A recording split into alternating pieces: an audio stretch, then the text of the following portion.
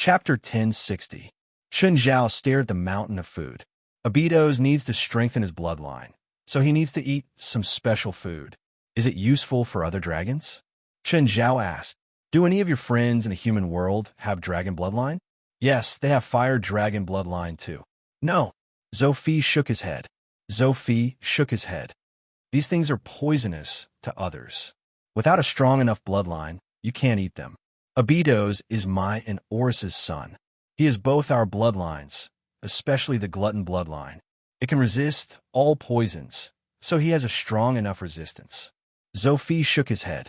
Zhou shook his head. That's right, Zhou. So, your bloodline is dominant? Yes. Chun Zhao had heard from Beelzebub that gluttons couldn't be poisoned. They could devour everything. Chun Zhao had thought that he could help Gaia and get some of this strengthening food. Now, it seemed that this idea was impossible to realize. Just then, Jessica came to Chun Zhao with a group of banshees. Chun Zhao suddenly saw a familiar face. Jessie. Jessie saw Chun Zhao too. Chun, Mr. Chun, why are you here? Shut up. Jessica glared at Jessie. You have to show enough respect to the living Lord. You have to call him Lord. Jessie's face was pale. Chun Zhao could tell that she hadn't been having a good time recently. Living Lord, do you know this soul? Yes, sort of. Chun Zhao nodded. Should I give her to you? No, Chun Zhao said calmly. I'm not that familiar with her. This woman was truly a troublemaker.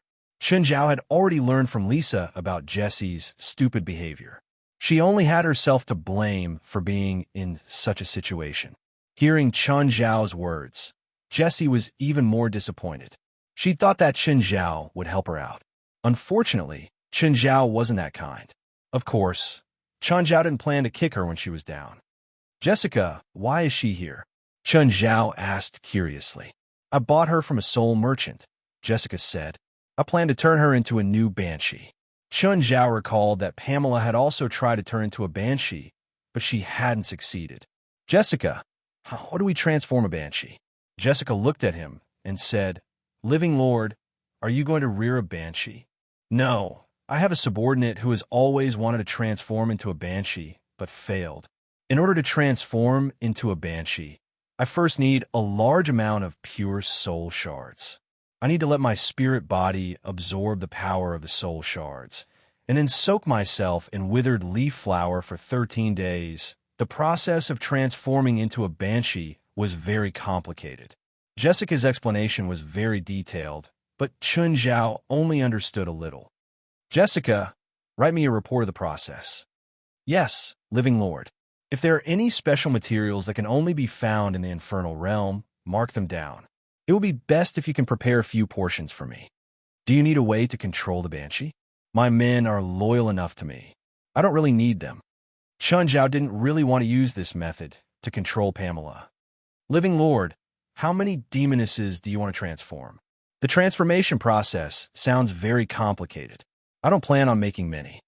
Living Lord, if you have enough spirit subordinates, you can consider transforming one into a shrieking banshee, like me. Then you could transform some regular banshees. Transform into something like you? Are you sure you can transform them directly? Living Lord, even shrieking banshees have different levels of power. I'm already 1,200 years old, so the shrieking banshees you just transformed can't reach my level. Jessica was a mid-level demon. Regular spirits couldn't compare to her. Of course, she didn't have physical attacks, but her soul attacks were probably at the same level as Blackie's. Okay, then we'll do as you say. I'll give you the specific transformation process. If there's anything you don't understand, you can summon me. After all, you have my demonic ritual implement. Okay, after Chun Zhao received the banshee transformation process that Jessica had copied for him, it was time. He left the infernal realm and returned to the human world. On the second day, Chun Zhao went to the headquarters of the association. One of you called Pamela over. A while later, Pamela arrived before Chun Zhao. President, you're looking for me? This is for you. Chun Zhao handed a magic scroll to Pamela. This is? Haven't you been trying to transform into a banshee? This is the specific process. Take a look and ask Wes for the materials you need.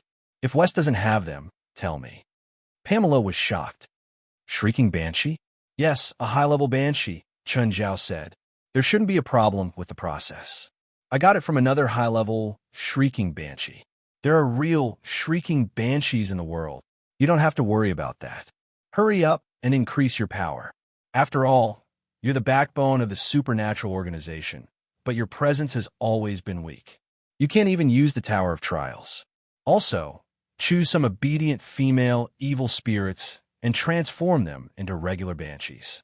Yes, President, I'll give you the method to control banshees, but don't cause any trouble. Pamela didn't dare to do anything before Chun Zhao. In her opinion, Chun Zhao could turn her into a shrieking banshee and also give her the method to control them without reservation. This meant that Chun Zhao had a better way to control them. Pamela originally thought that banshees couldn't be killed, but now she didn't think so. Chun Zhao had killed many monsters. For example, Demon King Abaddon. He was the messenger of plagues and diseases. He was many levels higher than banshees. But Chun Zhao still killed him just like that. Chun Zhao could probably kill a mere banshee if he wanted to. Oh, West, how's the magic potion going? I've gathered most of the materials. Now I just need the bones of magical creatures. Chun Zhao took out the bones of a magical creature. This skeleton might have been more powerful than Chun Zhao when it was alive. Even though it was just a skeleton, it still gave off a chilling aura. Oh, President, Hallie seems a bit off these 2 days when you weren't here. What happened to her?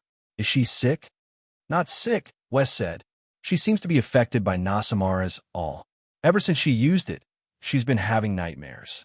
She seems to be haunted by something. After all, they were spiritualists, so they knew that certain things existed. Chapter 1061. Wes brought Chun Zhao to Healy Eye's room. Alyssa and Norma were with Healy Eyes. Healy Eyes was in a bad state. Her eyes were lifeless. Of course, the smoky makeup that she usually put on didn't look energetic either. President.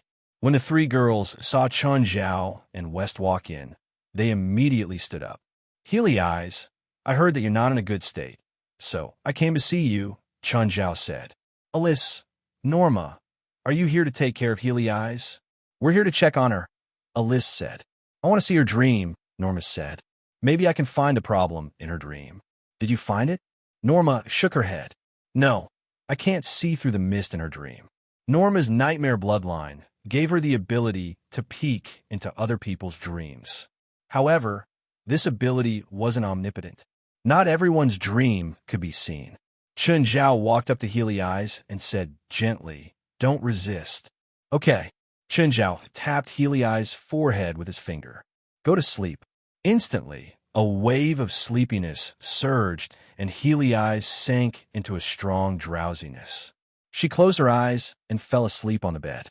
Chun Zhao waited by Healy Eyes' side for half an hour, but Healy Eyes didn't react at all. At least, Chun Zhao's cursed eye didn't react at all. If Healy Eyes was cursed, Chun Zhao would be able to feel it. However, Chun Zhao's cursed eye didn't react. This meant that Healy Eyes wasn't cursed. There were all kinds of magic in the world. Curses were only a small part. Chun Zhao shook his head. She's not cursed. It's not in the dream that disturbed her, Norma said. Maybe it's from the bloodline? Alyssa raised a point of view. President, there's a type of bloodline magic. When your strength reaches a certain level, the bloodline magic will activate, and you'll be able to see some scenes left behind by your ancestors in your bloodline. In essence, this power isn't a curse, but an inheritance. However, not all inheritances are good. As the Encyclopedia of Magic, Alyssa offered her own opinion. But the effect of Naxamara's all is the result of using it, Wes said. I think we might have fallen into some kind of misunderstanding. Actually, this effect isn't caused by Nasamara's all. It's caused by Hallie's power reaching a certain level.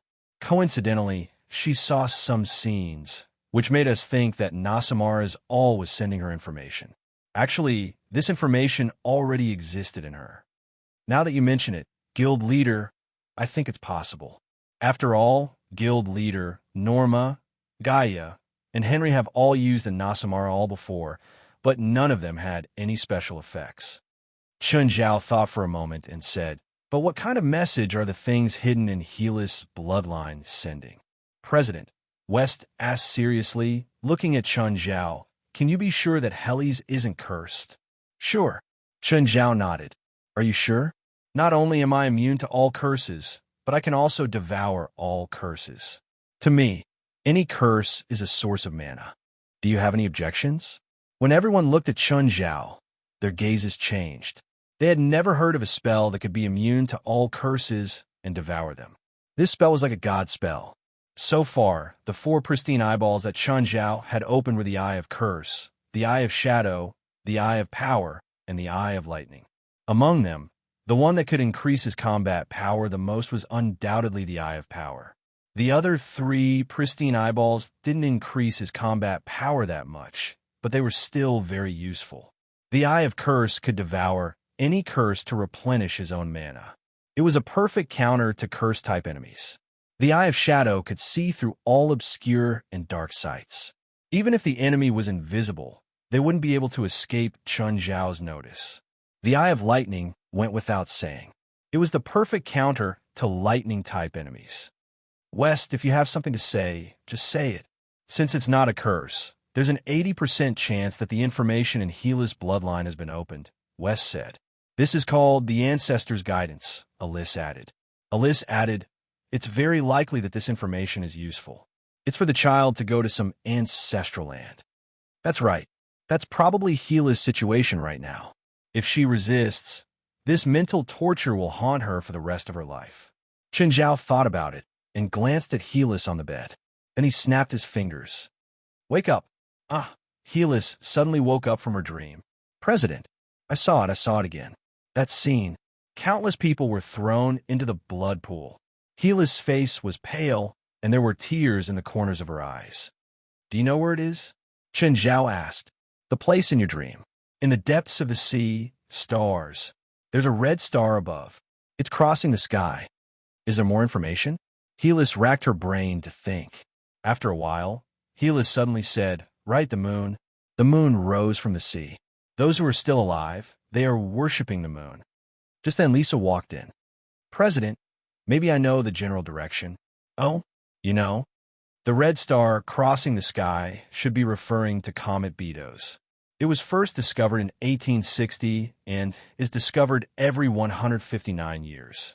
The next time it appears is this year, and it will be in 4 days. As long as we establish the periodic trajectory of Comet Beidou's, we can know the position of the moon when Comet Beidou's appeared near Earth 6,000 years ago. Then, we can know the vertical line of the moon's rise and set. From there, we can calculate the location of the place that Heli's mentioned. 4 days? What a coincidence. Chun Zhao frowned.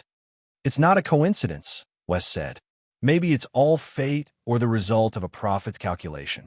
Then prepare and see who's willing to go, Chun Zhao said. President, do you mean mobilize everyone? No, just sign up. Those who want to go can go. Those who don't can stay at the headquarters. Of course, Lisa, you have to go. I'm planning to go too, Lisa said. Chapter 1062. Risa's treatment was clearly different from Helios's. Risa was still an outsider, but Helios was an official member. Although Helios was usually a loner, she had a good relationship with the girls in the association. Helios's loner was just that she didn't like to talk, but it didn't mean that she had to keep strangers away. Generally speaking, girls all had common topics to talk about. The reason why Helios was a loner was because of the environment she grew up in. In the past, she was alone. When she was in school, everyone thought that Helios was a weirdo. Even her teacher thought that she was an unhealthy girl. But here, everyone was like her. No one would reject her. Everyone was willing to be with her. They had common topics, common pursuits, and common interests. She didn't need to hide herself anymore. She didn't need to change herself by trying to fit in. She could be herself completely. The more outstanding she was, the more attention she would receive. This was her true home. She liked Chun Zhao, the association, and everyone here. A while later, Aduz ran in. President, I heard that you're going out to sea, right? I want to sign up. Sign up my ass. Just stay at the headquarters. Chun Zhao rolled his eyes. Pamela's at a critical moment. She needs someone to protect her. It's a very difficult mission. President, I know how to sail and sail.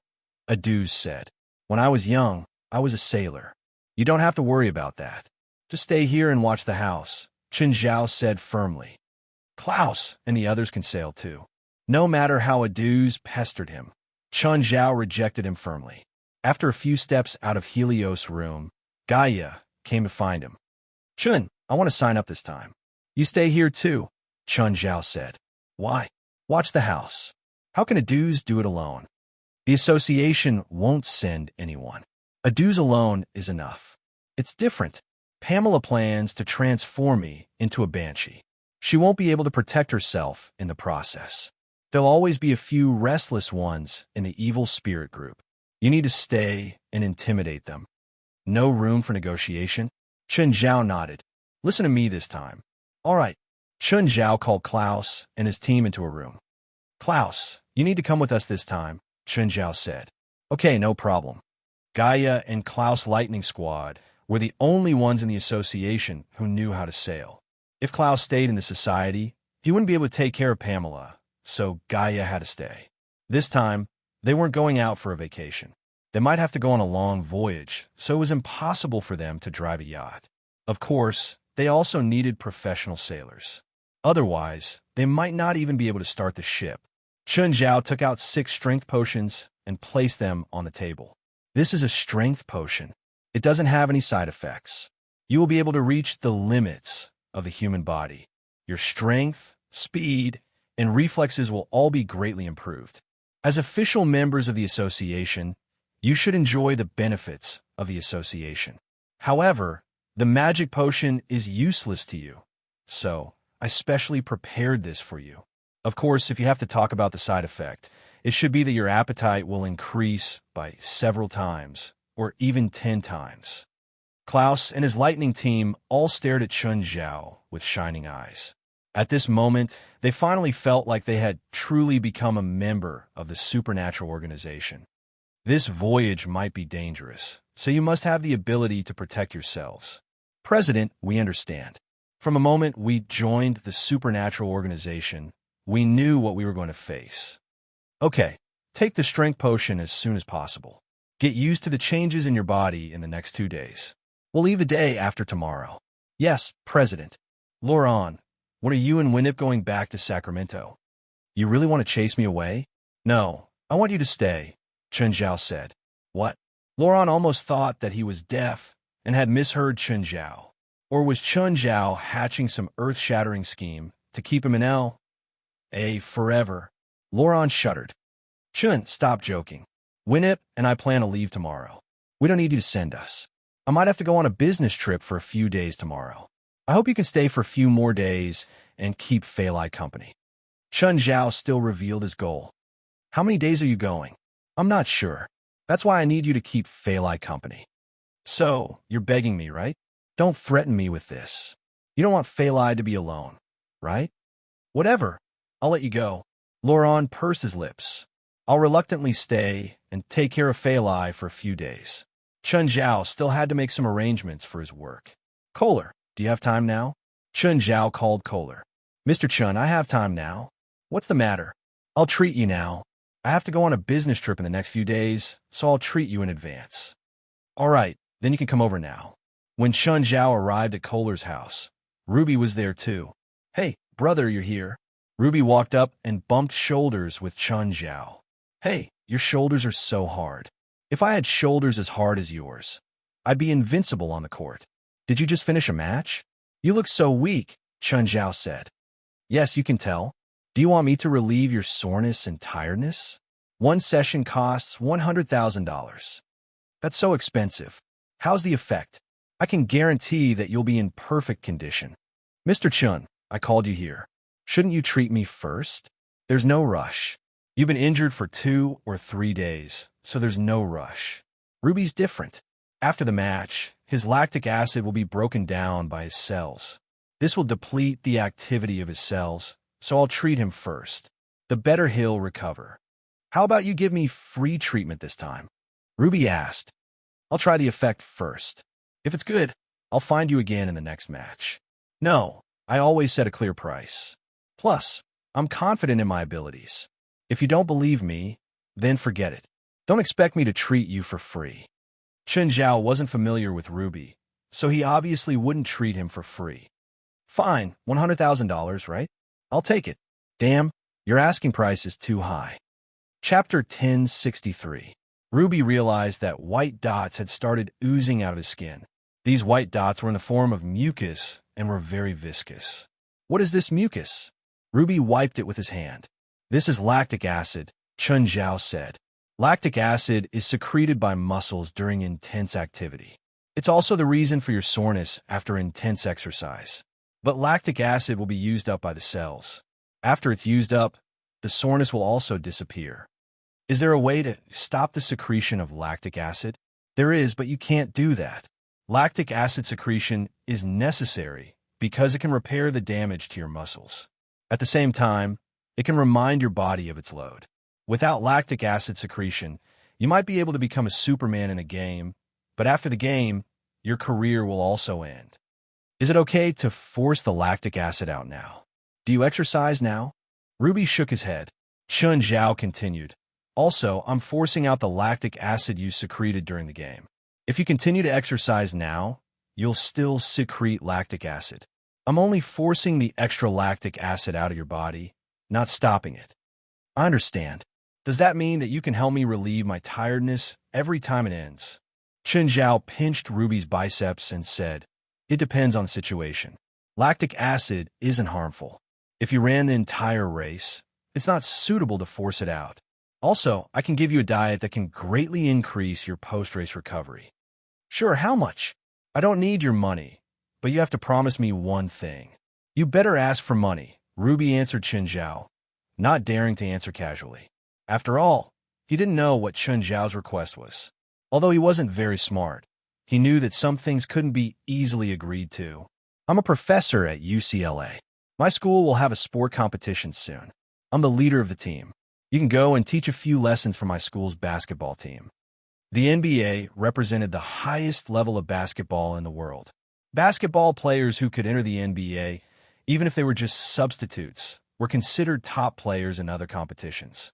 Moreover, Ruby was a top star in the NBA. Therefore, Chen Zhao believed that if Ruby could teach a few lessons for the basketball club, if he told them his experience, they would grow a lot. Just a few classes? Of course, I won't ask you to do anything else. Outside of training and games, Ruby said. No problem. Sure, do I need to sign a contract? No, it's a verbal agreement, Chen Zhao said, but I've never been a good person. I hate it when people break their promises. Of course, I understand. It's just a few lessons.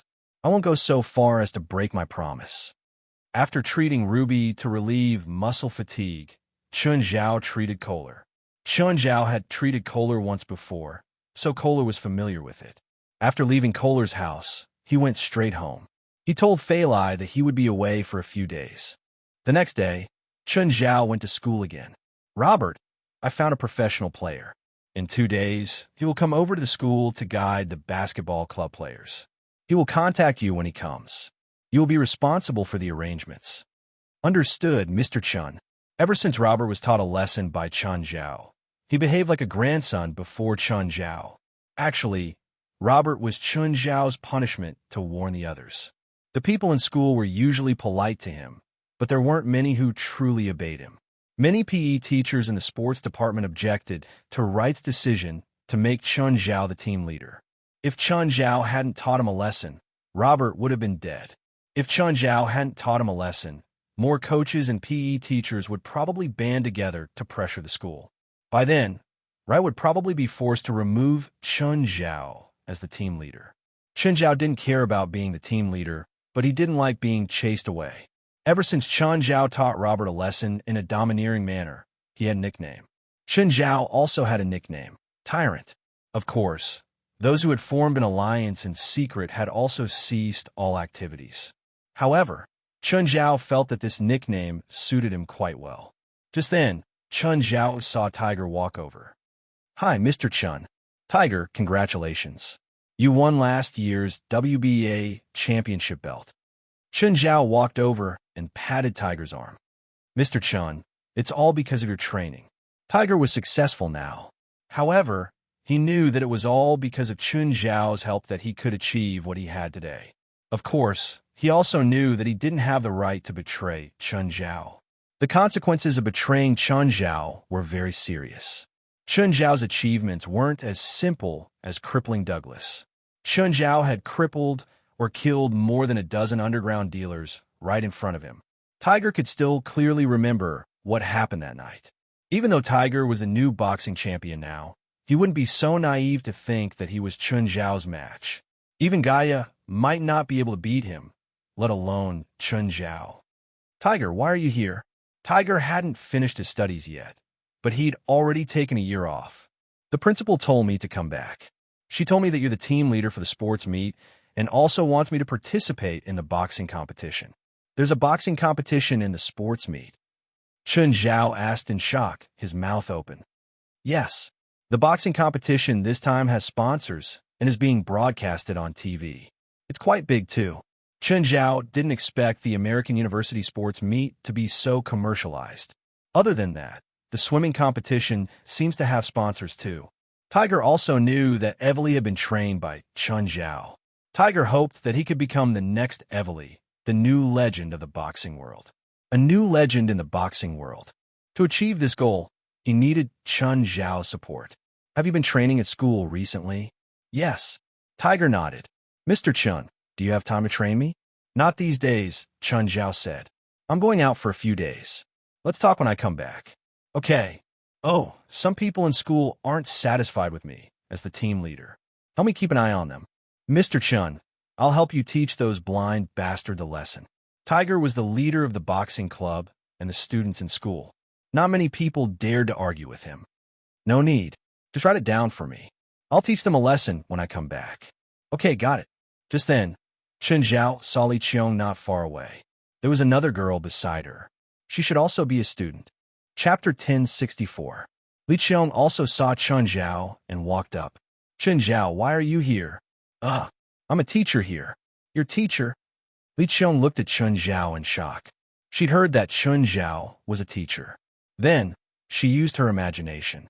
She thought that Chen Zhao was either a primary school teacher or a middle school teacher. Of course, this was based on Chen Zhao's high school grades. Chen Zhao and Li Qiong's grades had been about the same. They were both the type of people who weren't as good as the best, but were better than the worst. Therefore, she didn't believe that Chen Zhao was a lecturer in a university. Moreover, it was the famous University of Los Angeles. After all, he'd lived here for more than 10 years. So, Li Qiong had a good understanding of American universities.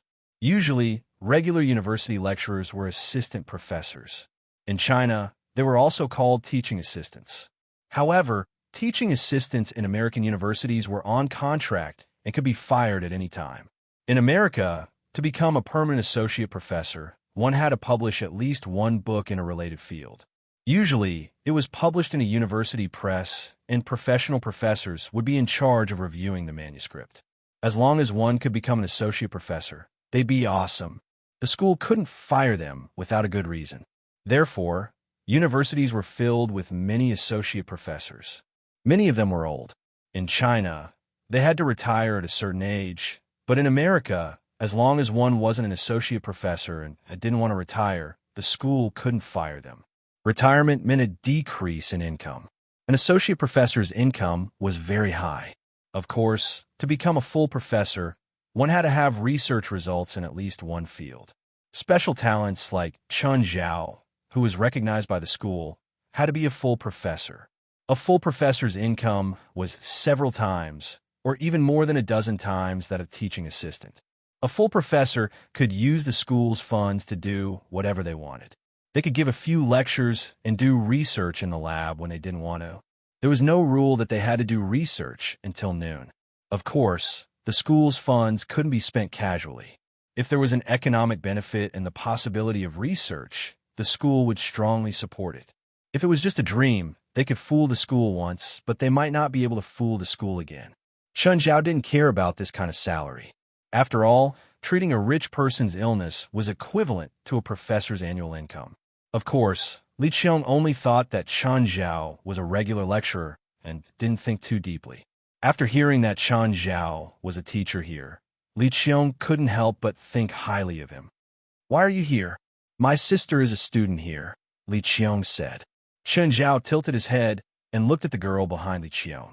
She looked a bit like Li Qiong, but she was taller. The girl seemed to be somewhat unwilling, and her face was filled with unhappiness. By the way, do you know where Professor Hilnan's office is? That's the teacher's office building up ahead. Hilnan's office should be on the 3rd floor. I don't remember which room it is. You can go there and ask. Okay, thank you. I won't bother you anymore. Let's have dinner together when you're free. All right, goodbye. Li Qiong took her sister to Hill Nan's office. Hello, Professor Nance. I'm Li Mu's sister. Hill Nance raised his head and adjusted his glasses. Please sit.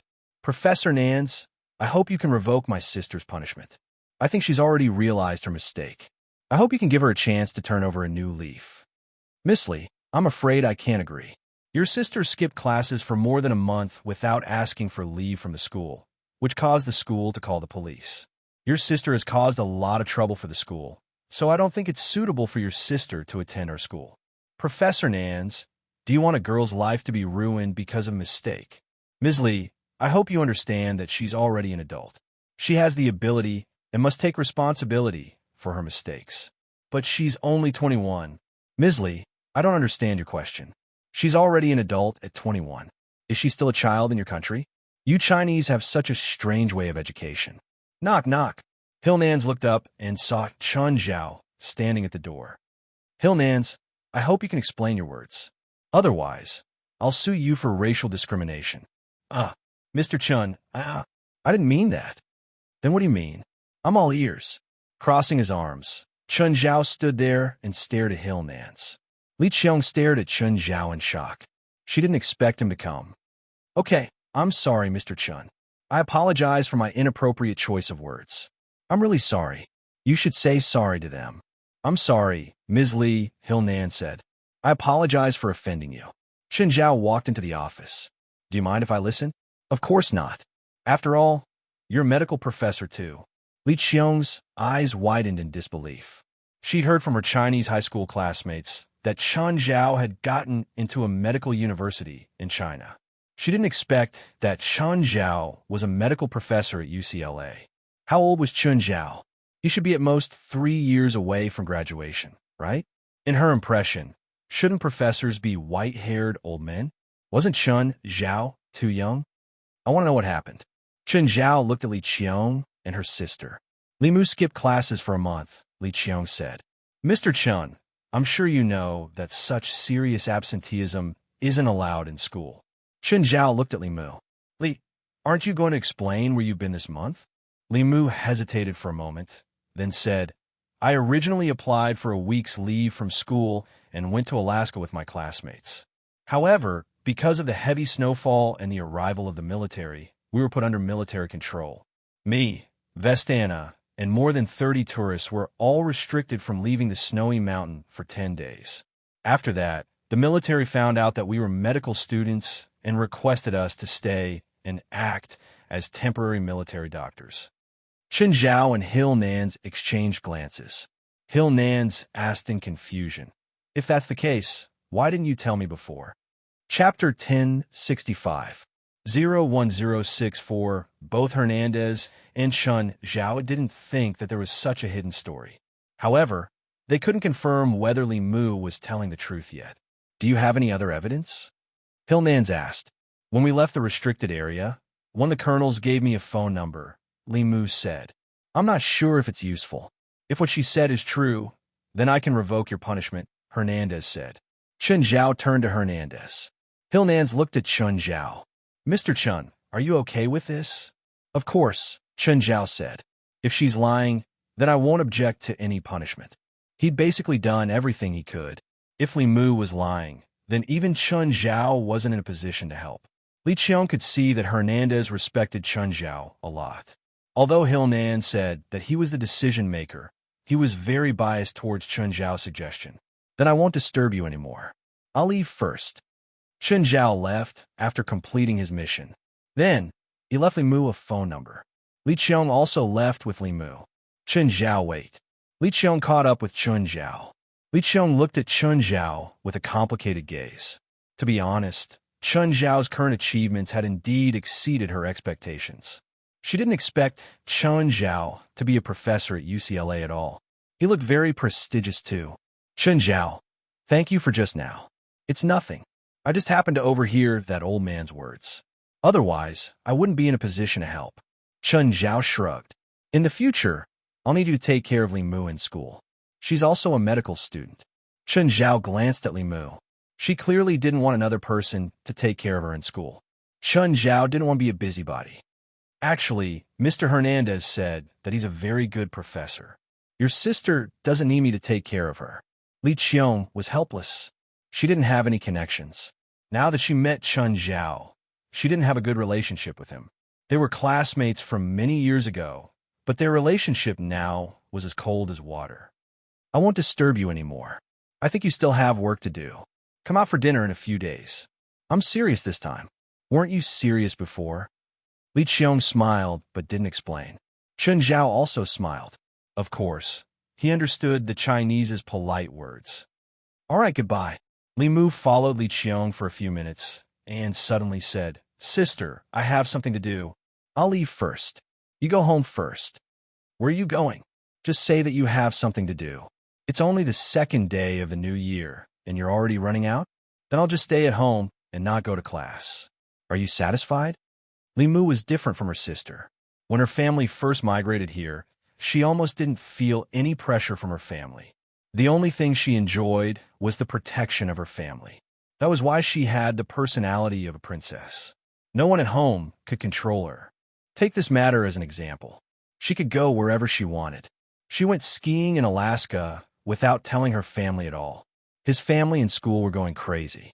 Li Mu left Li Qiong behind and ran away alone. But she still chased after Chen Zhao. Hey, that guy with the surname Chen. Chen Zhao frowned and turned to see Li Mu running over. What's the matter? To be honest, he'd never seen such an uneducated child. She wasn't young, but she didn't even know how to address people. No, Litgro was like that too. They were all under the care of their elders. They seemed to be the only ones in their eyes. The elders at home could help them solve any problem. To put it bluntly, this kind of child was a scam. This was also because of the lack of education. The excessive pampering at home made the child think that she could do whatever she wanted. Of course, Chen Zhao didn't have the right or obligation to educate someone else's child. If his own child was like this, Chen Zhao would slap her to death. Chen Zhao was a slave to his daughter, but he felt that the first thing to pamper was restraint. Endlessly satisfying a child's needs would only cause irreparable consequences to the child's personality.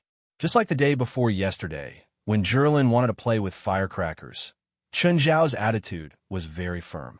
What's the matter? Do you want to pursue my sister? No, you don't have to deny it, Li Mu said. My sister is so pretty. It's normal for you to want to pursue her. What are you trying to say? How about this? If there's any trouble in school, help me solve it and I'll help you pursue my sister. Not interested. Chen Zhao turned to leave. He really didn't like Li Mu. Don't regret it. My sister said that many people pursue her. If someone gets to her first, you can go cry. Li Mu yelled, unwilling to give up. Unfortunately, Chen Zhao didn't even care about her. Just as Li Mu was about to leave, he saw a few girls walking over. The girl in the lead was surrounded by all the other girls like the moon surrounded by stars. Everyone looked at the girl with eyes full of worship. That was Evely, the famous student from UCLA, who was also the legend of the school. No, she was the legend of the swimming world. Li Mu also said as he looked at Evely with admiration. She also wanted to join Evely's side. Unfortunately, she was only a freshman and didn't know Evely at all. Or rather, she didn't know any of the girls around her. Hello, Evely, Li Mu greeted. Evely looked at Li Mu. Hello. There was no more interaction. Evely saw the figure in front of her. He immediately sped up and caught up with Chen Zhao. When he was behind Chen Zhao, he patted his shoulder. Hi, Chen. Chen Zhao turned around. Are you here for training today? Evely pursed her lips. The swimming coach said that he wants to arrange strategies. I've had enough of him. I'm starting to wonder if he even knows how to swim. It was no wonder that Evely had such an attitude. After all, Evely had participated in most international competitions. Moreover, the swimming coach insisted on using Chen Zhao's method to teach Evely how to swim. If Chun Zhao was the one arranging it, Evely would definitely obey. However, the one teaching her was an amateur. Evely couldn't accept this. Think about it. Could an African lion accept the strategy of sheep? Behind them, Limu stared at Chun Zhao and Evely in disbelief. Did Evely and Chun Zhao know each other? Moreover, they seemed very close. In any school, the students were always in groups. If you wanted to join a group, someone had to introduce you. Evely didn't need to be mentioned. If she wanted to join a group, any group would probably welcome her. Even other students would surround her and form a group with her as the center. Chapter 1066. President, we found the exact location of Nasamara. It's close to 8,000 kilometers from the LA port. Got it. Did you get the ship I wanted you to rent? I've already rented it. It's a large ocean-going ship. It used to be an icebreaker, but it has undergone some modifications. Now it's an ocean-going ship. However, I'm not sure if Klaus and the others can pilot it. It should be fine. You guys get ready too. We'll leave tomorrow. Then, Chun Zhao hung up. Evely looked at Chun Zhao. You look busy. I've been busy these 2 days, Chun Zhao replied. Is it because of Chinese New Year? I think you Chinese have to visit friends and relatives during Chinese New Year. You didn't come to visit me. You're my student, Chun Zhao said casually. I have something to do. Bye. Bye. In the afternoon, Chun Zhao and West went to see the ocean ship. It was called Conqueror. It was an icebreaker with a displacement of 8,000 tons and a length of 110 meters. It looked as huge as a monster in the water. Renting it for a day cost $150,000. This was quite expensive. However, there was only one suitable ship, unless Chun Zhao and Helith were willing to wait. Chun Zhao didn't want to wait too long, so he signed a rental contract right away. The next day, everyone was ready to go. Chun Zhao, West, the 6 members of the Lightning team, Alice, Helith, Jolig, Payne, Eric, and Risa were going. There were 15 people in total. Before they set sail, they also brought along an armed helicopter. This attack helicopter was also in case of emergencies. At noon, Conqueror set sail. The ship sailed into the depths of the sea. The Conqueror, which originally needed 20 crew members, Klaus, 6 people, and Jolig and Padalu, made the ship move smoothly. Chun Zhao lay on the deck. It was as if everyone else's work had nothing to do with him. No one asked him why he was so relaxed. Helith walked onto the deck. President, how are you today? It's all right. Helith's reply was slightly forced. Are you worried about our destination? I'm afraid. Helios wasn't very confident. That fear came from her bloodline. She didn't know what she was going to face. But there was always a voice in her mind, reminding her not to go near that place. At this moment, a giant beast leaped out of the sea. Helios and the people on the deck gasped. It was the first time for many of them to see him on. They'd all heard that Chun Zhao had a killer whale, but they were still shocked when they saw Amon's body. It was like a giant beast born from the primordial chaos, especially at medium to close range. Facing Amon's huge body, everyone felt pressured. No matter where we are, no one could defeat us. Don't forget, we are the supernatural organization. Harold let out a long sigh. Guildmaster, I understand. It's good that you understand. Relax well before we reach our destination. After the Conqueror entered the distant sea, Klaus and the others could finally relax. They no longer had to stare at the instruments in the cockpit. Except for one person who stayed in the cockpit to steer, everyone else started to relax. Klaus, what's the ship speed now? Guildmaster, it's 20 now. This ship can go up to 60. Should we speed up? No, let's keep it like this, Chun Zhao said. How do you feel about the strength potion? Better than ever. An excited expression appeared on Klaus' face. I feel like I'll never get tired, and I always have an inexhaustible amount of energy. Should we race with this ship and see if we can catch up? Air. Guildmaster, I definitely can't catch up. I can't do it now. It's fine. Try. Even if you can't catch up, I'll have Amon take you. Okay, let's try, Chun Zhao shouted. Come, come. Klaus is going to have a swimming race with the Conqueror. Place your bets. A group of people gathered around. Klaus, can you swim faster than this ship?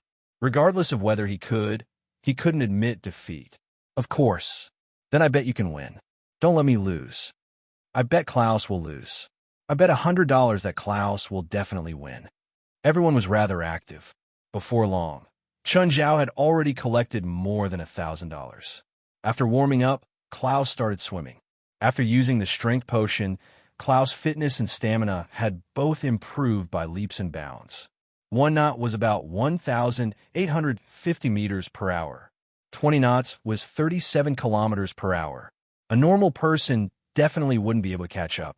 However, Klaus felt that he had some confidence. He didn't dare to say 100%, but he had at least a 50% chance. After jumping into the water, Klaus immediately sped up. Klaus's explosiveness was quite good. However, his stamina was average. Chun Zhao silently observed Klaus' performance. He wanted to compare Klaus' performance with his own after using the strength potion. He realized that Klaus' performance was the best among the 6 members of the Lightning team. However, even with the best effect, it still didn't reach Chun Zhao's expectations. At least in terms of swimming speed, Klaus could only be said to be better than a normal person. However, compared to Gaia, he was much worse. Of course, he couldn't compare to Chun Zhao either. Chun Zhao had used the perfect strength potion back then. It was much better than normal strength potions. It seemed that there were differences between people too. There were also differences between people who'd used the strength potion. Just as the people on the ship were having fun, a ship passed by the Conqueror. From its appearance, the ship was probably half the size of the Conqueror. It was more than 150 meters long. Its displacement was probably twice that of the Conqueror. Whether it was the people on the ship or those playing in the water, they all looked displeased.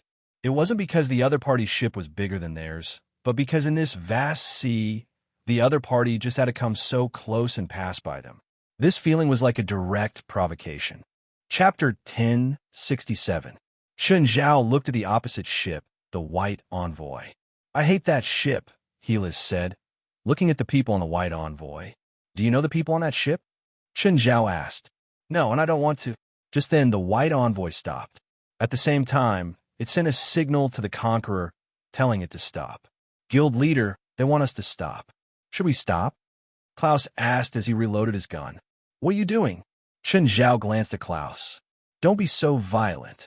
Our slogan is love and peace. Use love to change the world. The people around Chun Zhao all looked at him strangely. President, when did we have such a noble philosophy? This is what I just decided. I feel that our association must have a principle. We must believe that we can change every enemy. All enemies can be changed with love. What if we meet an extremely evil enemy? Then we have to change them with great love. What's great love? A feeling from the bottom of our hearts. President, we can feel it, but we might not let them feel it. It's asking about the women in their family. At this moment, the White Envoy sent another request to stop the ship. President, they want us to stop again, Klaus said. Then let them do as they wish. I hope they can feel our strong love. President, leave that man to me. Helis pointed at the man in the trench coat on the opposite deck. Maybe we can get some information from him. Helis didn't admit it, but she definitely knew the man. Helis, can't we hurt him? Klaus asked. As long as we keep his mouth open, Helis said coldly. Do whatever you want. I understand, Klaus said. Stop the ship. Greenland, prepare for battle, the man in the trench coat said calmly. These guys don't look friendly. The bearded captain, Greenland, stood beside the man. You're the one who provoked them, Greenland said, rolling his eyes. You know the people on the opposite ship? I do. Do you see that cute girl in black? The man in the trench coat pointed at Helitha's figure. That is my little sister. By blood. Of course, don't you think it's cute? Hee. Since she's from the same bloodline as you. She should be a monster like you. We're different. The man in the trench coat shook his head. She possesses a unique bloodline, but she has always resisted the power of her bloodline, while I have obeyed the power of my bloodline. She used to be stronger than me, but now she is definitely not my match. Is she heading there as well? Greenland asked. Very likely. The man in the trench coat nodded. Since I sensed it, she might have sensed it too.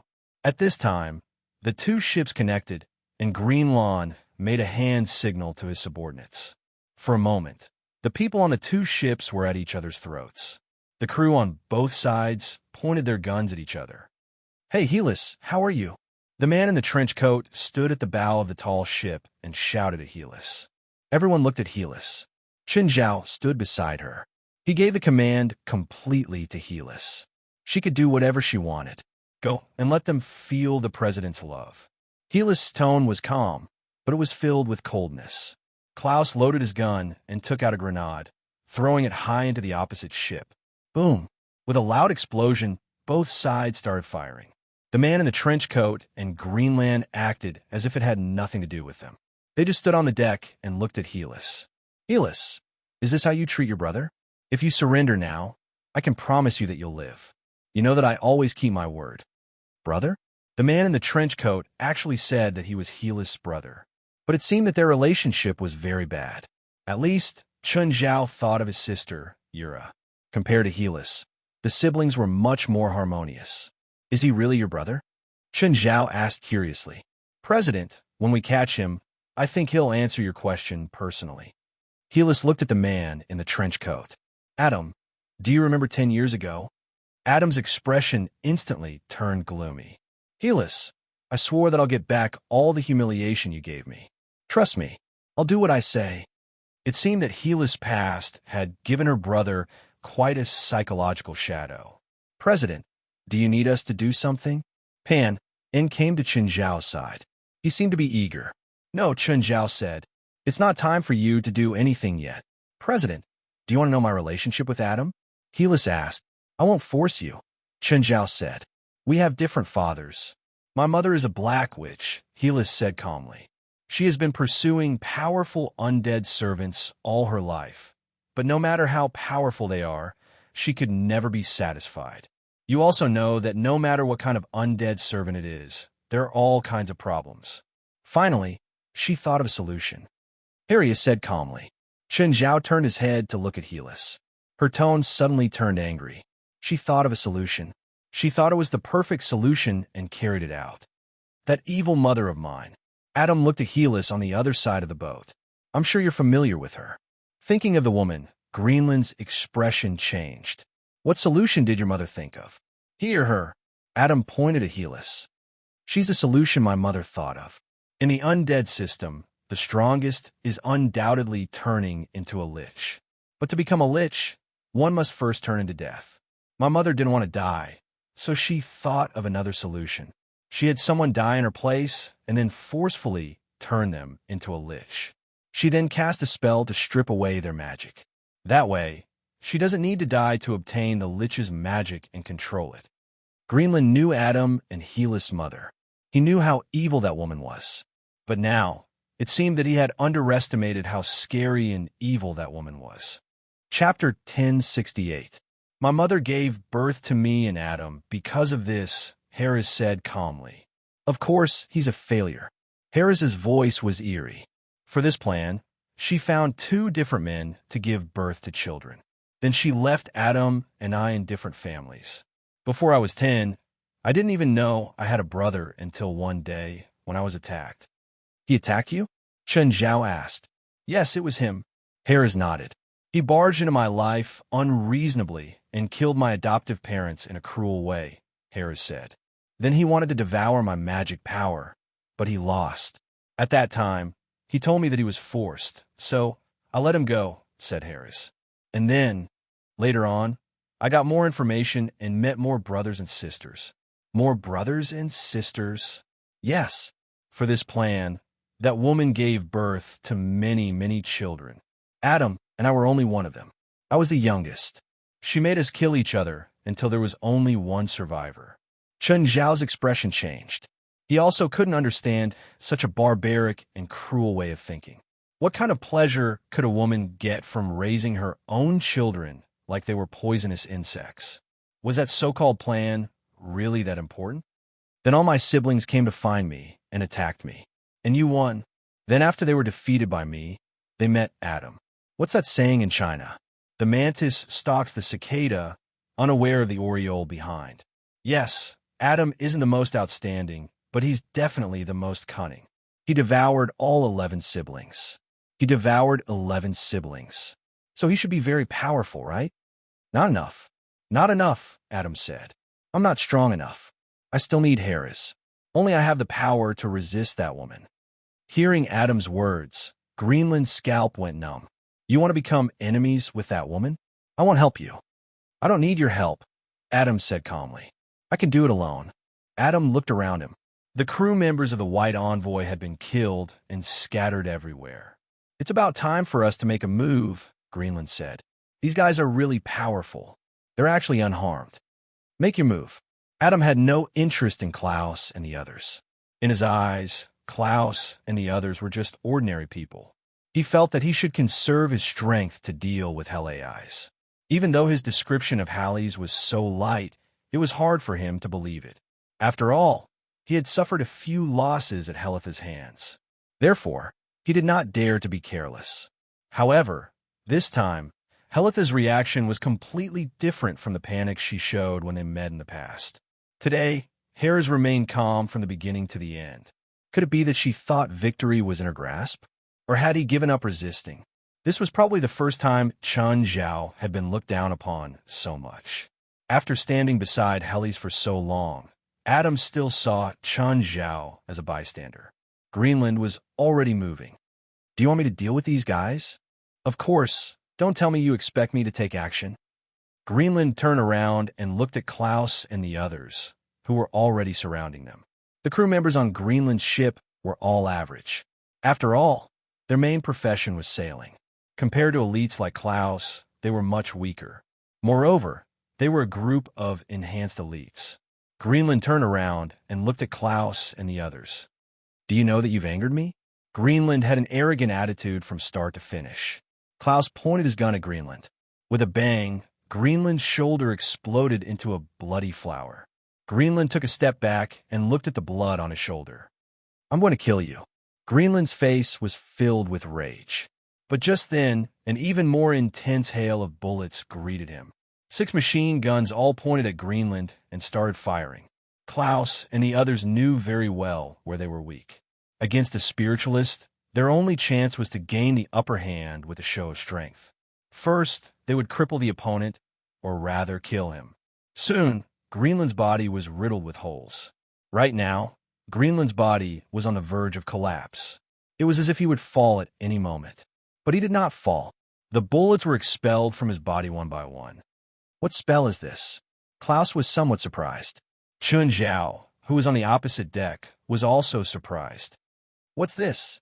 It said that there's a special type of magical constitution. They reject all foreign substances.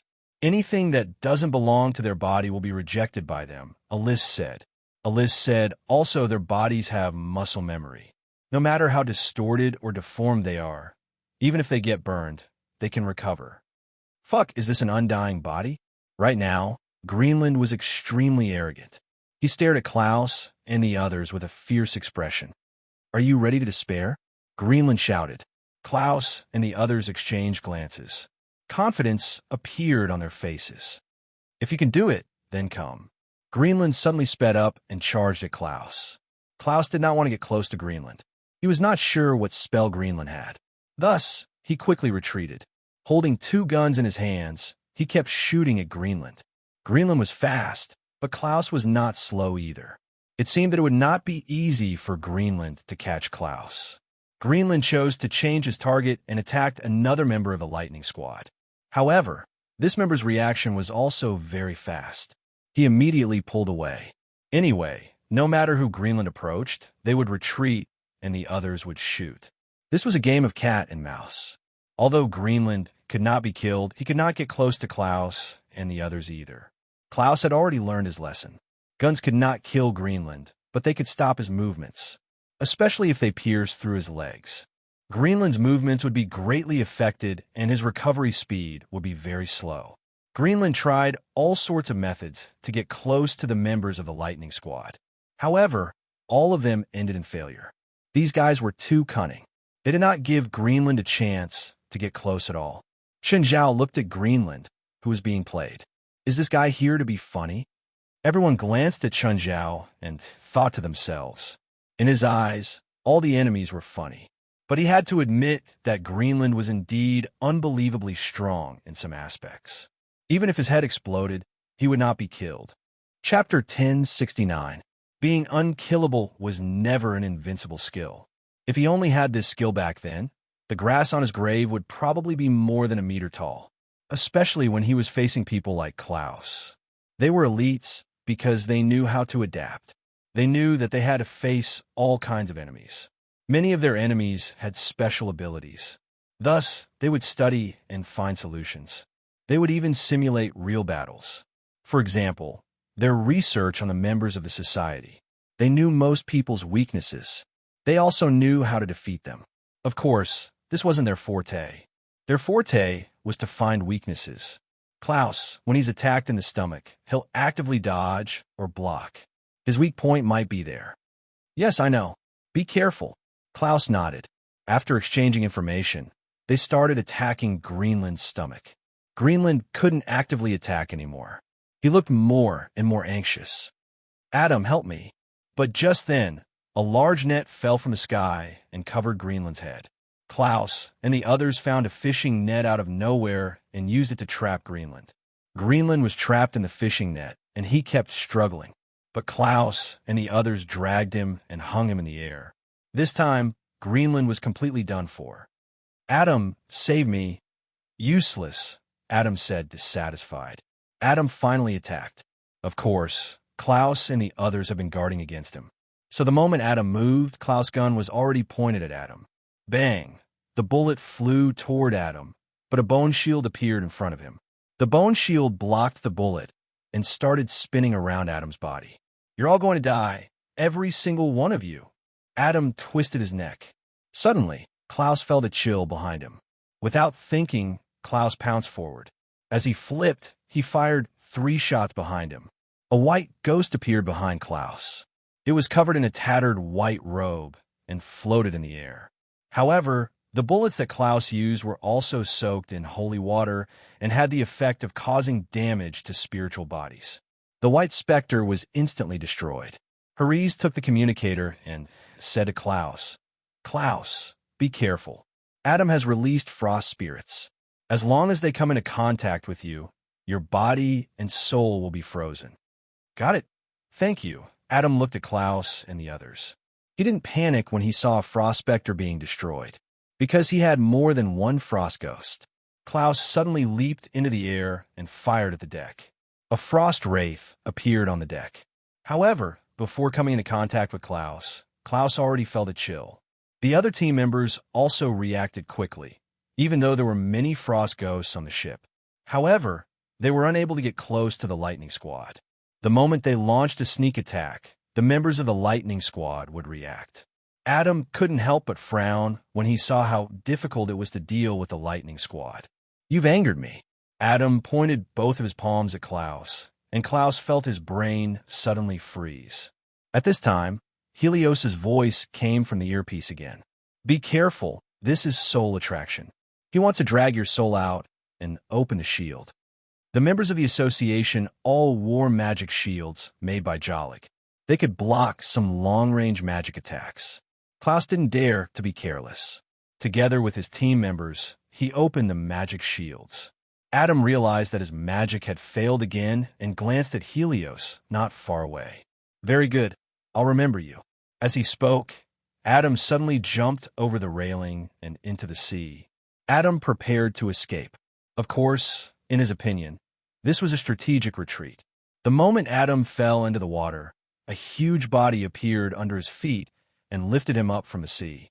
It was a shark over 10 meters long. More accurately, it was a monster made from the corpse of a shark. President, he's going to escape. Escape? He can't escape. Adam was burning with rage at this moment. He hadn't used his trump card yet, but he had prepared it for Helios. But Helios didn't give him the chance. So he didn't want to expose his trump cards so early, so he chose to retreat. He didn't expect that the lonely and cowardly girl in the past would have so many experts around her. The shark under his feet was a servant of the dead. It was also specially prepared for this trip, but he didn't expect to use it so soon. Suddenly, a huge wave rose from the sea and slammed toward him. A black fin appeared on the surface of the sea. Like the ridge of a sword, it split the water. What's that? Before Adam could react, the thing had already slashed at him. The living shark wanted to dodge, but the speed of that thing was too fast. Whoosh! The shark was cut in half by the halberd, instantly killed. Adam also fell into the water at this time, but the thing in the water turned back. Adam panicked completely and hurriedly summoned the frost wraith from the sea. Just then, the monster in the water appeared again. This time, it revealed its true body. It was a killer whale, its shocking body leaping out of the water. The huge mouth was deep and dark. It swallowed the frost wraith in one gulp and then disappeared into the sea. When it landed, it even created a huge wave. Adam choked a few mouthfuls of water. He swam desperately and escaped. That was too terrifying. Was that a killer whale just now? What a joke. How could a killer whale be so big? By then, the conqueror had caught up. Helios stood on the bowstring and looked at the disheveled Adam. Adam, that looks like it's in trouble. Do you need help? Adam's expression was extremely gloomy. He wanted to say no, but he opened his mouth and didn't say anything in the end. He saw that the thing had been lingering around. But before he could reply, a huge net fell over him. Adam had never been so disheveled. He had been dragged onto a boat with a fishing net. Then he was hung on a crane. Of course, he was accompanied by Greenland. They were brothers in trouble now. Just then, a girl walked over. Mr. Adam, I hope you won't resist. I'm going to seal your magic now. How could Adam give up without a fight? But Elise said, do you see the meat grinder over there? If you resist, you'll have to go inside. Chapter 1070. Why is this meat grinder still here? Didn't the president bury it last time? West asked, confused. This meat grinder came with this ship. It's not the one from last time. Eris quickly placed a seal on Adam.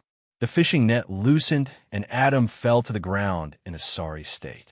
In the past, Adam would go wherever he went. But now, almost no one paid attention to him. Some even walked around and played. He was like a person of no importance. Only Harold was not far away, quietly watching Adam. Adam straightened his clothes and tried his magic again. As expected, he couldn't use it. This made Adam angry and gloomy. There were two people Adam hated the most. One was his mother, and the other was his sister. His mother was like a demon. She'd brought him too many disasters and torments since he was young. The other was his sister, Helios. Helios was the first person to pull him back from his pride. Helios's unparalleled talent made him jealous and hate her. Now, he fell into Helios's hands again, although Helios didn't do anything from start to end. But a loss was a loss. No matter how unwilling he was, he couldn't change the result. Suddenly, someone pushed Adam's back. Adam took 2 steps back, looked back, and saw Klaus shoving him. What are you doing? Klaus didn't go easy on Adam. He kicked Adam's stomach. Adam broke out in cold sweat from the pain. He clutched his stomach and knelt on the ground. Can't you see someone waiting for you over there? You're already a captive. Why are you still pretending? Klaus and the others didn't go easy on Adam. They punched and kicked him on the ground. Adam had never been humiliated like this. Don't let me find a chance, Adam roared. Otherwise, I'll turn you into a human corpse. Clang. Adam's face was stomped on the cold and rough deck. You're still so stubborn even when you're about to die. Helios, are you just going to watch outsiders humiliate your brother? Adam roared. Halles walked over. Thank you, Klaus, but you shouldn't have treated him like this. Klaus shrugged, and Harris continued. Didn't we just fish up a few sea snakes? Let him have a taste. Wait, don't. Adam panicked. What he was most afraid of was running into a snake, no matter what kind of snake he ran into. Helios, I can tell you anything you want to know. No. Compared to the questions you can answer me, I prefer to torture you, Harris said calmly. Right now, Chun Zhao was carrying a 2-meter-long colorful sea snake. The snake was very powerful. It curled its body and coiled around Chun Zhao's arm. Don't come near me. Don't come near me. Go away, go away. Chun Zhao pulled open Adam's pants and stuffed the snake inside. Ah, help, help, help. Adam screamed again and again. He could feel that wet and slippery touch in his pants intimately touching his skin. Take it out. Hurry up and take it out. I'll tell you everything you want to know. Oh, we have serum on the ship, right? Chun Zhao asked. Everyone was surprised. Since when was Chun Zhao so kind? We have a big family of love, Chun Zhao said seriously. We should let everyone on the boat feel our love. Plus, we caught so many sea snakes, including a special poisonous one. We can't let it go to waste. Chun Zhao nodded seriously. That's right, Chun Zhao said.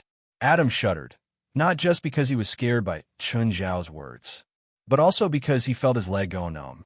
Most sea snakes were neurotoxins. People bitten by sea snakes would have no reaction within half an hour. Some wouldn't even feel it. It wasn't like the cobra, which was also a neurotoxin. After being bitten, the cobra would have severe physiological reactions, such as internal bleeding. The sea snake's neurotoxin was latent, and the body would absorb it as nutrition. Around 3 hours later, the body would have a violent reaction. Compared to other types of snake venom, the physiological reaction of neurotoxin was relatively mild. This was because neurotoxin was paralyzing, so it mainly acted on the nerves. Of course, this didn't mean that neurotoxin wasn't scary. The fatality rate of neurotoxin was very high. It was mainly caused by internal bleeding after the poison took effect. If it was a poisonous snake with mixed toxins, the reaction would be much more intense. The bite wound would feel like it had been burned by a soldering iron. The most typical example was the soldering iron head. It was a typical poisonous snake with mixed toxins. Adam felt his tongue getting knotted. He couldn't even speak properly. This is a typical reaction. The neurotoxin hasn't completely spread, but it's already starting to seep into your nervous system, Chun Zhao said. No rush. We have time. Of course, don't talk so fast. After all, if you talk too fast, we won't have as much fun. Yes, that's right. We're a big family of love. We'll let you feel our deep love. Helis looked at Adam with a gentle smile. I'm your brother. That's why you weren't killed directly. I'm thinking about our family. Helis, I have an idea, Klaus said. Klaus took the initiative and said, when I was in the army, I learned a very special method of interrogation and torture. At that time, we caught a terrorist, and no matter what torture method we used, we couldn't pry open his mouth. Later on, our military doctor came up with an idea. We used a syringe, then dipped it in a mixture of toxins, and pierced the skin of the other party. The toxins on the needle wouldn't kill, but it would cause a strong allergic reaction. At that time, we accepted the suggestion of the military doctor, and the problem that couldn't be solved in 3 days was solved in 30 minutes. Not a bad idea. Very creative. I'll raise your salary later. Chun Zhao nodded. President, I've thought of a way too. I have an idea too. The group didn't mind the situation getting out of hand. They all gave Chun Zhao and Helis suggestions. President, have you heard of Eggy raising bugs? This name sounded very evil. Everyone revealed a meaningful smile. Only Adam was in fear and despair. This group of people was definitely the cruelest group of people he had ever seen. There was no one else like them. Chapter 1071. In Adam's impression, Helis was weak, cowardly, lowly, and stupid. She was a girl who didn't know how to fight back, even when someone hurt her. In the past, Adam had appeared before her again and hurt her again and again. But in the end, her heart softened and she let him go. In Adam's eyes, Helis was nothing to be afraid of. But now Helis had changed. She became strange and cruel. And the people around her, who were they? They looked so evil. They enjoyed humiliating and torturing others. After 6 hours of inhumane torture, Adam finally broke down. Now, I hope to get an answer to any question I ask. If I'm wrong, I'll ask again in an hour. Chun Zhao grabbed Adam's chin. First question, what's your name? You know the answer. Wrong answer. Chun Zhao shook his head. Then I'll come back in an hour. Chun Zhao turned to Klaus. I'll leave it to you. Wait, where are you going? Adam was dumbfounded. It was just a habitual answer. Can you not be so serious? Helis, let's go eat dinner. What's dinner? Seafood dinner. President, leave some for me, Klaus said. Okay, I'll come back in an hour. Don't let him rest. When Chun Zhao and Helis walked out of the cabin, they heard another miserable scream. After filling their stomachs, Chun Zhao and Helis returned to the cabin. Chun Zhao looked at the time. I think we came too early. It's not even an hour. Adam curled up on the ground, trembling. At the moment, He didn't have any heroic spirit or pride left. He was like a homeless man in dire straits, his eyes filled with fear and despair. Klaus, let's go eat. President, it's only been half an hour. Klaus still didn't seem satisfied. Don't be like this. Give him a chance, Chun Zhao said. We're an organization with love. Okay. Klaus realized that Chun Zhao's love was very twisted. Are you willing to cooperate with my questions now? Adam curled up on the ground. When he looked at Chun Zhao, his eyes were filled with fear. Now, first question. What's your name? Adam. A few years old. 28. What's your mother's name? Ava. Why are you here? Adam looked at Helios. Same as you. Then what is our purpose? Nasamara Island. Search for traces of our ancestors. Be more specific, Chun Zhao said. Adam looked at Chun Zhao and then at Hele Eyes. You don't know? Adam suddenly felt a sense of hope. He seemed to feel that he had something on him. Do you want to know? Unless you promise me something, I won't tell you even if I die. President, let's give him some time to think about it. Maybe he'll change his mind tomorrow morning, Harold said indifferently. Sure. Chun Zhao nodded. The two of them turned around again, intending to leave the cabin. Adam panicked. Don't go, don't go. You'll regret it. Hele Eyes, my mother will go to Nasamara Island too. You'll meet her then. You know how scary she is. All of you will die. Hele Eyes paused and turned to look at Adam. No, I'll kill her this time. She's not as powerful as you think. After witnessing true power, I suddenly realized how small and insignificant my past vision was. You're dreaming. You can't defeat her. She's a demon. Adam was still determined. President, I want to undo his seal, Hele Eyes said. Do what you want to do, Chun Zhao said indifferently. Adam was dragged to the deck. All the lights on the ship shone on him. Halle's was standing in front of Adam. Then, the seal on Adam was undone. Chun Zhao stood on the control tower, looking down at Adam and Hele Eyes. Klaus, get ready. If Halle's is in danger, shoot that at him. President, they're having a fair duel, right? It's not good for us to interfere like this. Duel my ass. Hele Eyes is one of us. I don't care what she thinks. If she's in danger, I won't just stand by. Klaus nodded. He knew that Chun Zhao was always protective. Since Chun Zhao requested this, he had nothing else to say. After Adam's seal was undone, his magic started recovering. It was removing the pain from his body. Hele Eyes, you're still as stupid as before. Adam regained his confidence. He glanced at the onlookers. Today, everyone on this ship will die. Adam, I'm not who I used to be. Really? A strange smile appeared on Adam's face. Suddenly, Hele Eyes felt a chill under her feet. A frost spirit ambushed her from below the deck and grabbed her feet. In my eyes, you're still a child who won't grow up. You can never escape. Just like my 11 brothers and sisters in the past. You'll be like them and become a part of me. Hele Eyes looked up at Adam. Adam, you still don't understand. I'm different from you in them. Do you think you can fight against them after devouring them? Hele Eyes pulled her feet and took a step forward. The frost wraith that was grabbing onto her feet began to shatter. Such a cheap trick is meaningless to me. A beam of light shot out of Adam's eyes. 11 figures appeared beside him. All of them had once been Adam and Hele Eyes' brothers and sisters. See?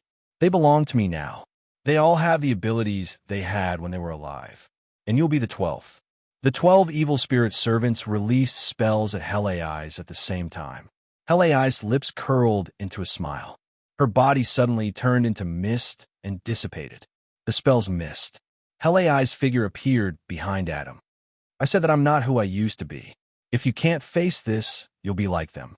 Adam suddenly turned his head to look at Hele Eyes. You actually have the death mist. Where did you find it? Greed appeared in Adam's eyes. For necromancers, the death mist was a naturally formed treasure. It was dangerous, but powerful. Chapter 1072. You belong to me. The death mist belongs to me too. Adam didn't panic. Instead, he was very excited. Fuck. Hearing this, Chun Zhao was about to explode. Is this asterisk Sholasis Khan? Listen to his perverted words. Fortunately, Klaus and Wes pulled him back. President, I don't think he meant that. Adam clearly didn't know. He'd almost angered Chun Zhao with this. A few green skulls appeared beside Adam and circled him. The skulls moved in and out of the mist. They tracked Helith's figure. However, every time it came into contact with Helios would dissipate into mist. Suddenly, a skull appeared behind Helios without any warning and bit her shoulder. "I've caught you." Adam chuckled. "This way, you won't be able to escape." Adam came in front of Helith with a smug smile on his face. "Don't worry. I won't kill you, at least not now. I'll return the torture you just gave me double." "Do you know the characteristics of the death mist?" Helios suddenly asked. "Characteristics? What characteristics?" "Assimilation," Helios said. At the same time, she reached out and removed the skull from her shoulder. Helios wasn't hurt at all. Adam didn't understand. The death mist can assimilate other death-type auras. Hera's increased the strength in her hand, and the green skeleton was instantly crushed. A wisp of green smoke came out of the green skull. Helios inhaled deeply and sucked the smoke into her mouth. "The death mist is the most corrosive substance in the world," Helios said. "Everyone who is lost in the death fog will eventually become a part of it," Ares said.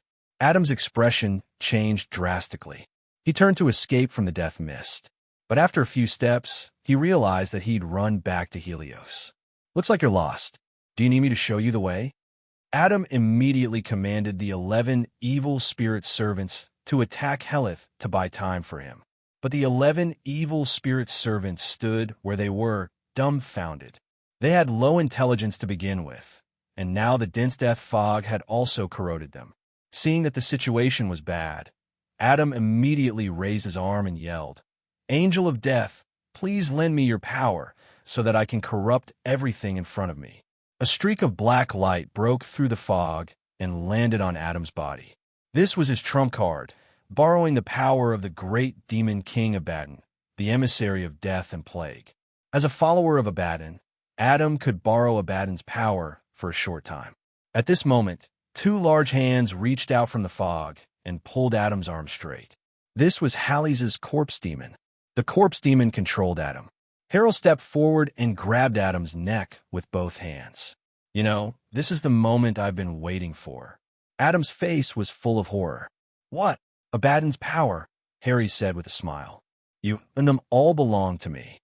Adam suddenly realized that the Helith before him was so unfamiliar. She was as evil as his mother, and just as terrifying. No wonder Mother said, "You are her most perfect creation. Very soon, her creation will bring disaster to her." Adam could feel that his magic power was flowing away like a raging wave. Helios was devouring his magic power unscrupulously. Adam, Helios, and 11 siblings. They were all created by their mother for the final plan. Therefore, their magic power was completely the same. They were born to kill and devour each other. But none of your paths have deviated from her plan. You're still in her control. Helios let go of Adam, who fell to the ground powerlessly.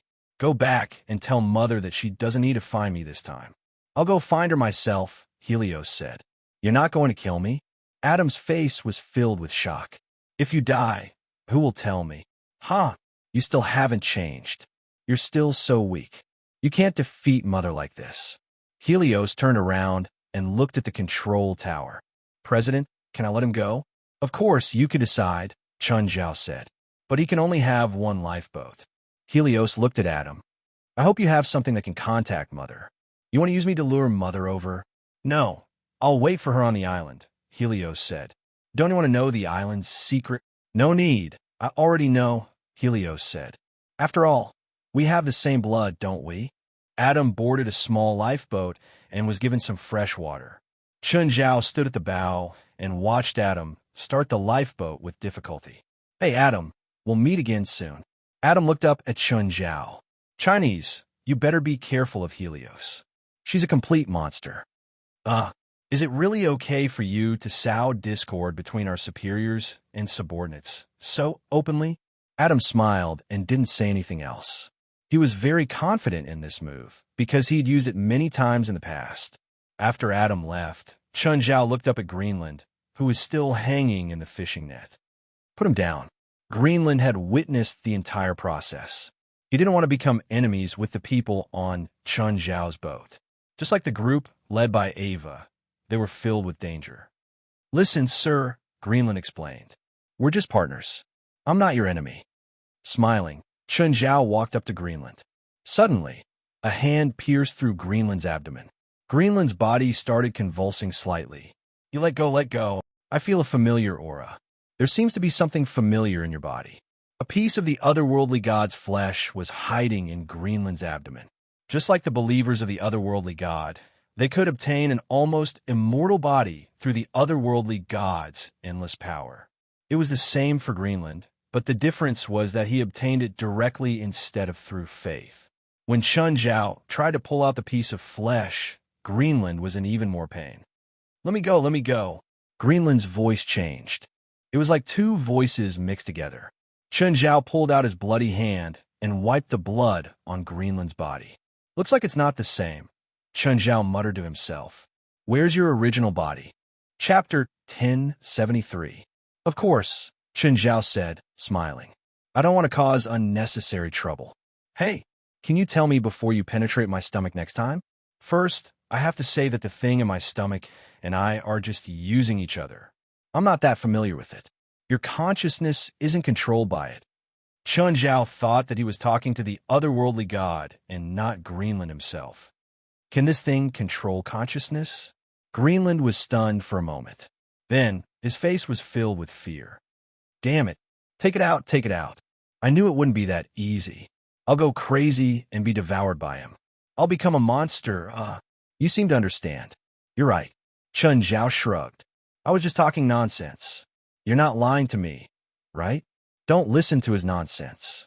I'm different from those adult ES gods. I'm harmless. I'm not an ES god clone.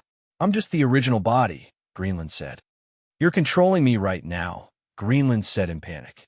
If I could swallow your consciousness, would you still be able to say that?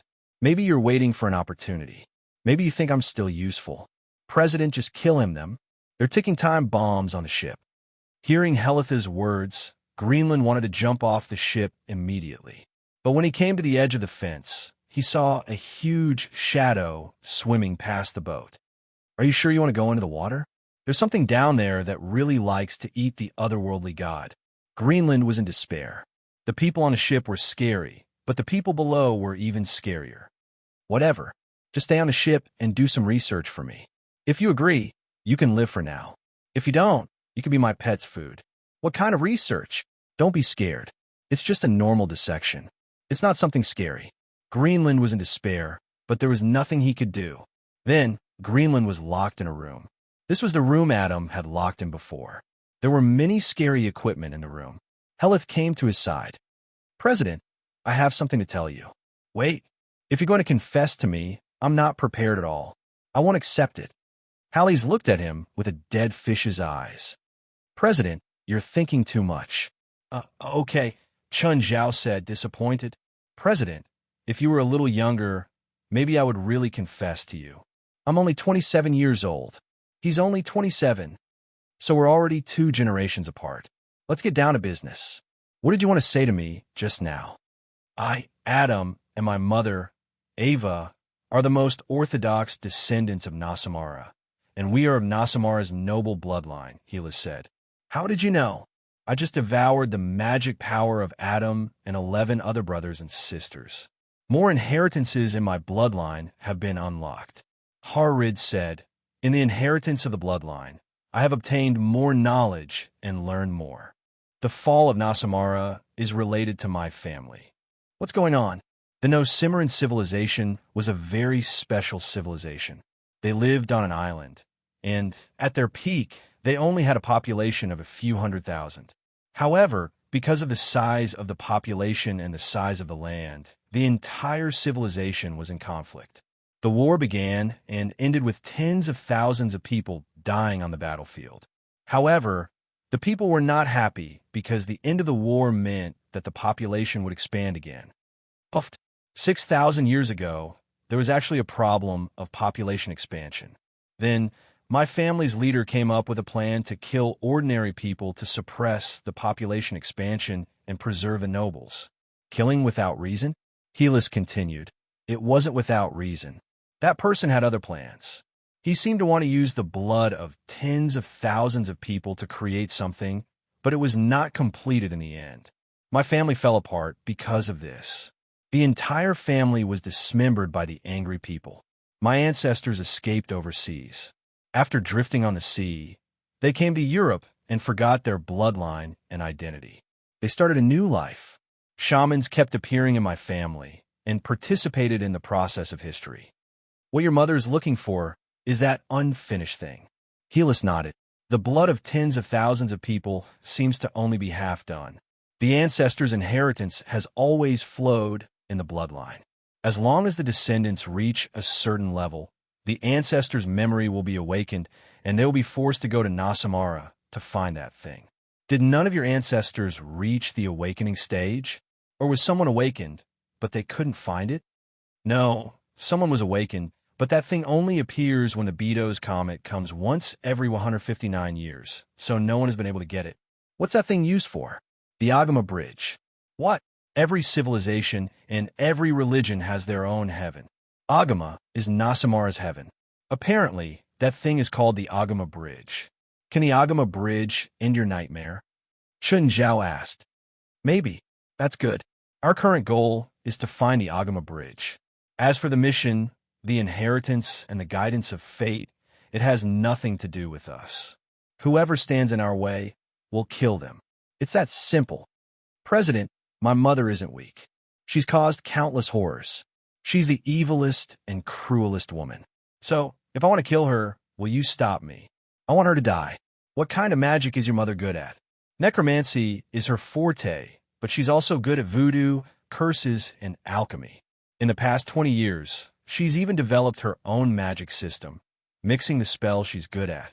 She's a most famous black witch. Countless forces have tried to kill her, but she escaped in the end and counterattacked. It's okay. I'll definitely kill her.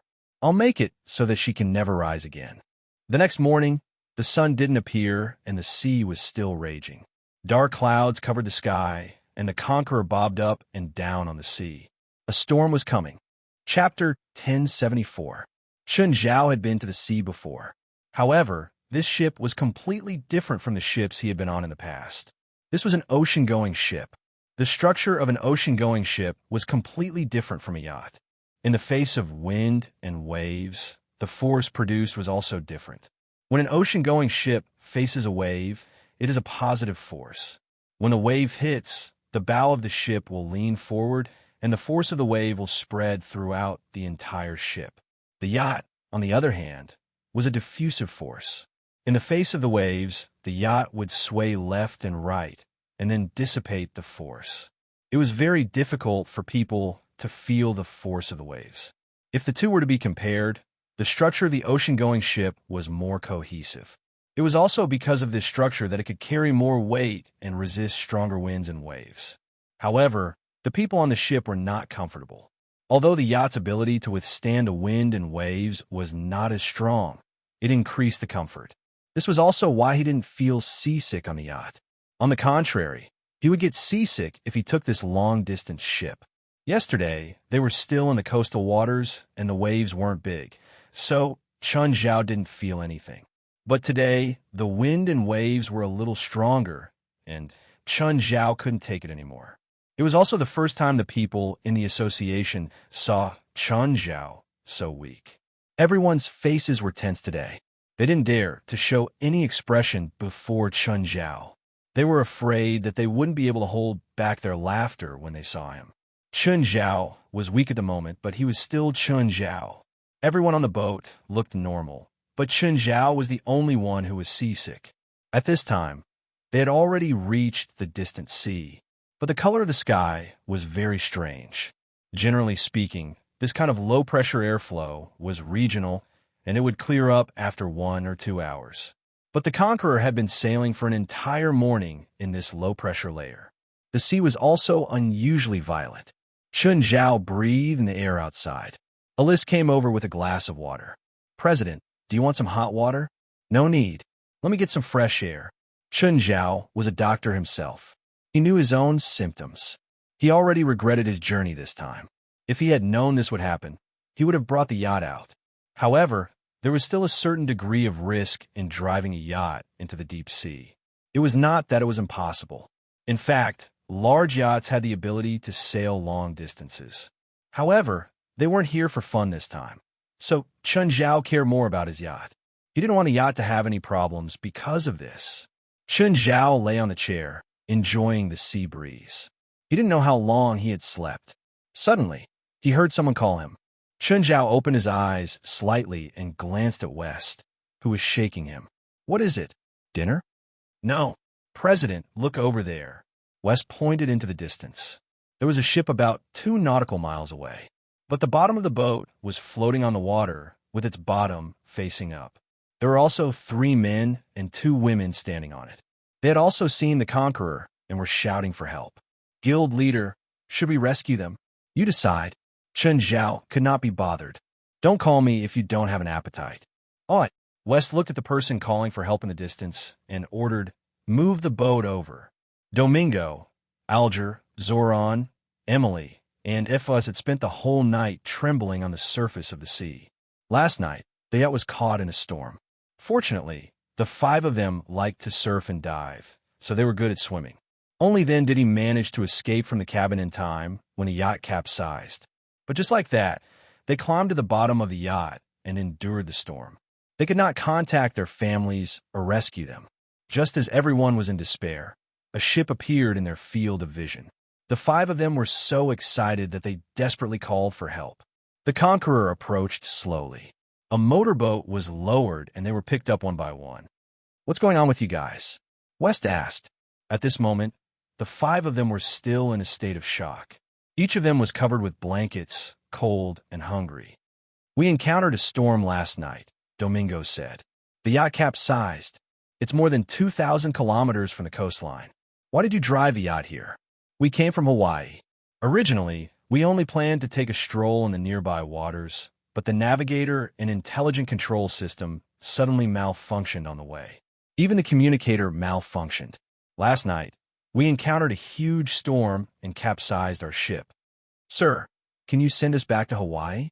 Domingo asked. "We're willing to pay a high price."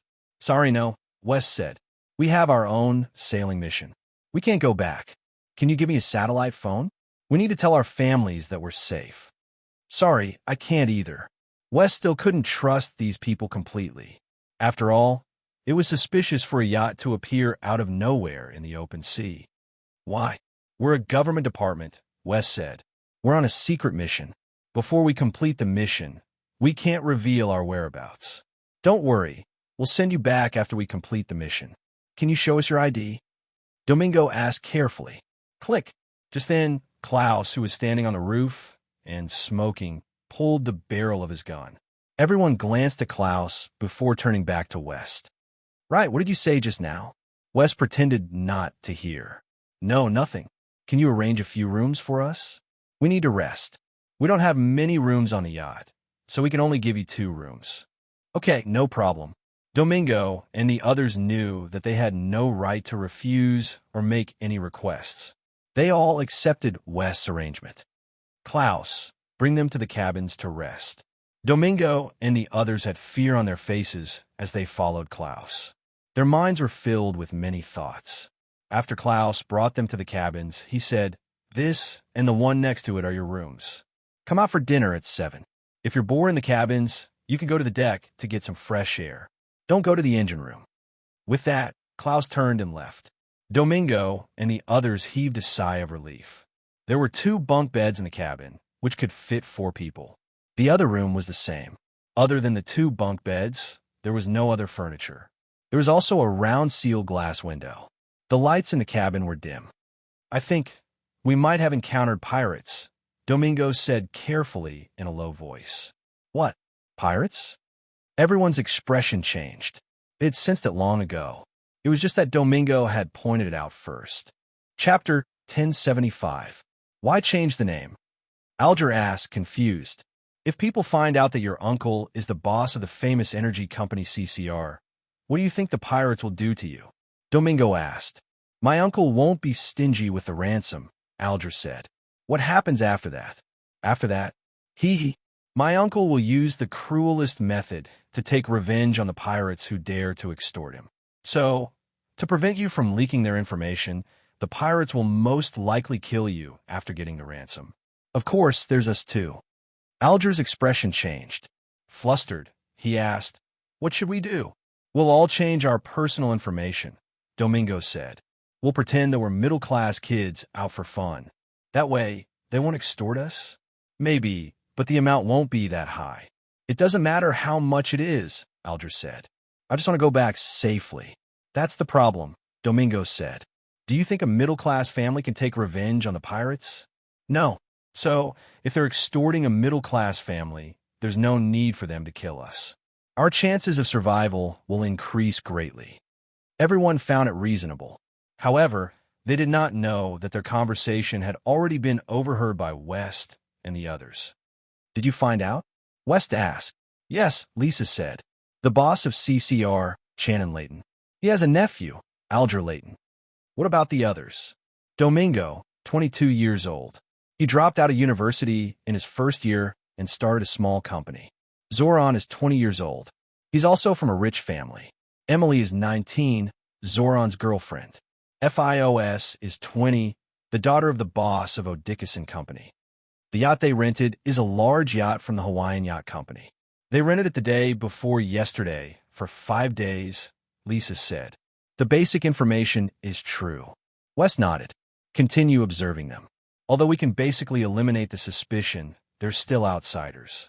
Don't let them cause trouble for us. Oh, tell them it's time for dinner." "Mr. West, the president is still enjoying the breeze on the rooftop. Should we call him?" Let's call him," West said. Even though Chun Zhao didn't want to eat dinner, West felt that he still had to remind Chun Zhao. 5 people came out of the cabin. Although there weren't many people on the deck, these people all looked fearsome. They were obviously equipped with guns. At this moment, there was a sudden thud in front of them. A figure landed in front of them. The 5 of them were shocked. They looked up and saw a little girl standing on the rooftop. Reisa looked at everyone and said, "I didn't push him down. He fell down by himself." Chun Zhao stood up shakily, clutching his head and shaking hard. Seeing this, Wes said to Klaus, "Take him back to the cabin." When Domingo and the others saw Chun Zhao being dragged into the cabin, their hearts pounded. Who was this Asian? Why did he offend these pirates? It seemed like he was treated very poorly on this ship. This caused everyone to feel anxious, and they didn't dare to have any other thoughts for the time being. Otherwise, these people would treat them the same way they treated the Asian. Even a little girl was so vicious.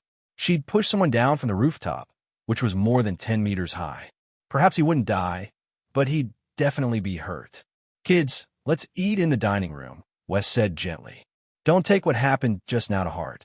At the same time, Lisa was beside Chun Zhao. "President, I was just acting. Please don't blame me." Chun Zhao rubbed his forehead and waved his hand. "Got it. Don't bother me. Let me have some peace."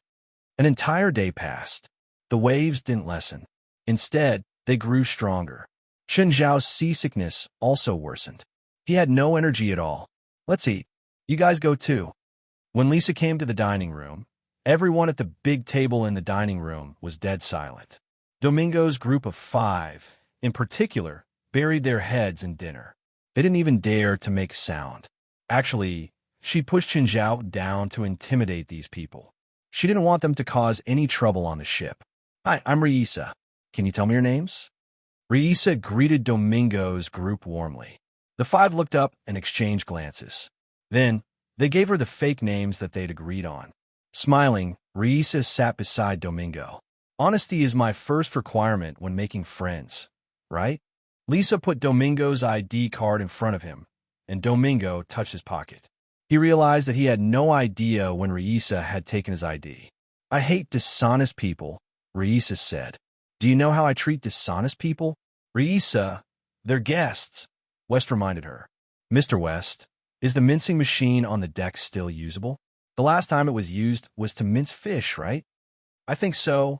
Anyway, it's not a human." "Pooh," Klaus put down his knife. "Reisa, we're at the dining table. Can we change the topic?" Domingo's group was about to piss their pants. Reisa felt the same way she'd felt when facing Chun Zhao before. Now, she felt it from the 5 kids. Riisa seemed to enjoy finding pleasure from them. I'll give you a chance. Answer my question again. What's your name? The 5 didn't have any training. Hearing Riisa's trick, they were completely dumbfounded. They didn't dare to continue lying. One by one, they took the initiative to state their names and identities. Good girls. Riisa smiled evilly. The people from the association looked at Riisa, finding her abrupt. Riisa was only 14 years old, but she sounded like an elder to Domingo's group. Let's eat, Riisa said. What's dinner tonight? Sardines and grilled steak. I like it. At this moment, in the eyes of Domingo and the others, Riisa had become a little witch. After the 5 finished eating, they obediently returned to their rooms. The 2 girls didn't go to the next room. Instead, the 5 of them sat together. Chapter 1076. Everyone on the ship gave them only one feeling: evil. That's right, evil. What do we do now? I've seen it, Domingo said. There's a lifeboat on this ship. If we can get that lifeboat, we might have a chance to escape. That lifeboat is too small, Alger said. It can't take us back to Hawaii. No, we just need to escape from these pirates. We don't have to return to Hawaii. What do you mean? Other than the lifeboat, we also have to get communication equipment. But how do we get the lifeboat and communication equipment? They all have guns in their hands. No rush, Domingo said. They don't plan to kill us for now, so we can plan slowly. First, we had to get familiar with them and gain their trust. It seems very interesting. Riisa looked at the scene of the 5 people discussing on the monitor and said with great interest, You can do whatever you want as long as you don't go overboard, Wes said casually. Also, don't disturb the president. I think it's best for him to be like this. It wasn't that West had any ulterior motives. Chun Zhao just couldn't stay idle. It was just like the first day. An hour after boarding the ship, he started all sorts of activities. He didn't think he had the energy to deal with Chun Zhao, who was energetic the entire day. Thus, he felt that it wasn't completely bad for Chun Zhao to be muddle-headed like this before they disembarked. Okay, Lisa shrugged. A bunch of energetic young people. West felt that he was old, so both Chun Zhao and Lisa were young people in his eyes. The waves seemed to be getting stronger. The Conqueror kept moving forward in the wind and waves.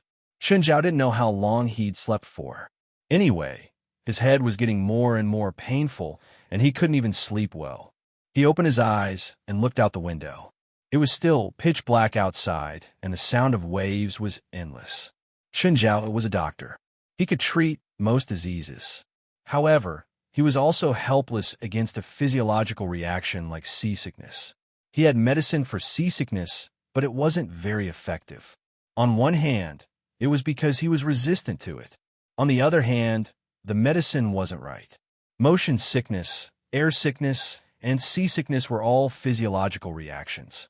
To put it simply, they were natural. This kind of physiological reaction was not something that could be alleviated by taking medicine. Some people had stronger symptoms of dizziness, similar to menstrual cramps, which are difficult to eradicate. Chun Zhao wobbled out of the cabin. It was too stuffy in the cabin. He thought going out on deck to get some air. When he reached the deck, he saw that there were already people at the edge. It was a strange woman. Chun Zhao's mind was in a mess. He rubbed his forehead and stepped forward. Who are you? FIOS turned to look at Chun Zhao and frowned. Just then, Chun Zhao felt his stomach churn again. He crawled to the edge and vomited. Chun Zhao felt even worse than when he was shot. Chun Zhao would rather be shot a dozen times now than suffer like this. Chun Zhao wiped the corner of his mouth and then his clothes. He usually paid a lot of attention to his appearance. He had never been so unkempt. Chun Zhao waddled into the cockpit. At the moment, a member of the lightning team was steering. Guild leader, why are you here? Shoot me. I feel terrible. The member looked at Chun Zhao, dumbfounded. I said, shoot me in the head. It's best if you can knock me out. Guild leader, are you serious? Hurry. Chun Zhao grabbed his assistant's arm, his body still shaking uncontrollably. The member raised the gun and pointed it at Chun Zhao's head. Guild leader, then I'll really shoot. Hurry. What are you blabbering about? Bang. Chun Zhao fell to the ground. FIOS, who was on the deck, saw the scene. However, she had her own explanation for what she saw. She thought that Chun Zhao had gotten into an argument with that person after entering the cabin, and that person had shot Chun Zhao. These people are so cruel. However, the strange thing was that the man stood up again. Wasn't he shot in the head? Why did he stand up again? Chun Zhao rubbed his forehead. Small caliber guns were indeed useless against him. Now he just hoped that the bullets from the large caliber guns could give him a concussion and let him sleep. Don't you have a large caliber gun? Guild leader, there are. Should I get someone to bring a large caliber gun over? Okay, hurry. The member was speechless. It was the first time someone had made such a request. Chun Zhao didn't care about other people's feelings at all. His guild leader's brain was indeed strange. The member took the walkie-talkie and informed his friend. Not long after, another team member arrived. It seemed that this friend had been sleeping before. Guild leader, the member greeted too.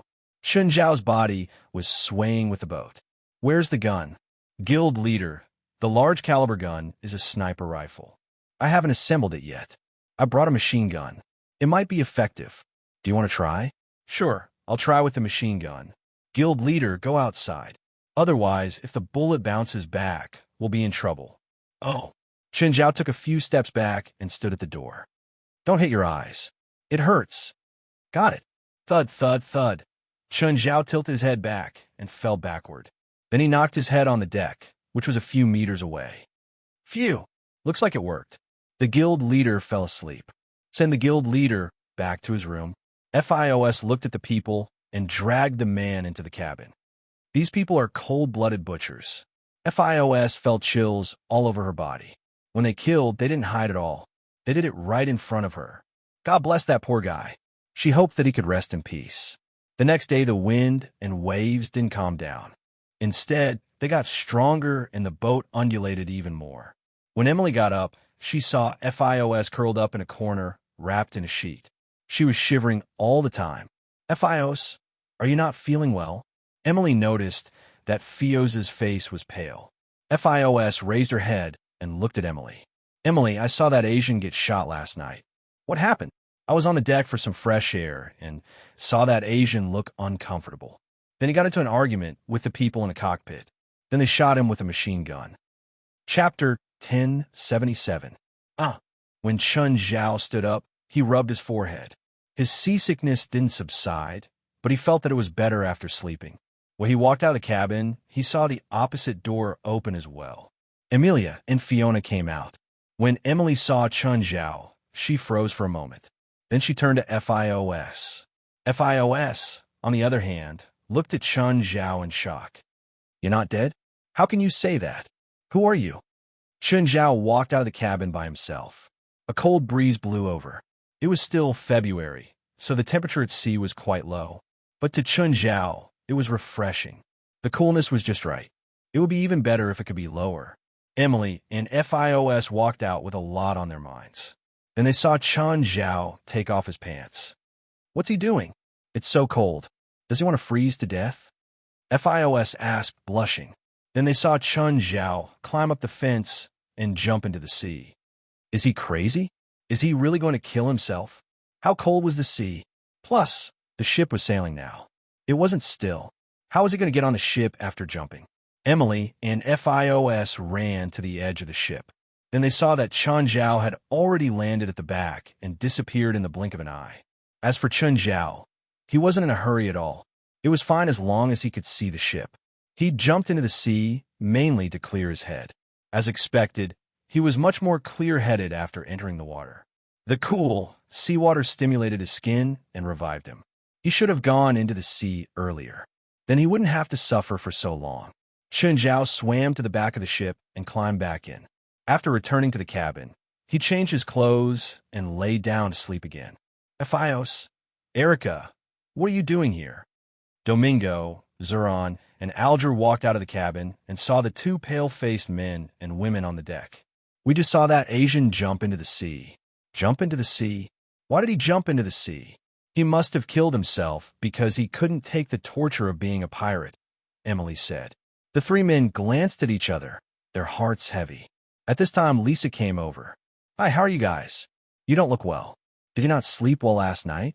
It's really hard to sleep on such a bumpy boat, Raisa said to herself. No one spoke and just looked at Raisha in silence.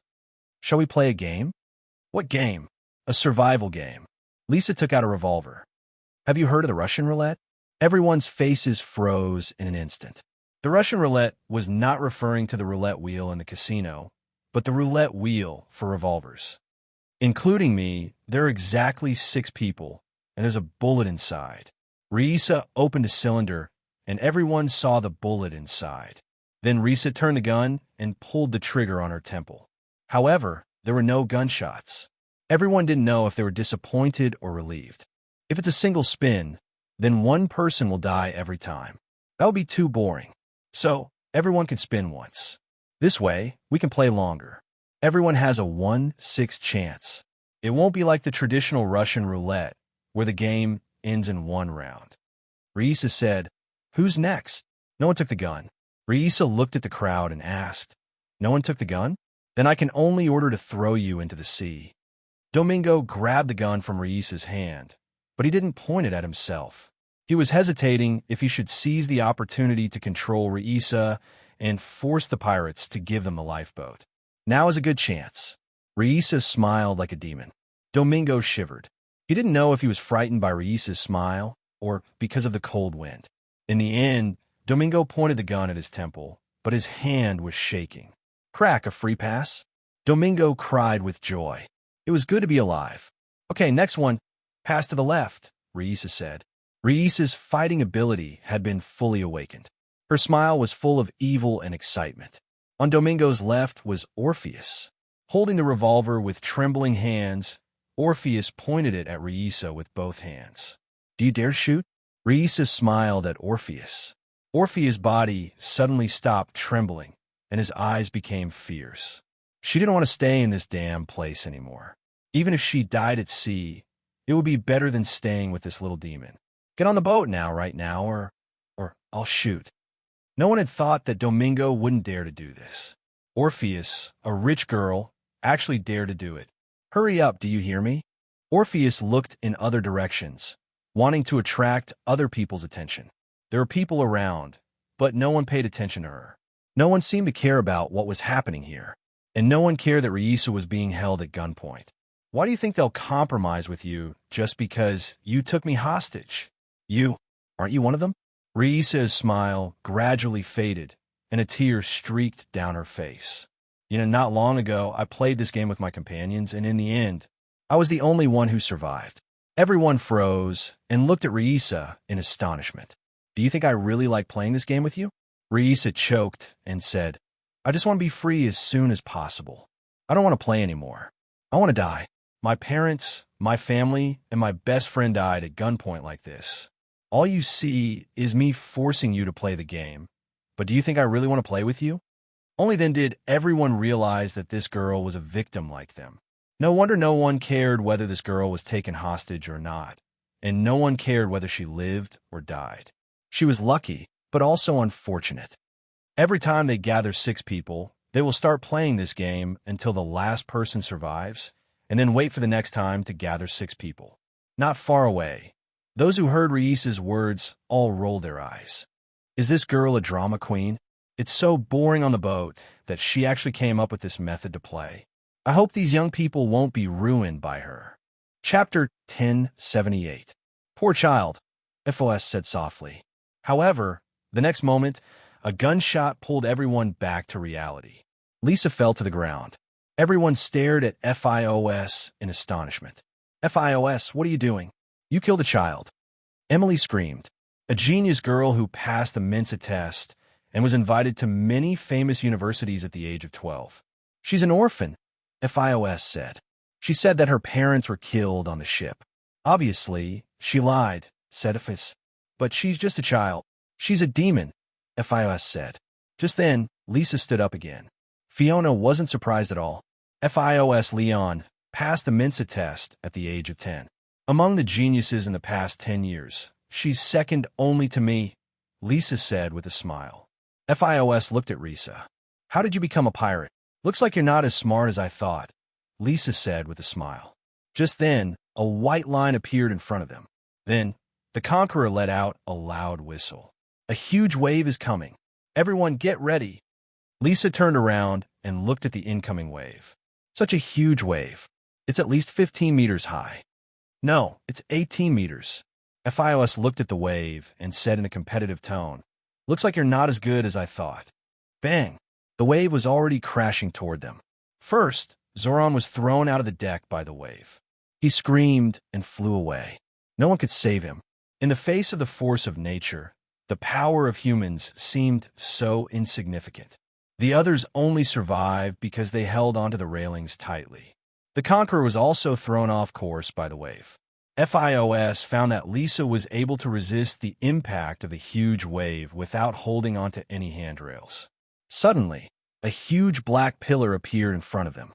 The black pillar stretched across the sky and covered everything in front of it. That thing had a very awesome name, the Eye of the Storm. The only way to see the Eye of the Storm was to observe it from near-Earth weather satellites. From the outside, they could only see a black pillar. "Damn it, we can't go any closer," FOS yelled. "Domingo, get into the cabin." Even without Fioza's reminder, they knew that this was not a good place to stay. When FIOS was about to enter the cabin, she suddenly saw something in front of her. There seemed to be a ship in the direction of the Eye of the Storm. Not just one, but many. However, those ships did not look like modern ships. They were hung with messy old sails, and their bodies were made of rotten wood. They were not sailing on the surface of the sea. Instead, they were riding on huge waves. That feeling was just like the legendary ghost ship. What is that? Ghost ship! Ghost ship! Prepare for battle! Someone on the ship shouted. FIOS heard gunshots and bombs exploding. However, this was only the beginning. Soon, an even more intense impact followed. Bang! A ghost ship slammed into the Conqueror, causing it to tilt to the side. Then, another Spectre ship crashed into it. The Conqueror completely covered the surface of the sea. Abandoned ship, abandoned ship. All FIOS could hear was chaos and noise. Then she was thrown out of the ship. Cold, chaos, and darkness spread all over Fioza's body. Suddenly, FIOS felt a hand grab her. FIOS opened her eyes and saw that Risa was holding her hand in the sea. For some reason, FIOS felt a surge of warmth, which kept her from freezing in the sea. FIOS was trying her best to swing her arms, but the waves were too strong for her to do much. All she could do was drift. Just then, FIOS saw another ship, a luxurious yacht. However, the yacht was heading toward the center of storm. Ava, the Black Witch, was on the yacht. Adam had witnessed all of this. He knew how powerful his mother was. However, this was also the first time he saw his mother summon 6 ghost ships. The Conqueror was torn apart and capsized. What a terrifying power. Adam, I've avenged you. Are you satisfied now? Of course, Mother. Adam's smile was a bit forced. But Helly's also her? Don't worry, she won't die. After all, she's my daughter, my most outstanding and perfect work. How could she die here so easily? Ava said calmly, "Let's go. Nasamara is right in front of us. I don't want to miss the approach of Agama, which happens once every 159 years. After all, I don't have a third 159 years." Adam's heart skipped a beat. He looked up at Ava. "Mother, you..." Ava turned to look at Adam with a smile. "Is it strange? I'm 360 years old. You? How? Do you want to ask me how I can live so long?" Adam lowered his head. Of course, he wanted to know. Living for 360 years. This was an unimaginable lifespan. There are many ways to live for 360 years. For example, the method I use is to constantly change body parts and internal organs. Except for the brain, I have changed many things. This is the benefit of alchemy. Of course, the risk of changing the head is too great. I have only changed it twice, and each time the success rate was less than 10%. But I was very lucky and succeeded both times. Can I learn? You don't need it right now, and you're not strong enough. Ava gently pinched Adam's chin. In the past 3 centuries, I have been constantly pursuing ways to extend my lifespan. I think Nasamara Island will give me the final answer. Mother, what exactly is on Nasamara Island? I don't know either. My ancestors' ambitions were even greater than mine. I don't know what they wanted to do at that time. An excited look appeared on Ava's face, but just thinking about slaughtering tens of thousands of people for that plan, I feel my blood boiling. That must be a plan that shocked me, and I can hear that voice in my bloodline telling me to take over and perfect that plan. Mother, there aren't that many people for you to slaughter now. Adam's voice was trembling. Even he was afraid of his mother's terrifying and dark heart. If it was before World War II, tens of thousands, or even hundreds of thousands of people dying would not be news. But this was a civilized society. Chapter 1079. There's an island up ahead. Swim faster if you don't want to die. Rhys's voice echoed in Orpheus's ears.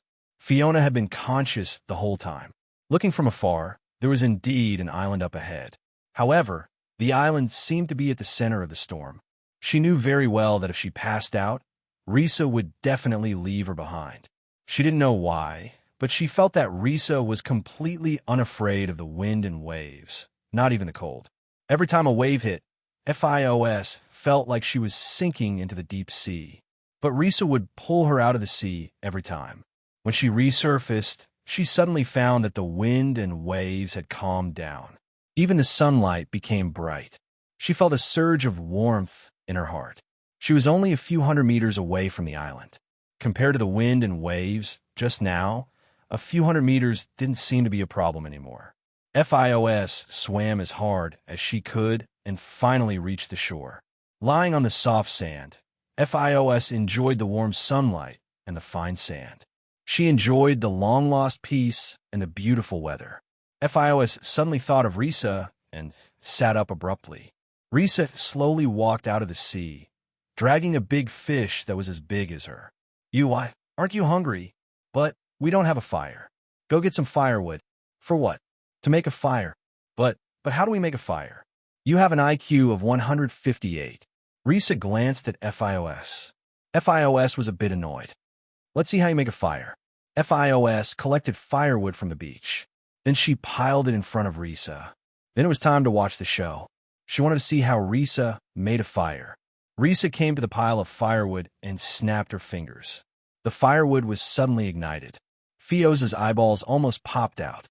How did you do it? You want to know? Fios nodded. I'm not telling you. Rhys grilled the fish proudly. Fios noticed that Rhys wasn't sad about the shipwreck at all. Aren't you worried about your situation at all? Why should I? Then you don't worry about your friends? Nope. You have no feelings for them at all? Well, a little, but not too deep. Besides, if I can't die, they can't die either, Rhys said matter-of-factly. You're really confident in them, but this is a vast ocean, and there's a superstorm outside. We're lucky to be able to survive. Do you think your companions will be as lucky? Rhys glanced at Fios. Are you sure it's because of luck?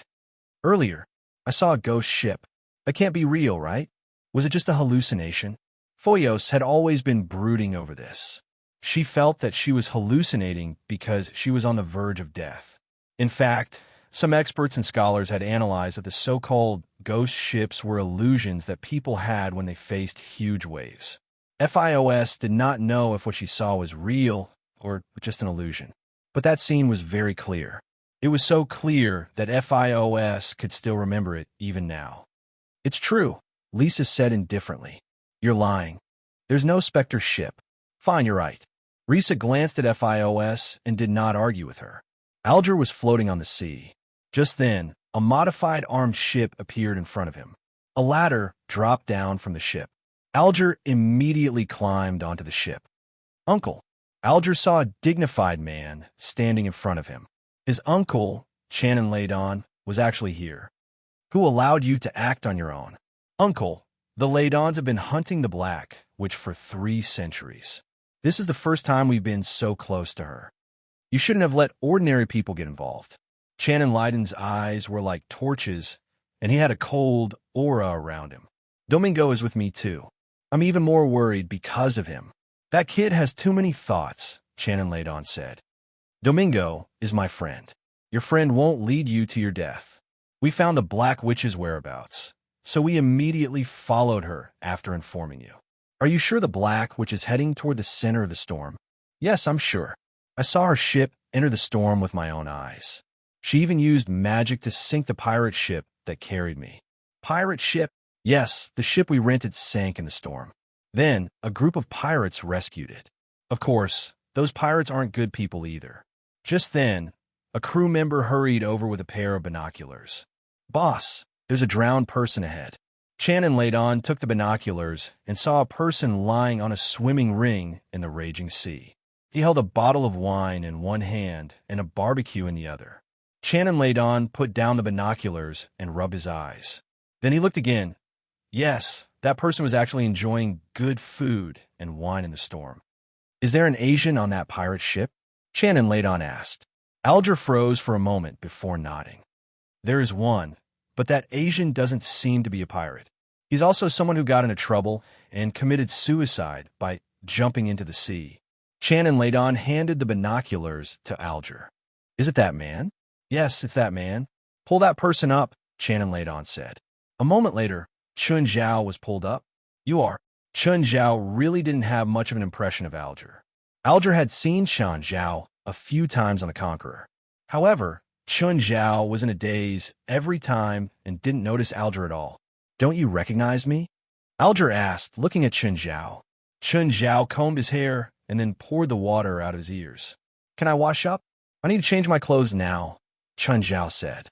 After soaking in the sea for a long time, the seawater had salted after coming ashore. It felt very uncomfortable on his skin. If you want to wash and change your clothes, that's fine. I can even provide you with food, but you have to answer my question first. No comment. Chun Zhao didn't even know who Alger was. Shannon laid on, stood at the side silently. He frowned and kept staring at Chun Zhao. This man was too calm, both at sea and on the ship. Chapter 1080. UCLA Professor, Chun Zhao. Chun Zhao rubbed his forehead. He wanted to jump into the sea again, because his seasickness was starting to act up again on the ship. One of the subordinates checked, and then nodded at Shannon Layton. What's wrong? You don't look well. Alger's expression darkened when he saw Chun Zhao board the boat. You don't look well. Seasickness. Air. Chun Zhao rubbed his forehead. Alger and Shannon Layton were even more certain that Chun Zhao had nothing to do with the pirates. After all, a seasick person couldn't become a pirate. The waves grew stronger. Chun Zhao's head sank, and he fell to the ground. When Chun Zhao woke up again, he found himself lying in a cabin. The sun was bright outside the window, and the ship stopped shaking. Chun Zhao looked at the time. He seemed to have slept for 2 hours. He walked out of the cabin and onto the deck. Chun Zhao found that the ship was parked a few hundred meters away from an island. Shannon Layton was making arrangements to land on the island. Chun Zhao looked at the island. It was huge. Mountains stacked on top of each other, and blue shirts covered it. Seagulls soared in the sky, and the water was blue. But when he turned his head, he could see a layer of dark clouds outside. The island seemed to be covered in a storm forever. The inside and outside of the island were 2 different worlds. You're awake. Alger glanced at Chun Zhao, who had walked out. Where is this? Alger frowned. This man didn't seem to be grateful at all for saving him. You better stay on the ship. This island isn't a place you should set foot on. Judging from their tone, this might be the Nasamara Island he was looking for. They seemed to know of Nasamara Island's existence too. However, he didn't know who they were. Why were they looking for Nasamara Island? I refuse. I want to go on the island. There must be treasure on the island. Don't think about taking it all for yourself. Alger sneered. Even if there really is treasure, how much do you think you'll get? They all had guns, and there were many of them. No matter what, Chun Zhao wouldn't get anything. Charnine Layton glanced at him. If you want to come, then come. If you encounter danger, don't expect us to save you. The thing I'm least afraid of is danger. Otherwise, I wouldn't have gone to sea. Haha. The danger here isn't as dangerous as you imagine. Even the most violent seas aren't as dangerous as the things on this island, Alger said. Everyone boarded the raft and reached the shore. Charning Layton's men found something. Boss, someone started a fire here before. There are still sparks on the charcoal. You should have left not long ago. Chun Zhao glanced at the grass in the distance and rubbed his forehead. Fios and Rissa were hiding in the bushes. They immediately saw Channon laid on and Alger's armed ship, so they hid immediately. FIOS wanted to scream, but Risa covered her mouth and dragged her into the bushes. This group of people came with ill intentions. But Alger is inside, and so is Mr. Channon, FIOS said. Why didn't you let me scream? Didn't you notice? They're all armed. They don't look like normal people. Who do you think their guns are for? You pirates, of course. What a joke. Without any communication, how did Channon Leiden know about the existence of pirates? Risa analyzed calmly. It's clear that they were prepared, and definitely not for us. It's most likely that Alger is Channon Leighton's sentry. Mr. Channon Leighton is a billionaire. Don't think that everyone is as cruel and evil as you pirates. Don't be naive. At least 5 of the armed men behind Channon Leighton are internationally wanted criminals. Nonsense. Do you see the man with a wolf tattoo on his arm? Do you remember the bombing suspect in New York Square? Hearing Risa's reminder, Fioz's brain started working rapidly. As a genius with outstanding intelligence, she had her own way of thinking. If not for Risa's reminder, FIOS might not have accessed the storage in her brain. But after hearing Risa's words, FIOS dug out a deep memory. It's him. Looks like you're not completely stupid. You finally remembered. Don't keep belittling me. I'm only 1 point lower than you in the Mensa test. A point lower is still a point lower. Moreover, I took the test when I was 5 years old, while you took the test when you were 10. So, the difference in our intelligence isn't just a point. We're not even on the same level. It was the first time FIOS had been so speechless. After a long while, she finally said, IQ doesn't mean everything. Your IQ is higher than mine, but your EQ is too low. Low EQ? I just don't want to beat around the bush, Risa sneered. Risa could already see Chun Zhao in the group. Similarly, Chun Zhao also saw Risa. Both of them smiled knowingly. That Asian found us, right?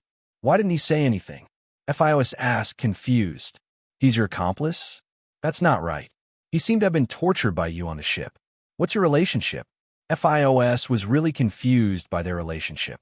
If they were companions, why would the pirates shoot him with guns? Moreover, after he was killed, he appeared in front of him alive the next day. Also, didn't he jump off the ship to commit suicide? Why didn't he die? All kinds of questions rose in her mind. Only when Channon Leighton and Alger left with the group did the two let out sighs of relief. Not long after they left, FIOS was about to come out. Risa stopped her. Don't go out. Why? Risa pointed at the sea. 2 more ships are coming. Your old friends are in them too. My old friends. FIOS soon understood what Risa meant. It was none other than Zoran and Emily who had landed. Behind them were dozens of fully armed people. Zoran and Emily were also fully armed. What's going on? Foyos realized that her friend looked so unfamiliar. A moment ago, they were playing the role of the victim. But now, they were people with different thoughts. Looks like it's more complicated than I thought, Risa mumbled. Chapter 1081. Channon Leighton and Alger stopped. They also noticed Zoran and Emily's men behind them. Huh, Zoran isn't dead? Alger was also surprised. Originally, Zoran was the first to be washed away by the huge wave. Everyone thought he was dead for sure. They didn't expect him to reappear in front of them, and he even met up with Emily. You know them? Channon Leighton asked. Friend? He doesn't look simple either. Alger was a little dazed. Zoran and Emily also saw the big team in front of them. Both sides had equal numbers and equipment. They were all equipped with some conventional weapons. Enemy? Channon Leighton asked. I don't know. I'll go check, Alger said. He walked over to Zoran and Emily. Zoran, Emily, I didn't expect to meet you again. Alger, I also didn't expect to see you here. Zoran smiled at Alger and the people behind him. They were no longer as distressed and desolate as they were when they were kidnapped by pirates. Everyone was in high spirits, and their eyes shone with a sharp light.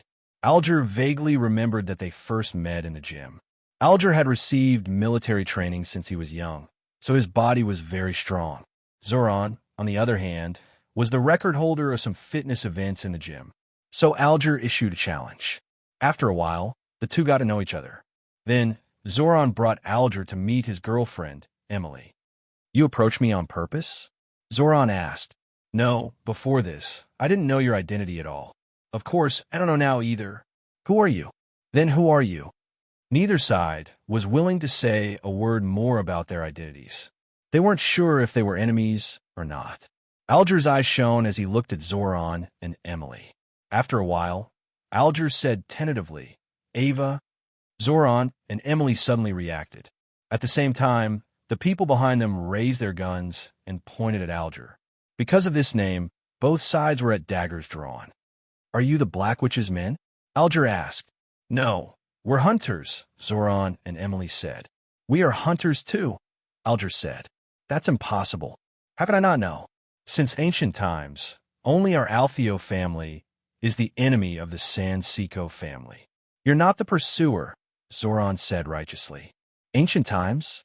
Our family has been pursuing the Black Witch Ava for 300 years. Alger said, Is this considered ancient? What family are you from? Leighton family.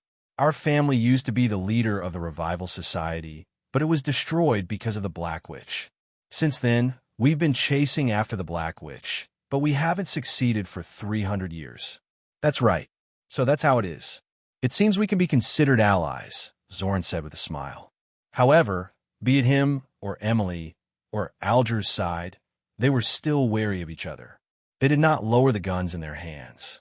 Alger said, What's up with the San Seco family you mentioned? And the Athulus? Do you know where this island is? Alger shook his head. I don't know.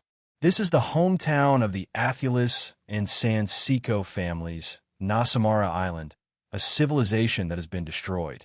Once, our two families were the rulers of Nasamara's civilization. We worked together to rule and manage Nasamara, Zoran said.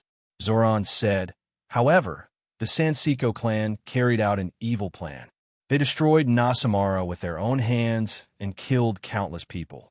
Since then, the Altheo clan has been pursuing the descendants of the San Seco clan for generations, swearing to exterminate them. According to what Zoran said, they were not enemies but allies.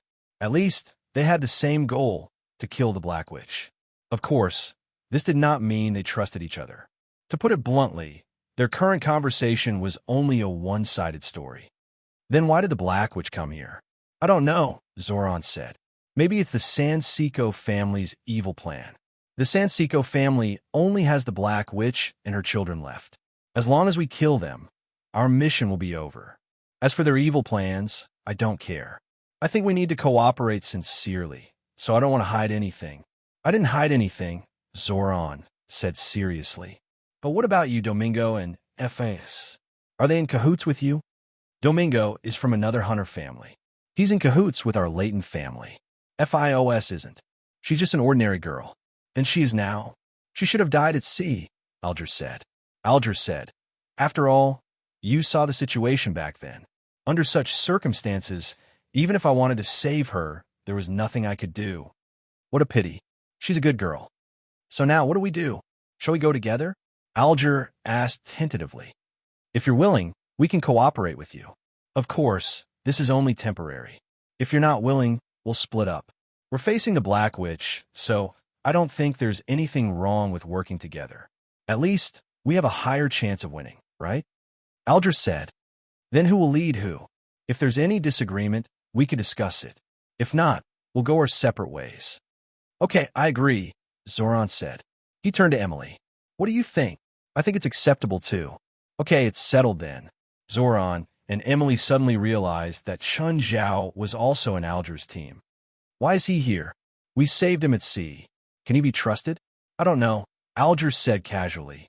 Alger casually said, If I discover anything wrong or suspicious about him, I won't hesitate to give him a bullet. Chun Zhao glanced at both sides. He heard everything they said, but he didn't care. He also wanted to see if these two hunter families could really kill the Black Witch. If they could, it would save him a lot of trouble. However, he didn't know how his subordinates were doing. Of course, he wasn't worried that they would die at sea. They could all deal with the storm in a short period of time. Chapter 1082. Wes was wearing a life jacket and hugging a life buoy. He let the waves hit him. He wasn't in a hurry to find a way out. With his stamina, he couldn't swim anywhere no matter how hard he struggled. So, he waited for help with peace of mind. Soon, A few figures appeared on the surface of the sea. Hi. West raised his arm unhurriedly and waved. Amon carried a dozen people to West's side. Amon's body was 70 meters long, so his back was very wide. It was enough for the people of the association to sleep on. After West climbed up, Alice looked at him and said, "Mr. West, why did you all act the same when I found you? Didn't you think about saving yourselves at all?" Cause turned his head. Not long ago, when Amon had found him, he was also like West, lying in the lifebuoy in the sea breeze.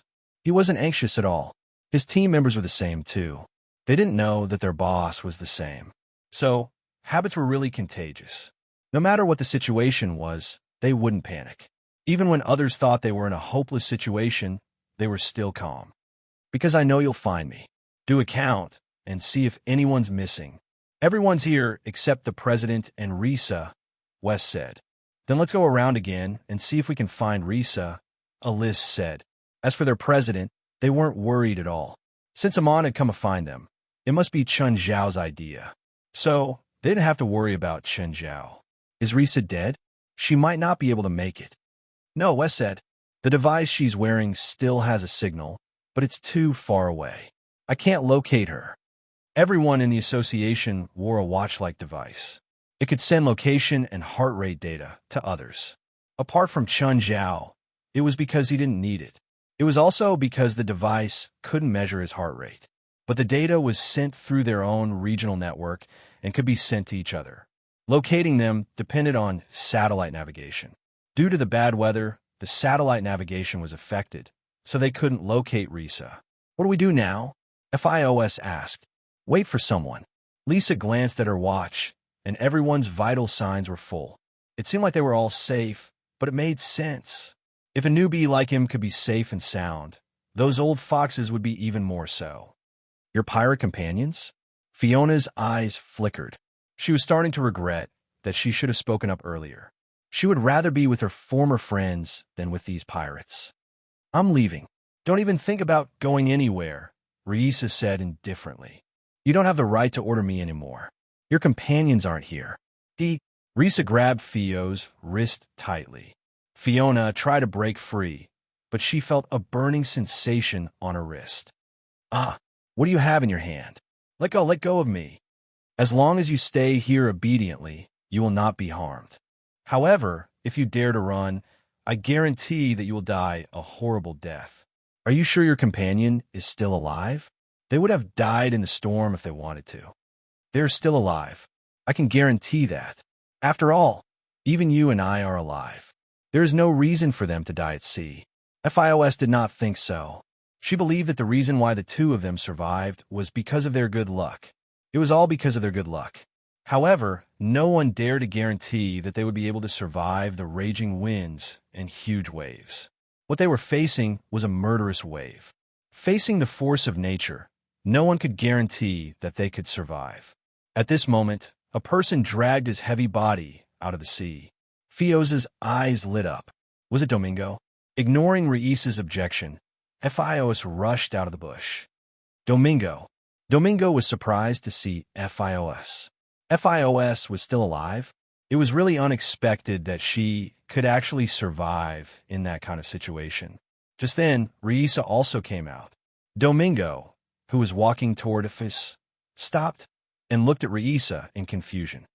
"FIOS, why are you with her?" "I was kidnapped by her." Reisa stood where she was and looked at Domingo. "You're not an ordinary person, are you?" "I don't know what you mean." Domingo narrowed his eyes and looked at Lisa. He was trying to figure out what she meant and her intentions. "You have calluses between your thumb and index finger. That's from holding a gun for a long time," Reisa said. "You've had professional military training for a long time." FIOS stopped and looked at Domingo with a confused look. "Domingo, you and Alger are together?" She remembered that Domingo and Alger had a close relationship. This caused Fiona to have doubts as well. Her mind was in a complete mess right now. His few best friends seemed to have become so unfamiliar. Together? We can only say that we know each other and know each other's background. At this time, Domingo did not hide it anymore. He took the initiative to say, "My family and his family are allies. but my family has been declining for a long time, while the Leighton family has always been prosperous. I shoulder the mission of revitalizing my family. Aren't you afraid that I'll tell everyone what you're up to? FIOS asked a stupid question. Did you really pass the Mensa test? Risa rolled her eyes. Domingo smiled at FIOS. Do you know why I've been pursuing you? Why? Because of your mother's business, of course, my little princess, Domingo said with a smile. He looked very calm at the moment, as if he had been holding the words in for too long. So much so that he said it without any hesitation. I want to get your mother's wealth through you and then use it to revitalize my family, Domingo said. You could keep pretending. Why did you stop now? First, I have my own plan. You're just a backup plan. Second, Domingo grinned. I can do it without you. As long as you give birth to my child, the plan can still go on. You're not necessary. Chapter 1083. Stupid woman. They say that women with big breasts have no brains. You're a typical example. I really don't understand how you passed the Mensa test. Lisa was full of disdain, especially towards women with bigger breasts than her. She was full of hostility. Of course, most adult women in the world were her enemies. Did I say anything wrong? Obviously, he doesn't want to have a relationship with you and then have a baby with you, Risa said, rolling her eyes. You mean he wants to rape me? But it's against the law. God, how stupid can this woman be? Risa yelled. He's not just going to rape you. He's going to detain you and make you have his baby. FIOS felt sick to her stomach. She looked at Domingo in disgust. Domingo, I didn't know you were that kind of person. There are many things you don't know, Domingo said calmly. But as long as you're willing to cooperate with me, I can treat you well. Even if I die, I won't do what you want. Do you think you have a right to choose? Domingo said calmly as he strolled toward Ephes. Don't come any closer, or I won't go easy on you. FIOS picked up a stone from the ground. What a sad old woman. Risa curled her lips. Did you just call me an old woman? FIOS was furious. She could tolerate Lisa repeatedly provoking her, and she could tolerate Lisa calling her stupid. But she couldn't tolerate Risa calling her an old woman. This was something that absolutely could not be tolerated. It was the same for any woman. You are an old woman, Risa said proudly. Flat-breasted. FIOS stared at Risa with her teeth clenched. Sure enough, only women knew the weaknesses of women. Risa was also furious. What she cared about the most was being called flat. I'm just young and haven't developed yet, Risa said. It's a symbol of my youth. Huh, I was already a B-cup at your age, FIOS said proudly. FIOS said proudly. Do you know normal girls have at least A+ or B breasts at the age of 12 to 14, but you don't even have A dash. Are you sure you're not mistaken? Ha! Domingo realized that he was being ignored. The two women seemed to have forgotten about him when they were arguing. You two, shut up. Risa and FIOS yelled at the same time. You're such an old woman. You flat-chested woman whose breasts will never develop. You two, shut up. Domingo was enraged. He also hated being ignored. He had never been a low-key person. He hoped that others would always take him as the center of attention. He wanted to be the focus of everyone, whether it was good or bad. He didn't like being ignored. I'll kill whoever dares to ignore me. Domingo gritted his teeth as he glared at the two women. Risa turned to look at Domingo. You're just one person, and we're two. Is this enough? Domingo took out a pistol from his back. FIOS looked at Domingo in fear.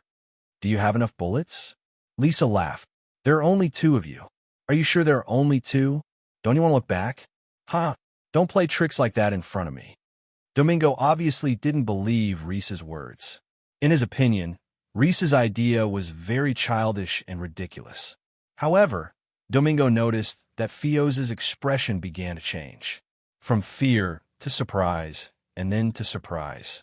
Domingo thought he knew FIOS very well, even though she had a high IQ. She was smart, but she had always been naive because she rarely interacted with others. She couldn't act like this. Domingo turned around and saw a dozen people on the shoreline. Pirates. Not a single one of these pirates died. Domingo turned around and ran without thinking.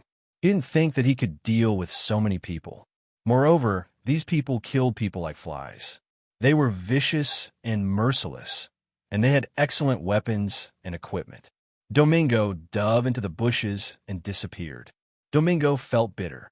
The Leighton family could easily gather dozens of people, but he was alone. But he could only be a loner, and he had to do everything by himself. If there was no comparison, there would be no harm. But precisely because of this comparison, Domingo's pride rose. One day, he would let those who looked down on him know how much of a failure they had been. West and the others came to Risa. He only glanced at the escaping Domingo. "Why didn't you stop him? He has a gun in his hand." Lisa looked harmless. However, everyone in the association knew that Risa was an absolute little witch. Gun? Is that thing a threat to Lisa?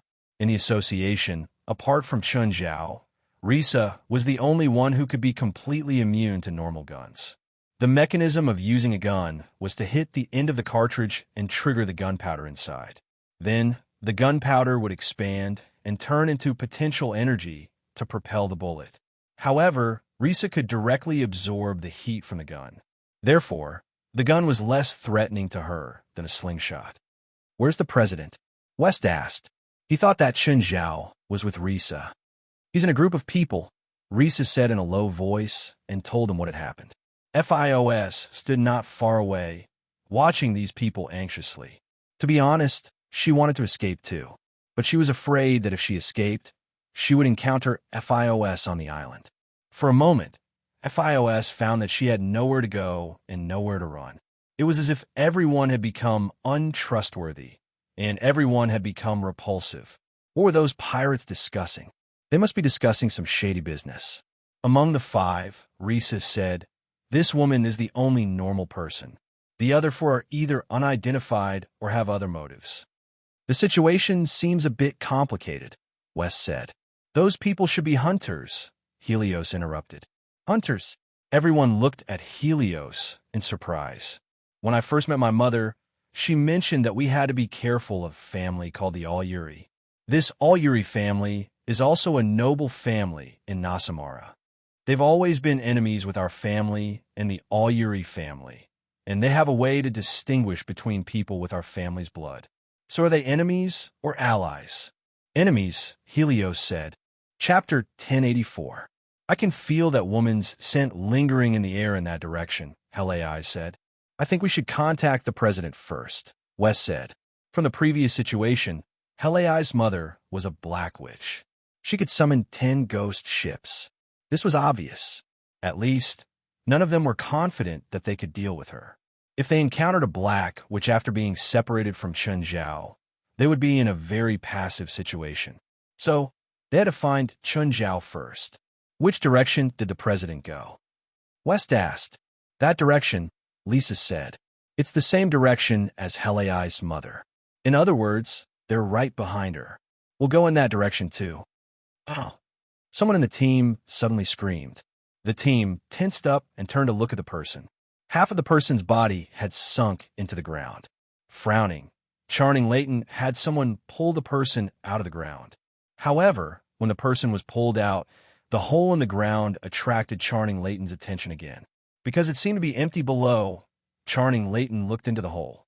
There wasn't enough light, but he could still see clearly. There were countless skeletons buried below. There were adults and children. There were probably hundreds of skeletons in the 10-square-meter hole. Charning Leighton discovered that there was a cracked stone wall at the edge of the hole. There were broken stones under the wall. The back of the wall should be empty. "Go down and take a look," Charning Leighton said. One of the subordinates put on a searchlight hat and jumped down from the zipline. The subordinate glanced at the countless skeletons under his feet. With each step, the ground would creak. "Go in that direction and try the wall." Charning Leighton stood above and ordered the subordinate. The subordinate came to the wall and knocked on it with his hammer. A hollow sound came from the wall. "Boss, it's empty behind. Knock it open," Charning Leighton said. The subordinate increased his strength and knocked the wall open. Pieces fell off layer by layer, revealing a tunnel. "Boss, it's a tunnel. It's very wide. Should they go in and explore?" Charning Leighton was hesitant. "Alger, go get Zoran and Emily. We need to discuss this with them." Soon, Zoran and Emily came over. "Did you find anything? See for yourselves. We discovered this." This seems to be the passageway to the ancient altar. I didn't think that you would be able to find this passageway. Zoran was somewhat surprised. What ancient altar? This ancient altar is the altar used by the massacre, and the direction we're heading to now is the ancient altar. In other words, the Black Witch's destination was the ancient altar? That's right. My ancestors have been studying the Saint Seco clan's plans for generations, but they have never found any useful clues. However, we feel that the Saint Seco clan might have left something in the ancient altar. Then which way is faster to get to the ancient altar? Shannon Laydon asked. The passage to the ancient altar is a passage for the nobles. Of course, the path below is faster. However, according to the family's records, this path is not that safe. Some of the traps were set up to prevent intruders. I don't know if these traps are still in use after thousands of years. These ancient traps are nothing to worry about, Shannon Laydon said calmly. Also, it's best if we can stop the Black Witch from finding that thing in case something happens. So, we have to get to the ancient altar as soon as possible. If we get the thing first, it'll be more beneficial for us. What do you think? I agree. Zoran and Emily both accepted Shannon Laydon's suggestion. Everyone entered the ancient passageway in a single file. Be careful of that Asian. After entering the passageway, Shannon Laydon told his subordinates, if he does anything strange, shoot him dead. There was some distance between them, but Chun Zhao could still hear their conversation. However, Chun Zhao could not be bothered with them. Who are these skeletons? Alger asked. Probably civilians who hid here during the massacre. They didn't dare to enter the passageway, so they squeezed in here. No, they were killed, Chun Zhao interrupted. There's only so much space. Even a few hundred people can't hide here, unless they were all killed and dumped here. Zoran glanced at Chun Zhao and did not say anything else. Just then, intense gunshots came from the front. Alger, Zoran, and Emily immediately sped up to the front of the group. Uncle, what's wrong?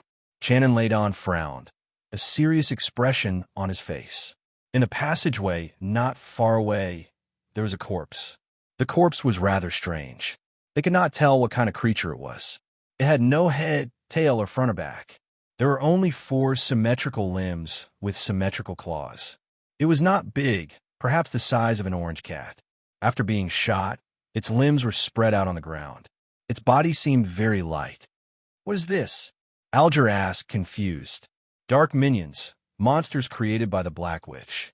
According to my family's records, the Black Witch can summon thousands of dark minions. They don't need to eat anything and are completely obedient to the Black Witch. They can fight on land or in the water. They can climb onto walls or treetops and hide in the dark, then ambush when the enemy is unprepared. 1 or 2 dark minions might not be much of a threat, but if there's a large number of them, even an army will be crushed, Zoran said. What a disgusting magical creature. Alger kicked the dark minion's corpse on the ground. Chun Zhao walked up and picked up the dark minions, looking left and right. The dark minions they spoke of were also called headless in hell. They were a rather delicious food. They could eat, but their mouths were underneath their bodies like octopuses. However, these things could not be cooked in normal ways. As for how to cook them, Chun Zhao had to contact the handsome guy when he was free and ask how to cook them. Can you give this to me? What are you going to do with it? Alger asked, frowning. Eat, Chun Zhao said matter-of-factly. Everyone looked at Chun Zhao with a strange expression. This guy must have gone crazy from hunger. He dares to eat something like this? Isn't he afraid of dying from eating it? Chapter 1085. Alger, keep an eye on him, Charning Laydon said. He didn't panic at all when he saw the dark minions. It doesn't look like it's his first time seeing magic creatures. Uncle, you suspect that he's with the Black Witch? That's possible, Charning Laydon said. Charning Laydon said, you said that he jumped off the ship before the Black Witch attacked the pirate ship.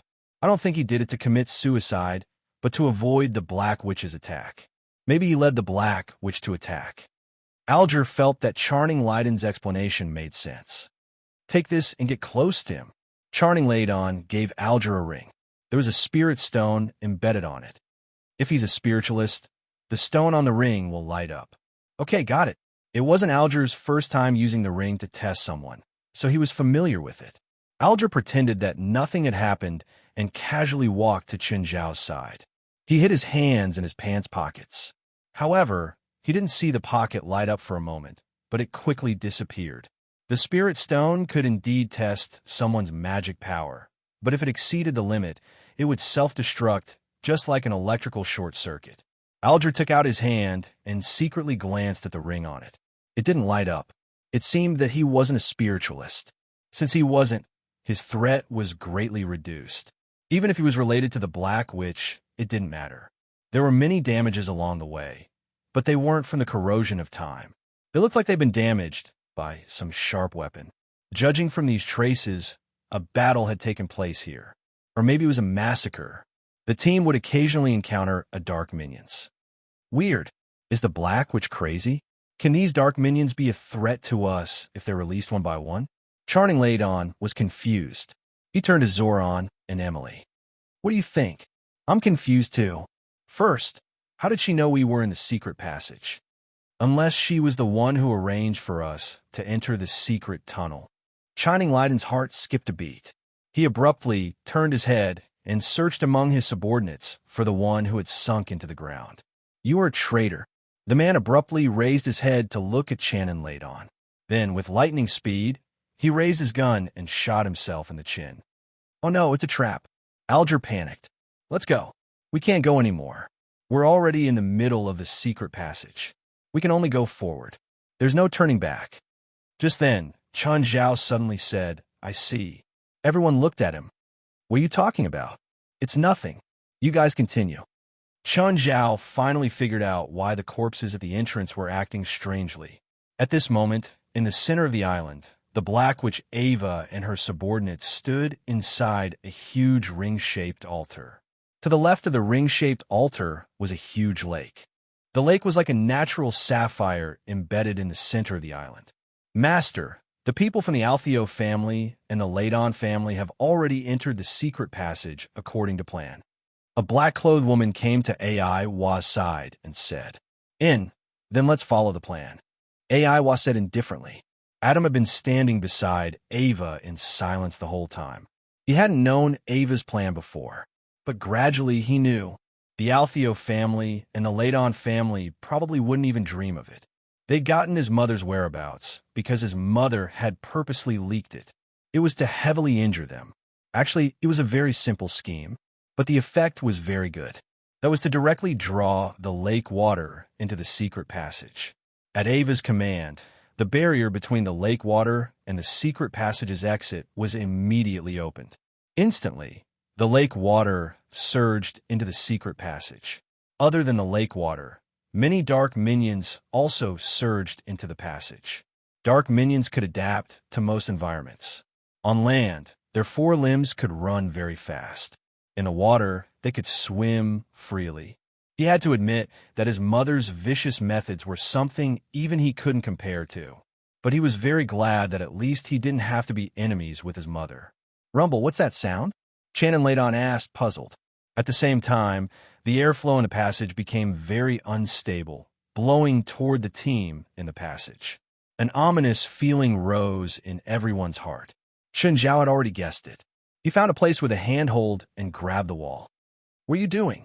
There's water surging toward us, Chen Zhao said. What? Everyone paled in fright.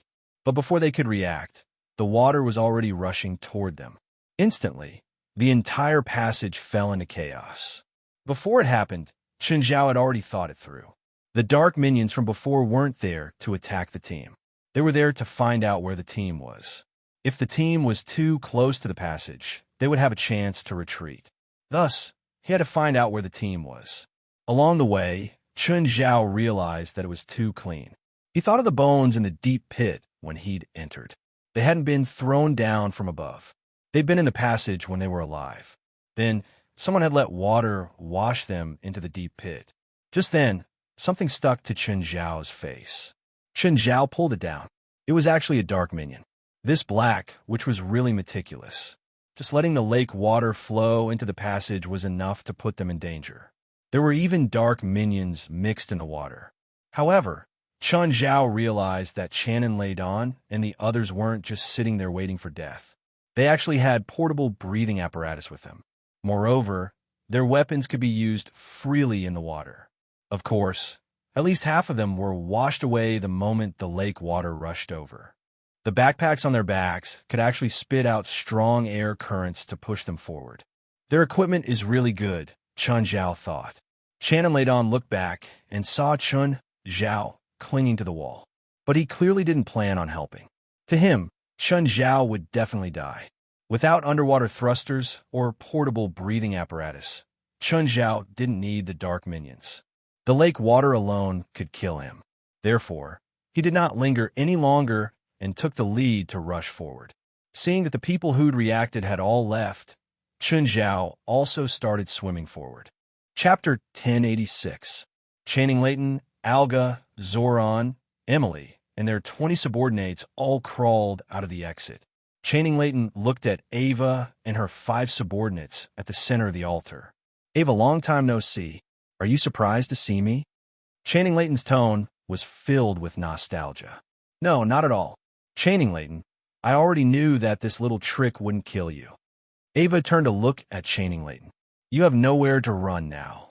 Channing Leighton's tone suddenly changed, becoming filled with hatred. Now it's time to settle the score between us. Do you think you can do it? Ava said unhurriedly. Cough, cough. Just then another person crawled out of the secret passage. Chun Zhao wiped the water off his face. The weather is so good today. When Adam saw Chun Zhao, his brows furrowed. Mother, he's the person beside Hallie's. They call him President. Sir, hello. What's your name? Ava smiled at Chun Zhao. My friends call me Chun. Chun Zhao returned a smile.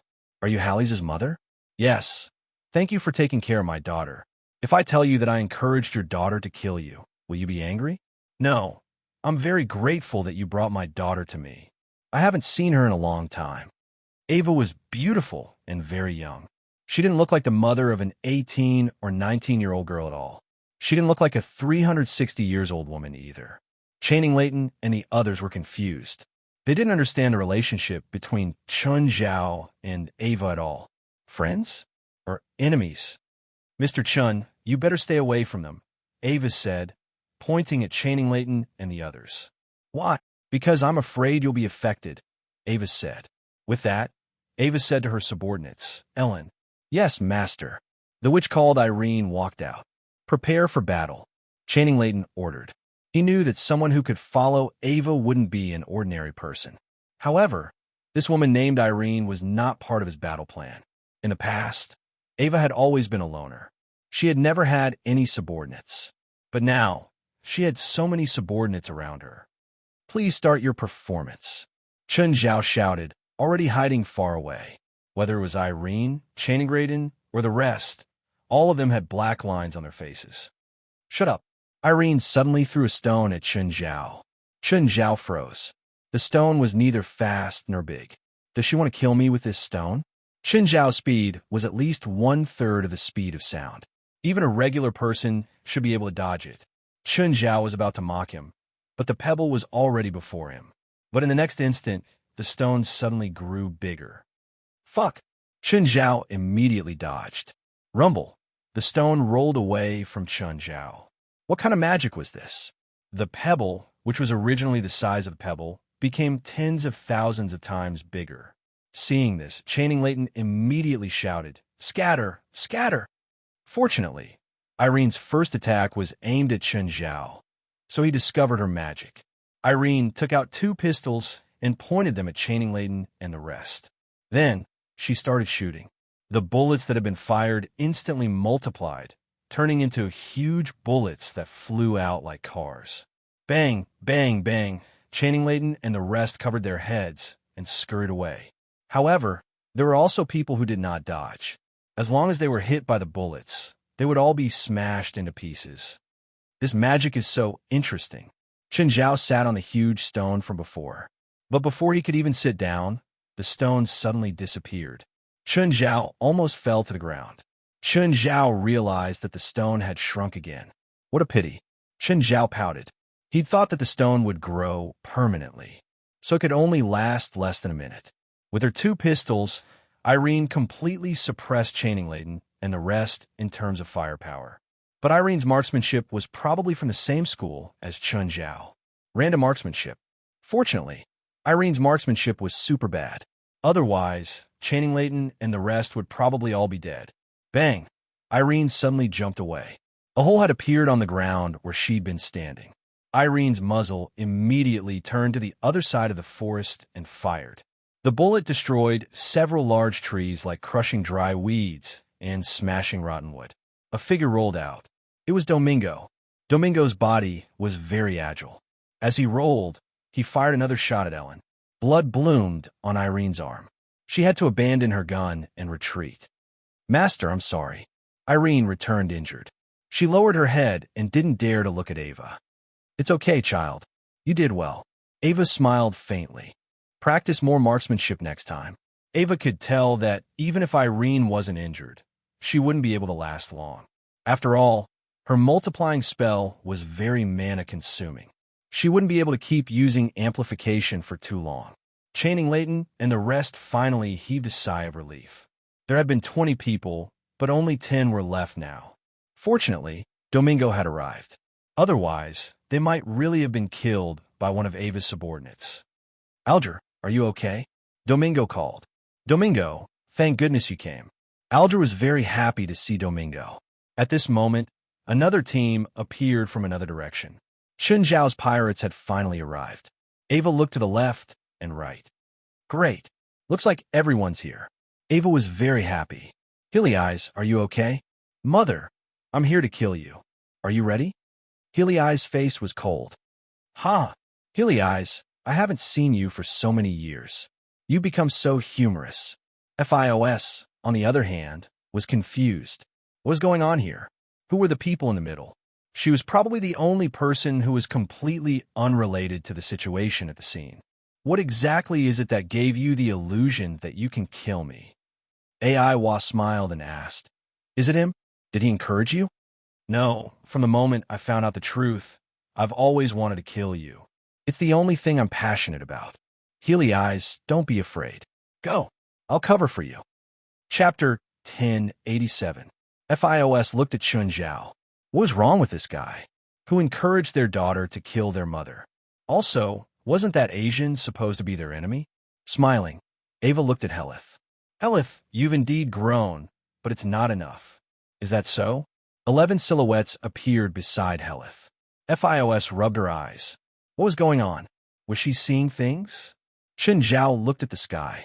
It was broad daylight and the sun was bright.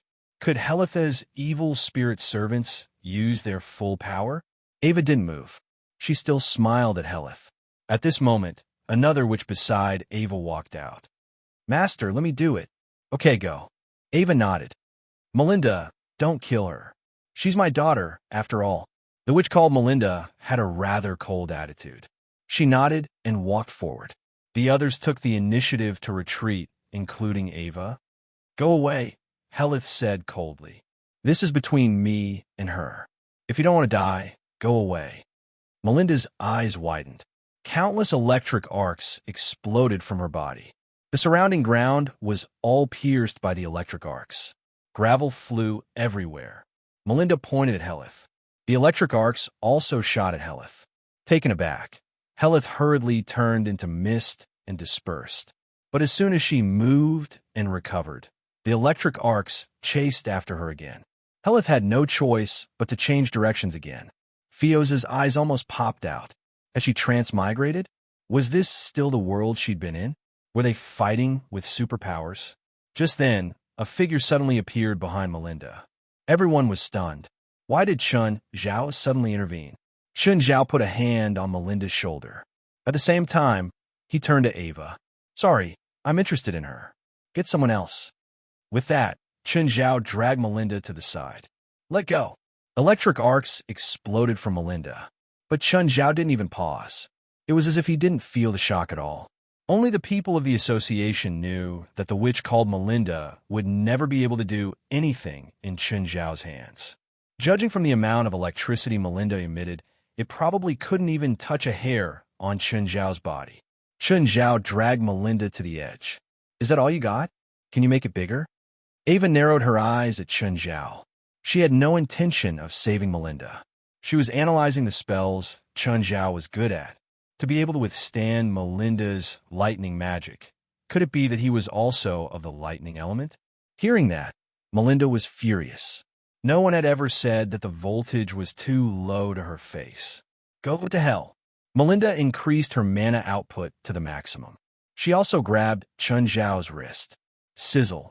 All the electricity surged into his body. But Chun Zhao was still unmoved. Chun Zhao squeezed Melinda's shoulder hard, and she screamed, "Ah, increase it. It's not enough at all." Chun Zhao was charging the eye of the thunder. Sure enough, affected by the pain, Melinda once again increased the output of magic power. By now, Fiona was completely dumbfounded. Her brain was a mess and disbelief was written all over her face. What was wrong with her? Or was there something wrong with the world? Ava looked at Chun Zhao and said to her subordinates, "Go save Melinda. Irene, give Michelle a multiplication spell." Michelle roared, the veins on her body bulging. She was the same type as Gaia. She was tall and strong. Irene endured the pain and gave Michelle a multiplication spell. Michelle's body suddenly grew bigger. Everyone's eyeballs almost fell out. Although Irene's multiplication spell wasn't as crazy as pebbles or bullets, it was still enough to shock everyone. Michelle had turned into a 10-meter tall giant. At the moment, Michelle had turned into a 10-meter tall giant. With every step he took, the ground shook. Chun Zhao grinned and raised his right arm. A bolt of lightning shot out from the mouth of Gluttony. Poof! The bolt of lightning pierced through Michelle's chest and blasted a bloody hole in it. Michelle's huge body fell to the ground and didn't move anymore. Ava's pupils suddenly constricted. What powerful power! He was indeed a lightning element wizard. He'd capture Melinda to absorb her electricity. Luckily, Michelle had tested him. If she'd been hit by him without knowing, she would have been injured too. He and Melinda were both lightning element wizards, but his lightning element spell was clearly much stronger than Melinda's. After all, Michelle was also a strengthening element wizard. With Irene's multiplication spell, his strength had increased by more than 10 times. Even Ava might not be able to kill Michelle instantly, but this man could do it in one move. It was enough to show how terrifying he was. However, now that he knew about his magic, he was no longer a threat to him. As long as she was careful, he wouldn't be able to defeat her. A smile appeared on Ava's face again. Irene sneaked a glance at Ava. Actually, when AI gave her the order to cast the multiplying magic on Michelle, she knew that AI wanted Michelle to die. This was because multiplication magic couldn't be used on humans. No living creature could. Creatures that used multiplication magic would immediately collapse after the magic's effect ended. Ah! Melinda screamed again. Chun Zhao crushed another of her bones. Who told you to stop? Continue. Everyone in the association knew that Chun Zhao had a bad habit. Battlefield disruptor. Whether he was facing a strong enemy or not, Chun Zhao would always have that indifferent attitude.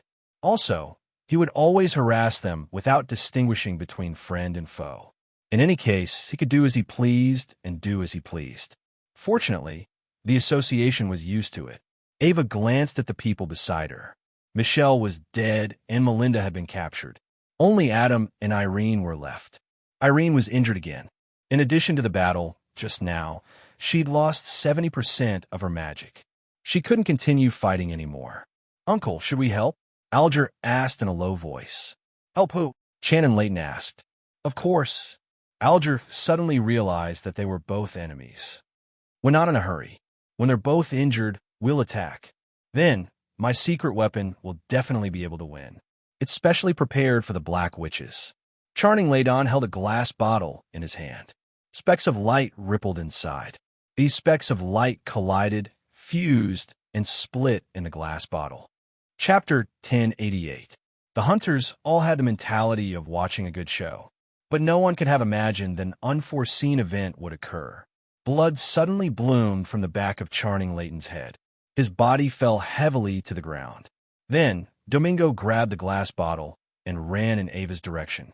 "Master, this is for you." Domingo held the glass bottle with both hands and handed it to Ava respectfully. Shock was written all over everyone's faces. Domingo was a traitor?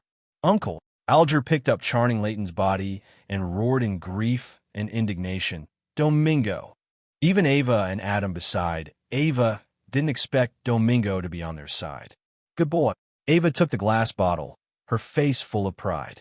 FIOS already knew that Domingo wasn't a good person, but she didn't expect Domingo to do something so shameless. Ava held the glass bottle. It's so beautiful. I didn't expect Layton to care so much about me. He even took out Satan's blood. It must have been hard on him. Ava looked at Domingo, who lowered his head in fear and trepidation to show his respect to Ava. Domingo, you shouldn't have killed Layton so quickly. After all, he's the father of one of my children. The reason why Channing Layton hated Aiwa so much was because they had a past. Of course, Channing Layton didn't know Ava's identity at all at that time. Ava had disappeared after giving birth to their child, and when she reappeared, she snatched their child away. Not long after, Channing Layton received something. His child's corpse. He couldn't imagine what kind of woman she was. Even a vicious tiger wouldn't eat its cubs. This idiom definitely didn't apply to her. Chun Zhao heard Ava murmur to herself. He couldn't help but look at the glass bottle in Ava's hand. The glass bottle looked more like bound starlight. It didn't look like liquid at all. This thing was called Satan's blood? Chun Zhao took out another phone and called the handsome guy. Hey, handsome, is it convenient for you to video call now? Yes. Do you recognize what that woman's holding? Huh, that's my blood. Is it really your blood? Chun Zhao was surprised. Chun Zhao had thought that it was something really awesome, so he named it Satan's blood. But now, the little handsome boy had admitted that it was his blood. Chun Zhao found it hard to believe. Why is your blood in the human world? No, I should say, who can make you bleed? That is the blood I personally bestowed in the ancient era. What's the use? The thing in the bottle in her hand should be able to destroy all life in the 10 mountains, the handsome young man said. Everything can't survive? How do I block it? I can't. The handsome young man replied calmly. Am I unable to block it now? The power in the bottle is calculated in terms of range. Unless you have the strength of a demon king, there is no possibility of resisting it. The killing range will be as large as it can cause. In other words, I'm dead meat. No, I can help you. How are you going to help me? Your power can't seep into the human world, right? As the demon king, the handsome young man's strength was undeniable. Even Samuel could project a tiny clone. But the handsome young man couldn't even send a sliver of his power into the human world. My power can't seep into the human world, but that bottle contains my blood. I can control it. That scared me. Chun Zhao patted his chest. But if your power can't seep into the human world, why can your blood appear here? That's a different concept. All rules have loopholes. If I'm willing to waste my blood, I can also pollute the entire human world, but it's meaningless to me, the handsome young man said. Even if the blood in the bottle is only a millionth of my blood, it can still cause a disaster in the human world. Chun Zhao was speechless. A millionth of his blood could cause a disaster. He was already powerful enough in the human world, but before this power, he seemed so insignificant. Then I can jump again. Remember the spell I taught you? Are you talking about that amazing spell? Yes, the handsome young man said.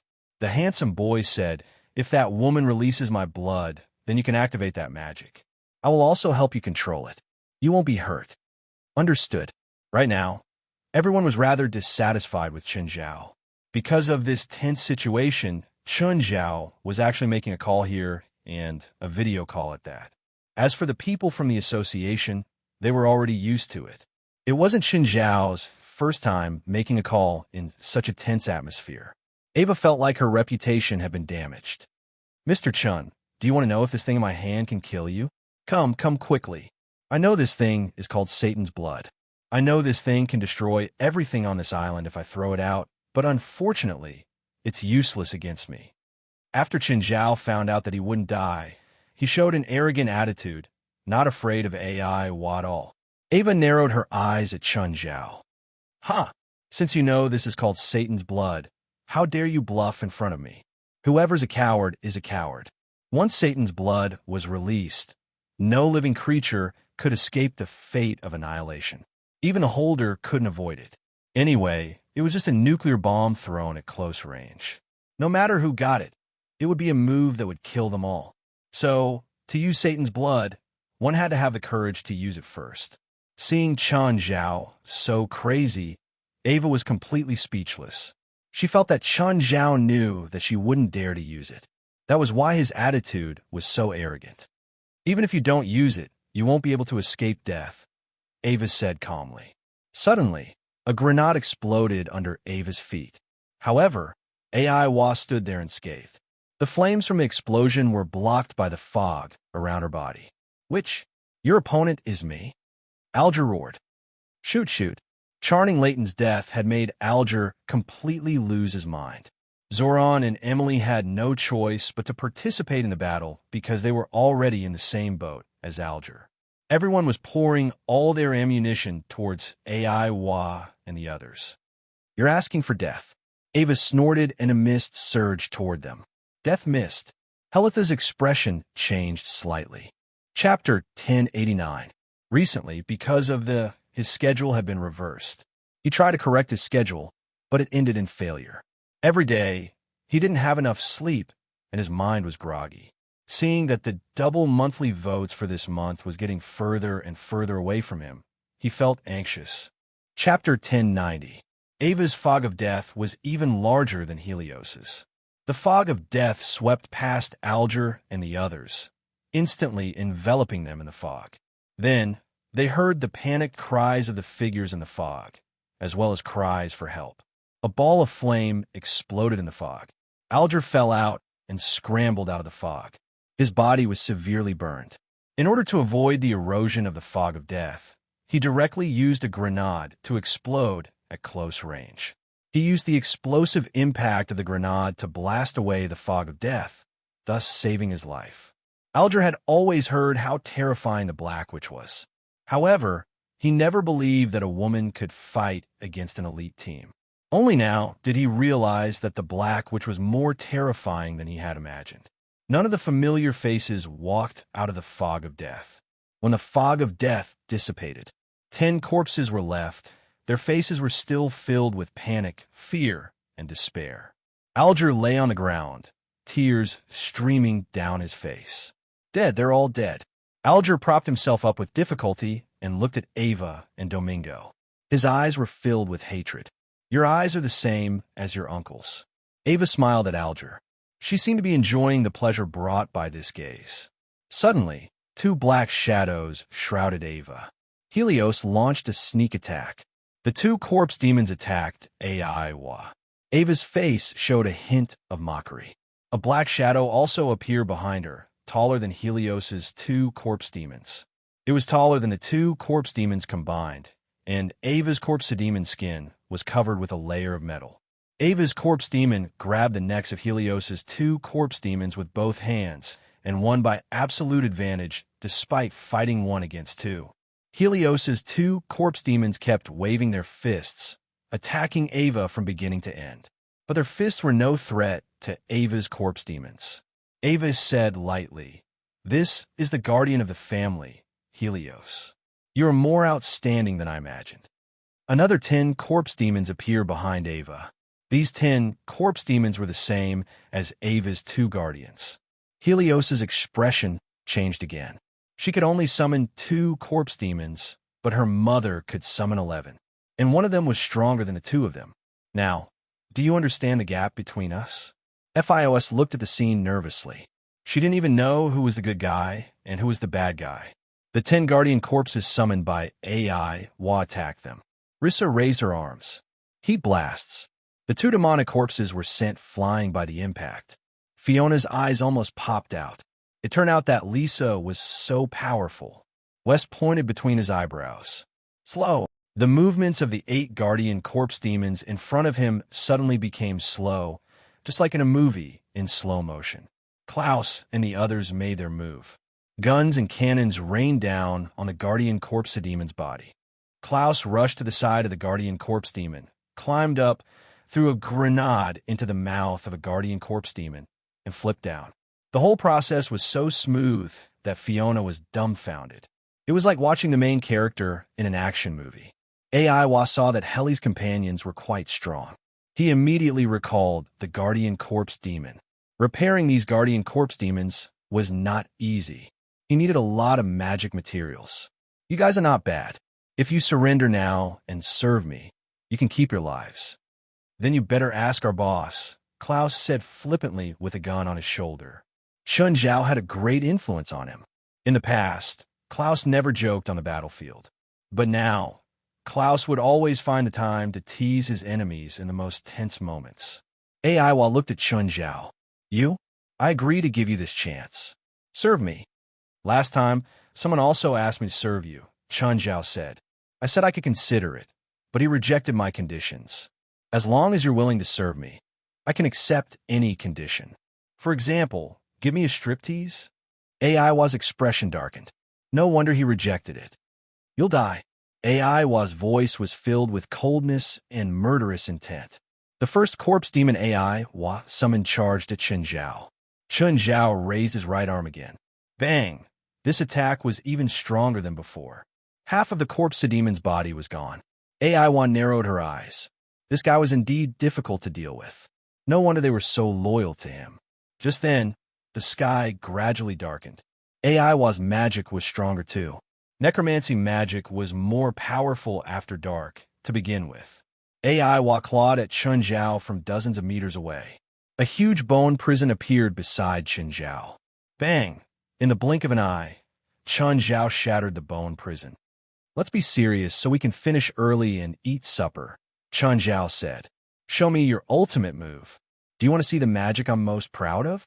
Then I'll fulfill your wish. Ava raised her arms. The magic in her body was being released. Suddenly, FIOS felt her heart palpitate. It was as if something disturbing was about to happen. Just then, a dozen wobbly skeletons walked out of the grass beside the altar. The eyes of these skeleton soldiers shone with green light as they staggered forward. Are you kidding me? This is the magic you're proud of? Chun Zhao said, rolling his eyes. But just then, more skeletons climbed out of the lake. The number of skeleton soldiers kept increasing, and they were appearing from all directions. All the dead on the island seemed to have been awakened by Aiwa. No one is my match on this island, Aiwa said confidently, especially since this is the center of the island. I can easily summon tens of thousands of skeletons. Chun Zhao looked at the surrounding forest and saw even more green eyes in the forest. There were also many green dots of light in the lake. They were climbing ashore. Chun Zhao shot out an electric ball from his right arm. It landed among the skeletons by the lake. Dozens of skeleton soldiers were destroyed, but more and more skeleton soldiers came ashore. I'll ask you one last time. Submit or die. Let's do a striptease. Kill. Crack, crack, crack. Countless skeletons surged toward the altar from all directions. There were too many skeletons. Chun Zhao didn't hold back at all. He would kill as many as came from his direction. Every time he fired it, it brought him great pleasure. But after a dozen shots, Chun Zhao realized that they were a bit muted. Chapter 1091. Chun Zhao looked around. She's gone? Looking back, he saw a few skeleton soldiers dragging Megan away while Chun Zhao was distracted. Seeing that Megan had returned to her side, Ava turned to Chun Zhao. What are you going to do now? Ava had the attitude of a victor. She guessed that Chun Zhao had interfered in the battle between Megan and Helios because he'd realized that Megan could recharge him. Now that Megan was back in his hands, he'd be a lamb waiting to be slaughtered after Chun Zhao ran out of electricity.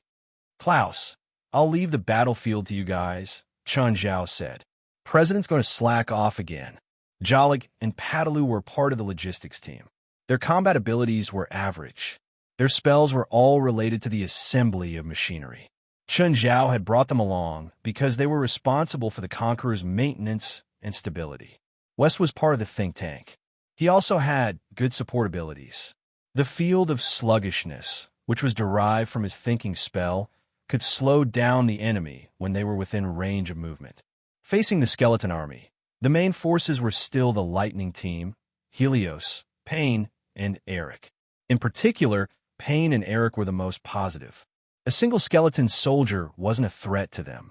But now, they were facing a sea of skeleton soldiers. Even if they had enough guns and ammunition, they'd die of exhaustion. Who knew how many people were buried on this island? It was a huge graveyard. FIOS was already trembling in fear. She should be the most useless one out of everyone. Of course, it wasn't correct to say that she was completely useless. Her battle record was 1 skeleton soldier. Thankfully, she was surrounded by the pirates. She had a pistol in her hand. Lisa wasn't strong either. She'd used up most of her heat energy against the 2 guardian corpse demons. The sky was dark again and the temperature was much lower. The amount of heat she could absorb was very limited. Moreover, if she absorbed heat energy without any worries, the first to suffer wouldn't be the enemies, but her companions. As a result, her usefulness on the battlefield was very limited. Ava looked at the battlefield and then at Chun Zhao, who wasn't involved. Ellen, how's your mana recovery? I've recovered 30% of my mana, Ellen said. AI was summoned a guardian corpse demon and said to Ellen, give it multiplying magic. Master, I'm afraid I can only use multiplication on such a large body once. Once is enough, Ava said indifferently. That was the only value Ellen had left. Irene could only cast amplification on the guardian ghoul. The guardian corpse demon, who was originally 5 meters tall, transformed into a 15-meter giant after using the multiplication spell, which was even bigger than Michelle. After using magic, Ellen's body became even weaker. Under Ava's control, the corpse demon charged toward Chun Zhao. Everyone held their breath and looked at the giant in disbelief. But before the giant could reach Chun Zhao, he suddenly tripped and fell in front of Chun Zhao. Chun Zhao lifted the bronze sword and cut off the giant's head. The people from the association looked as if they had known this would happen. Ava's expression was completely frozen. She had actually used this to test Chun Zhao. She didn't know if what Chun Zhao said about running out of electricity was true or not. Thus, she didn't dare to attack Chun Zhao first. That was why she used Guardian Corpse Demon and Multiplication Spell to test him. To her, if Chun Zhao really ran out of electricity, he would definitely be killed. If he didn't, then he would have to use the last bit of electricity to kill him. But the result made her jaw drop. The Guardian Corpse Demon actually tripped, which was something that had never happened before. In the end, Chun Zhao even cut off the Corpse Demon's head. You just here to die, right? Chun Zhao sneered. Aiwa's face was green. She summoned the remaining Corpse Demons again. Kill him. Chun Zhao turned and ran. Guardian Corpse Demon chased after him. Chun Zhao ran into the small forest. Naturally, the Corpse Demon followed him. But in less than 30 seconds, Chun Zhao walked out. But those Corpse Demons didn't come out again. Aiwa's pupils suddenly contracted. What happened? How did he destroy those Corpse Demons? Aiwa's heart ached when her Corpse Demons were all destroyed. But now wasn't the time to feel heartache. I want you to die. Can you do it? On the other side, the people from the association were in a tough battle. The Lightning Squad's ammunition was starting to run out. The others had used up more than half of their mana too. No, we can't continue like this. Move toward the president. Everyone started moving toward Chun Zhao consciously. President, we can't hold on anymore. I can still fight, Helios said. She had the most mana right now. After all, she'd absorbed the mana of 12 siblings.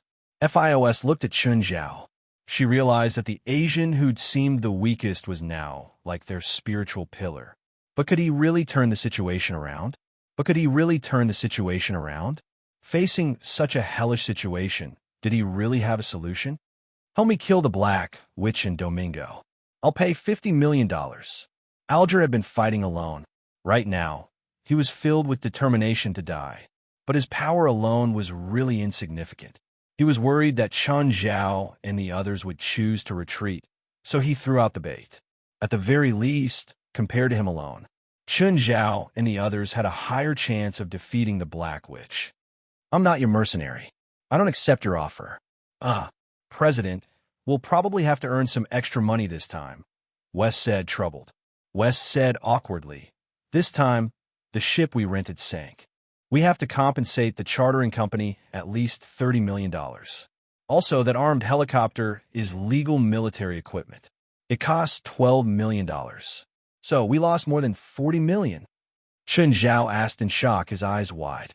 Wes nodded, troubled. This doesn't include our labor costs. Chen Zhao turned to Alger. How do you plan to pay? Do you have the money? My uncle is dead. I'm the only heir to the family business now. Alger wasn't happy about this. He kept blaming himself for trusting the wrong person. A friend he knew had killed his uncle. Because Charnington didn't have any children, he'd always raised and taken care of Alger like his own. Chapter 1092. Do you want him alive? That traitor, Chen Zhao asked.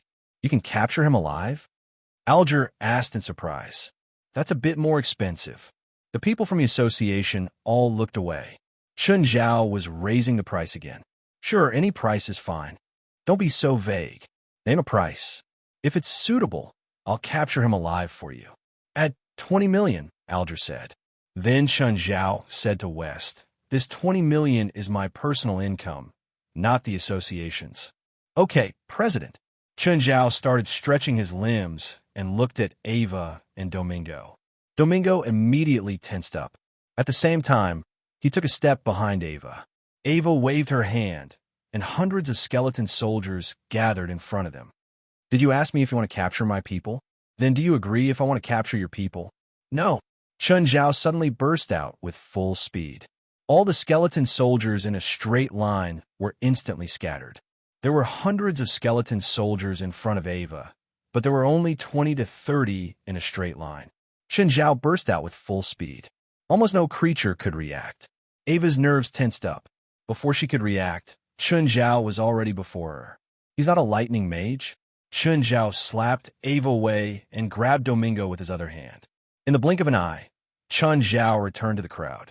FIOS stared at Chen Zhao in disbelief. What happened just now? Alger was also dumbfounded. Shock and disbelief were written all over his face. Then he looked at Domingo in Chen Zhao's hand. Domingo wasn't dead, but without any protection, he had to endure the high-speed air pressure. He felt like his entire body was falling apart. He couldn't even stand up. He's yours now. Chen Zhao tossed Domingo before Alger. Ava covered her face and stood up. She was also shocked. What's wrong with this man? What's with that monstrous speed? President, I want him alive too. I want to kill that woman with my own hands, Helios said. No problem. Chen Zhao was always generous with his subordinates' requests. Ava immediately gathered all the skeleton soldiers together. He had seen Chen Zhao's speed. She really had no confidence in dealing with that kind of speed. The only thing he could do now was to increase the density of the space around him and slow him down. The entire altar was already filled with densely packed skeletons, surrounding AI, Wa, and the rest. Turn around. 3 seconds, Chen Zhao ordered. He really didn't want his clone to be naked in front of his subordinates. This was truly damaging to the president's reputation and prestige. Rissa pulled FIOS, who was still in a daze. Do you want to die? FIOS quickly turned around. 3, 2, 1. Done. When FIOS turned around again, she saw that there were 12 clones around Chen Zhao. Every doppelganger was wearing tight clothes. Kill. The 12 clones moved in unison. The 12 clones were 12 unstoppable monsters. They killed their way into the group of skeletons as if they were crushing dry weeds and rotten wood. Although the number of skeleton soldiers was astonishing, if they were piled up together, they would lose their advantage in numbers. After all, they couldn't even move the skeleton soldiers on the inside. Moreover, their bones would collide with each other or entangle with each other. The killing efficiency of the 12 clones was simply too high. Aiwa's expression was solemn. If this continued, all the skeleton soldiers she summoned would be killed. She had to stop the clones from sweeping through. Aiwa directly released the death mist. Seeing the death mist cover over, Chen Zhao raised his right arm. The mouth of gluttony opened. More than half of the death mist was devoured by the mouth of gluttony. Black Alice, the rest is yours. Assimilate as many as you can. Yes, President. Alger looked at Chen Zhao. So this man was the real boss. Someone as strong as Aiwa was a centuries-old legend. Before this man, she actually couldn't resist at all. Adam's face was also filled with shock. This was the first time. It was the first time he saw his mother being restrained by another person. Aiwa was also a bit panicked now. because she realized that she couldn't understand what magic element Chen Zhao had at all. But she didn't completely admit defeat. Go die. AI finally took out her trump card. Above the altar, 10 ghost ships appeared. On the ghost ships, countless evil spirits were roaring, letting out sharp and terrifying howls. In total, there were about 4,000 to 5,000 evil spirits on the 10 ghost ships. Seeing this scene, everyone's expression changed. Even Adam and Ellen felt that AI was invincible. Although Chen Zhao had displayed great power earlier, but facing AI's true killing move, it still seemed insignificant. Seeing these ghost ships, Fiona immediately thought of the attack they'd encountered on the sea. Do you really think you can beat me? AI looked at Chen Zhao. You're too naive. What happened earlier was just an appetizer. The war has just begun. Chen Zhao silently took out a perfect angelic crystal. With a smile, he said, "Coincidentally, I'm also warming up." Stubborn. I hope you can still say this to me so easily later. I'll just stand still. If your ghost ships can make me move one step, then I lose. Chen Zhao crossed his arms. Mr. Chen, these ghost ships are very scary. Don't be careless. Alger felt that Chen Zhao was too arrogant. He'd seen how scary the ghost ships were with his own eyes. He felt that even Chen Zhao had to face them seriously. He shouldn't be arrogant and face them with such an arrogant and contemptuous attitude. It's none of your business. Why do you care so much? West glanced at Alger. Alger immediately shut up. He couldn't help but curse inwardly. My good intentions aren't rewarded. Let's see how your boss dies later. However, Alger clearly didn't understand the inner thoughts of the people of the association. If AI had summoned 10 warships, she might have been able to defeat Chen Zhao. However, she had summoned 10 specter ships. She definitely didn't know that Chen Zhao's strongest ability was to restrain spirit bodies. In the past, when Chen Zhao faced spirit enemies, he'd often let Blackie fight. But this didn't mean that Chen Zhao couldn't deal with spirit bodies. Plus, to Chen Zhao, the most effective way to deal with spirit bodies didn't even need to fight. He could use angelic crystals directly. Normal spirit bodies would be turned to ashes by the light emitted by angelic crystals. As for perfect angelic crystals, they were obtained from monster-level enemies. Perfect angelic crystals were like nuclear reactors. They didn't need to receive light. Chapter 1093. At Ava's command, the 10 ghost ships rammed into Chen Zhao. The association members all stood behind Chen Zhao, even though they were very confident in Chen Zhao. Although they were very confident in Chen Zhao, their hearts were still pounding when they faced the 10 ghost ships. If Chen Zhao couldn't stop them, they would probably die too. But just then, the first ghost ship that approached Chen Zhao showed signs of disappearing without any warning. First, the bow disappeared.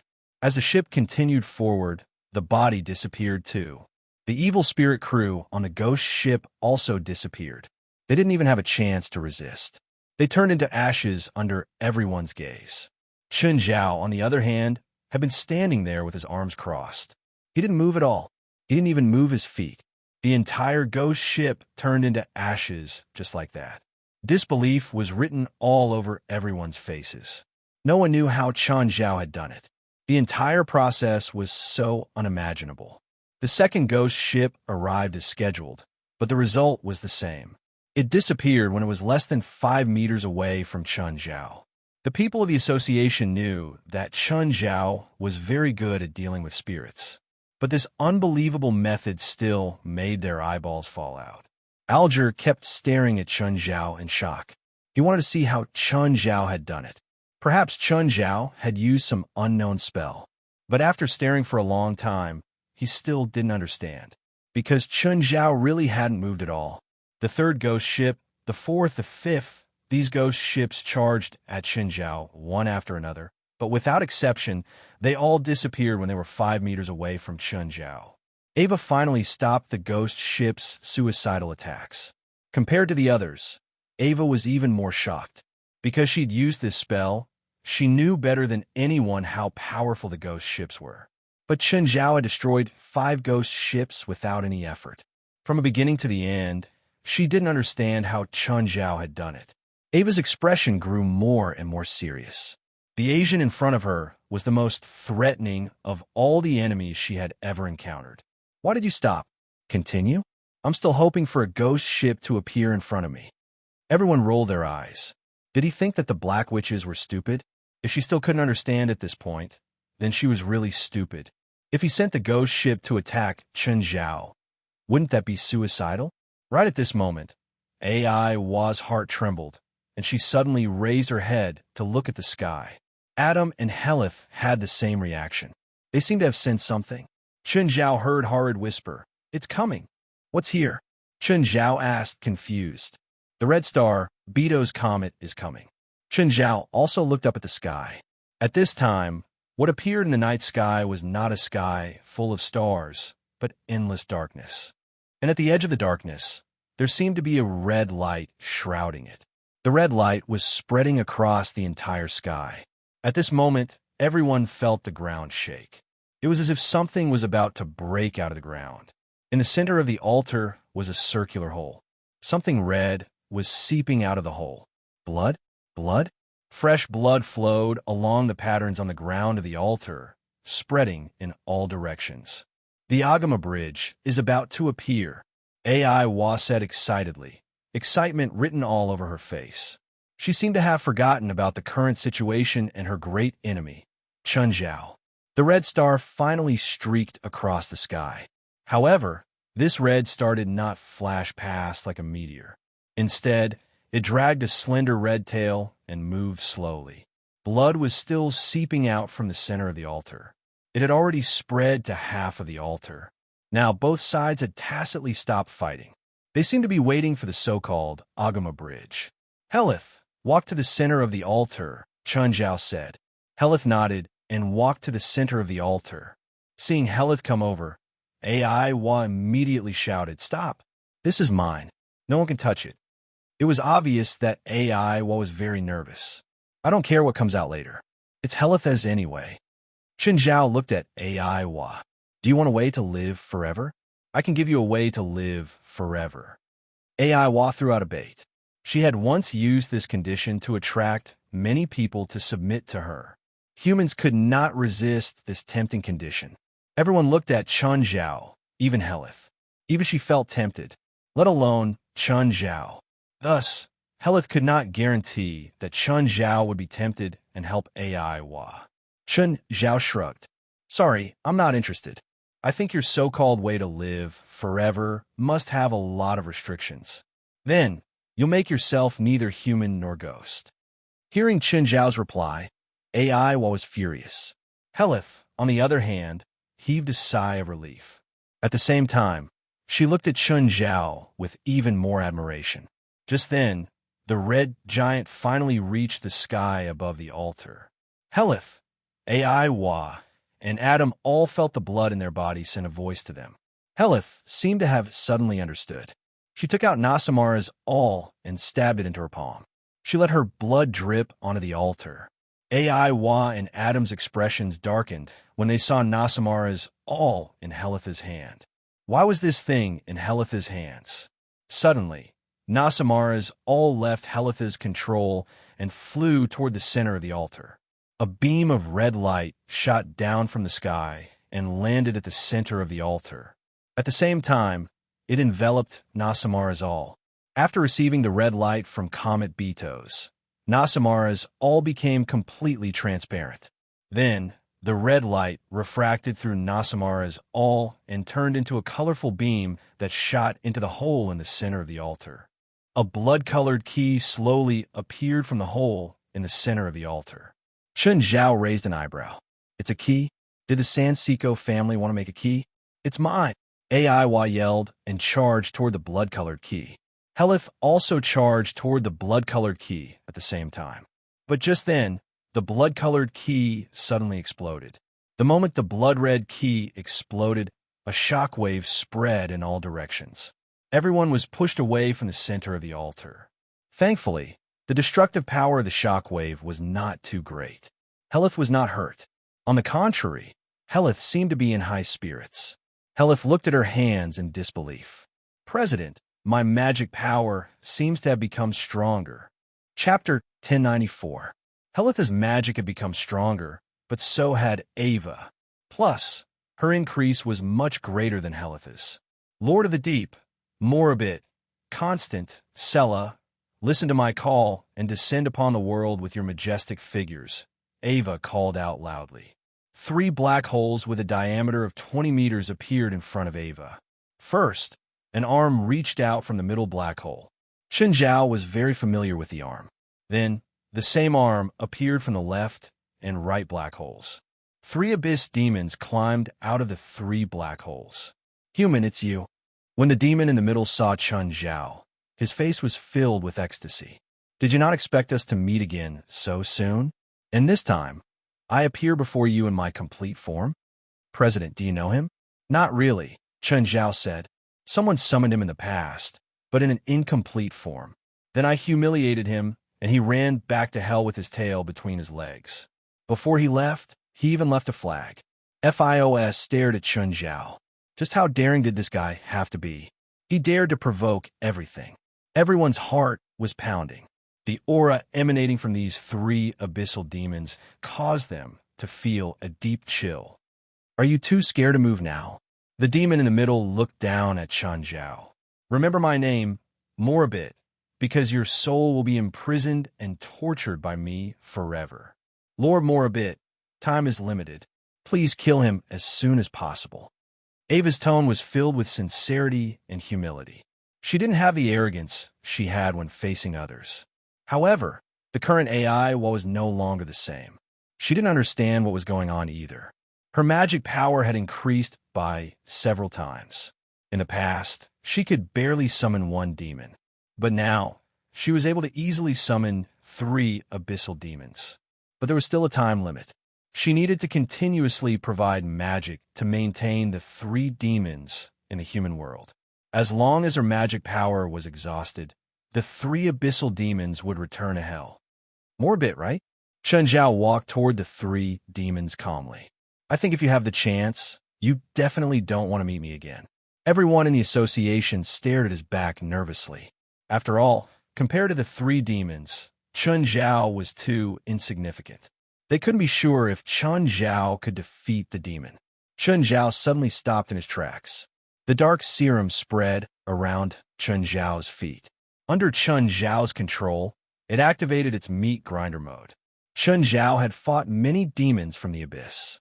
Chen Zhao clearly remembered all the abilities of the demons from the abyss, including their power, their magic, and even their mana. Countless black blades swept towards Morabit. Before Morabit could react, his feet were shredded by countless dark blades. The meat grinder mode was called the meat grinder, just like the name Chen Zhao had given it. As long as one fell into the blade of the dark serum, they would definitely be ground to pieces. Morabit let out a blood-curdling scream. As his legs were crushed, his body fell to the ground.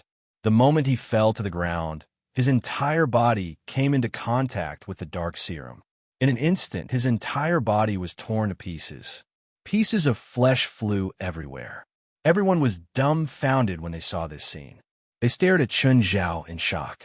Even the other 2 demons, Consta and Sela, were shocked by Morbit's tragic ending. Ava couldn't believe this result either.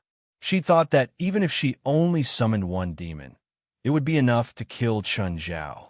The reason why she had summoned the 3 abyssal demons was to show off her powerful strength.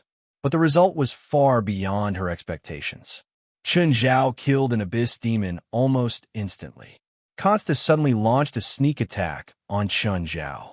His eyes glowed with green flames. It hit Chen Zhao, and he was blown away. Great! Aiwa cried out in surprise. The association stared at Chen Zhao worriedly. However, Chen Zhao stood up again as if nothing had happened. The association also heaved a long sigh of relief. Chen Zhao suddenly sped up. He was so fast that the naked eye couldn't catch him. Chen Zhao leaped up and charged at Consta. The mouth of gluttony and eye of power opened at the same time. Chen Zhao's right arm turned into a foundation hammer, and he punched. Consta turned into a headless corpse and fell to the ground. Everyone was scared silly, including the remaining abyssal evil demon, Sela. Why did this happen? Why did I encounter such a monster? Aiwa thought. Sela thought the same. Do you know that you three aren't the only demons I've met? Chun Zhao grinned. Let me count how many demons I've killed. I think there are more than 10. Hurry up and send me back to hell, Sela cried in terror. I don't want to face this guy. Hurry. Everyone stared at Chun Zhao in disbelief, as well as Sela, who was scared out of her wits. A man who could scare a terrifying demon into peeing his pants. It was Fioza's first time seeing a supernatural battle. Her heart was also filled with shock. I've never let go of any abyss demon that appears before me. Chun Zhao took out his zither and 12 stone swords. Just then, Horace said, President, can I leave the corpse intact? Chun Zhao thought about it and nodded. Sure. Then Chun Zhao put away the zither and 12 stone swords. Glancing at Sela, the dark serum suddenly pounced at her. Sela struggled, trying to break free from the dark serum. But all his struggles and efforts were in vain. The more he struggled, the faster he fell. In the end, his huge body completely sank into the dark serum. Ava, Adam, and Ellen's limbs were all cold. They looked at Chun Zhao with fear and despair. The man before them was indescribably terrifying. Even an expert as strong as Aiwa seemed so helpless when facing this man. Ms. Ava, do you have any other trump cards? If not, we can settle the score. No, it should be between you and Horace. Ava picked up Satan's blood. Don't come over. If you come over, I'll release Satan's blood. Chun Zhao ignored Aiwa and continued to walk toward her. Chapter 1095. Whoever's a coward. Chun Zhao sneered with an indifferent expression. Come, don't say that I didn't give you a chance. If I wanted to steal it, would Satan's blood still be in your hands? So I don't care if you let it go or not. Actually, I hope you do. President, stop joking, Alice shouted. You can take it, but we can't. Alice, what's the use of Satan's blood? Within 10 miles, everything will be destroyed. Any living being. Alice said, there's no chance of survival. The people of the association were shocked and looked at Chun Zhao worriedly. Ava seemed to have caught Chun Zhao's weakness. You can be afraid, but what about your subordinates? They don't have your abilities. I'm sorry to disappoint you again. I have the ability to protect them. What exactly do you want to let me go? Ava's eyes were filled with anger and conflict. What she was looking for now was nothing more than a chance of survival. But Chun Zhao's attitude was firm. He didn't want to negotiate with her at all. Your life and death will be decided by our Helith. Daughter, do you really have to force me to death?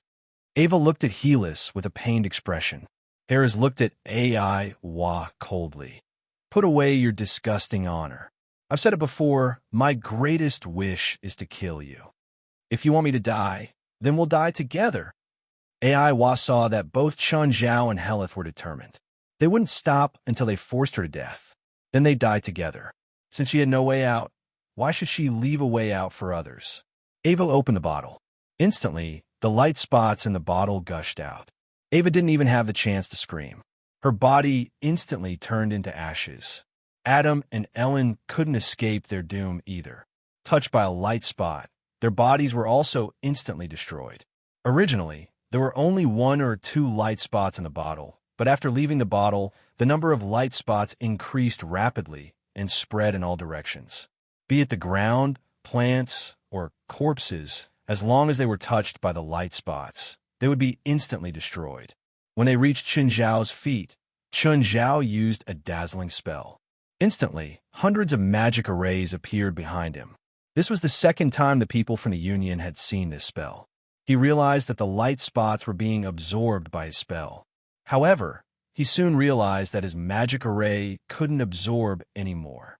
However, at that moment, the light began to shrink and converge into a single light. Finally, the speck of light disappeared into the darkness. Alger stared at him in shock. The blood of Satan had been passed down in his family for generations. According to the family's internal records, the blood of Satan was just as Aiwa had said. No one could resist it and annihilate all life. However, Chun Zhao had blocked Satan's blood. Previously, Alger had thought that Chun Zhao was bluffing. But after witnessing this scene, he was completely speechless. Chen Zhao turned his head and looked at Helios. I'm sorry that your mother didn't make it to you alive. It's fine, guild leader. I know this isn't your fault. Suddenly, Chen Zhao saw the transparent Naxamara all. Chen Zhao was surprised that Nasamara's all hadn't been destroyed. Chen Zhao walked up to pick up Nasamara's all. But the next moment, Nasamara's all shattered like glass. A white key landed in Chen Zhao's hand. Key. Another key. Holding the key, Chen Zhao studied it carefully. Nasamara's all was originally a key, right?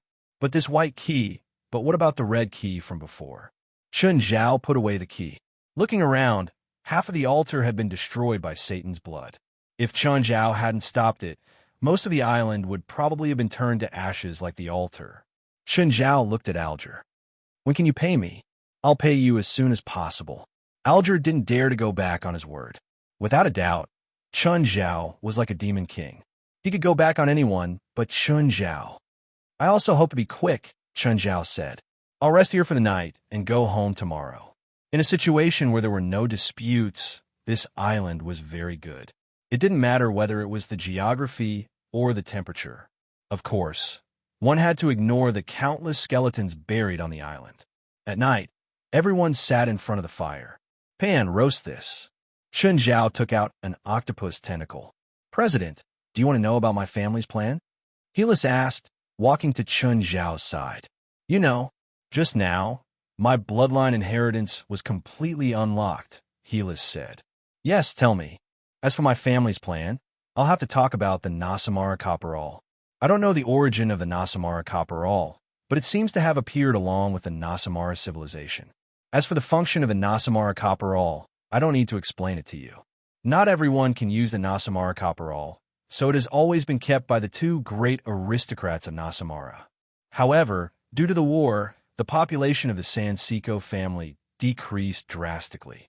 Then, the patriarch took the lead and started this plan to imitate the Nasamara Copperall, a Copperall that is only suitable for the Sansiko family. Chen Zhao suddenly realized that the blood-red key was a replica. So what happened? Of course it failed, Harold said. The red key that appeared just now is the so-called imitation. Was it a replica? Chen Zhao was a bit disappointed, but he didn't think too much about it. Including the white key he'd just obtained, he now had 5 keys. However, he only used 2 keys now. The first golden key could allow him to adapt to most environments. However, he had yet to figure out what effect the second key had had on his body. Chen Zhao fell into deep thought. President, our ship is overturned. How do we go back now? West asked. My uncle's ship is still parked outside the island, Alger said. But it's an armed ship. It can't get close to the mainland. I can send it to Hawaii. That works too. Go to Hawaii and then take a plane back to L.A. Chen Zhao nodded. I'm going to Hawaii too, Fuss said. There were 5 of them this time. Only she and Alger were left. FIOS didn't know what she was thinking. This journey had also allowed her to see another world. Chapter 1096. You definitely don't want to know, Chen Zhao interrupted from the side. He'd seen how Alger had dealt with Domingo. Chen Zhao didn't even want to hear about it. Oh, are there any treasures on the island? It's happening again. The president is going crazy again. Should we use this time to go and see if there's anything valuable on the island? Chen Zhao suggested. Thankfully, Horace said, yes, Nasamara's treasures, but to us in the modern world, they're not worth much. After everyone fell asleep, Chen Zhao climbed onto the hill and sat down. He was studying the white key. He'd studied the key in his hand countless times. He'd dripped blood to recognize it, send in magic, or use his spirit to leave his body. These were all basic operations. Occasionally, Chen Zhao would roast the key over a fire or soak it in water. He tried to activate the key. Unfortunately, it didn't work. The sun was rising. Holding the key, Chen Zhao aimed the keyhole at the sun. Through the keyhole, sunlight shone on Chen Zhao's eyes. Chen Zhao remembered last night when Comet Betos had arrived. Nasamara's Copperall, the white key's predecessor, had reacted. Logically speaking, the white key should be effective against starlight. No, Comet Betos didn't glow and wasn't red. Comet Betos glowed red because after entering low Earth orbit, It rubbed against the thin air and produced the red light. At that time, Comet Betos should have been completely burning. But to confirm his guess, he had to wait another 159 years. He had to wait until Comet Betos arrived again. So, this idea wasn't reliable. Chun Zhao didn't have that long. He didn't have that much time. If he could simulate that red light, could he activate the white key? Just then, the people in the tents below started waking up one after another. "President, we're leaving," the people below called out. Chun Zhao waved his hand and walked down the hill. "President, you didn't sleep at all last night?" "Yes," Chun Zhao said. "I was thinking about something." After boarding Alger's ship, the armed ship set off. "Lisa, come here." "President, what's up?" "Is there any way to deduce Comet Betos' composition with current science?" Chun Zhao asked. "Using the simplest method, I can roughly determine the composition of Comet Betos." Lisa said, "Comet Betos burns due to friction with the air, producing a red light. Therefore, Comet Betos should have a large amount of calcium oxide, which produces a red light after burning. Therefore, after friction with the air in low Earth orbit, the calcium oxide produced a violent chemical reaction and broke down into oxygen and calcium, causing the red light." Calcium oxide? Is it quicklime? Is there quicklime in nature? Calcium oxide should be considered a synthetic material and was not flammable. Of course, it was not absolutely non-flammable. Under special circumstances, calcium oxide could decompose into oxygen and calcium. This is only based on the periodic table of elements on Earth. After all, Betos' comet doesn't belong to Earth, so no one knows if there are elements outside of Earth in Betos' comet. Therefore, it's also possible that it's caused by something that doesn't exist on Earth. "When we get back, get some quicklime." "What are you doing?" "Doing some research," Chun Zhao said. After leaving Nasamara, the armed ship entered the violent sea again.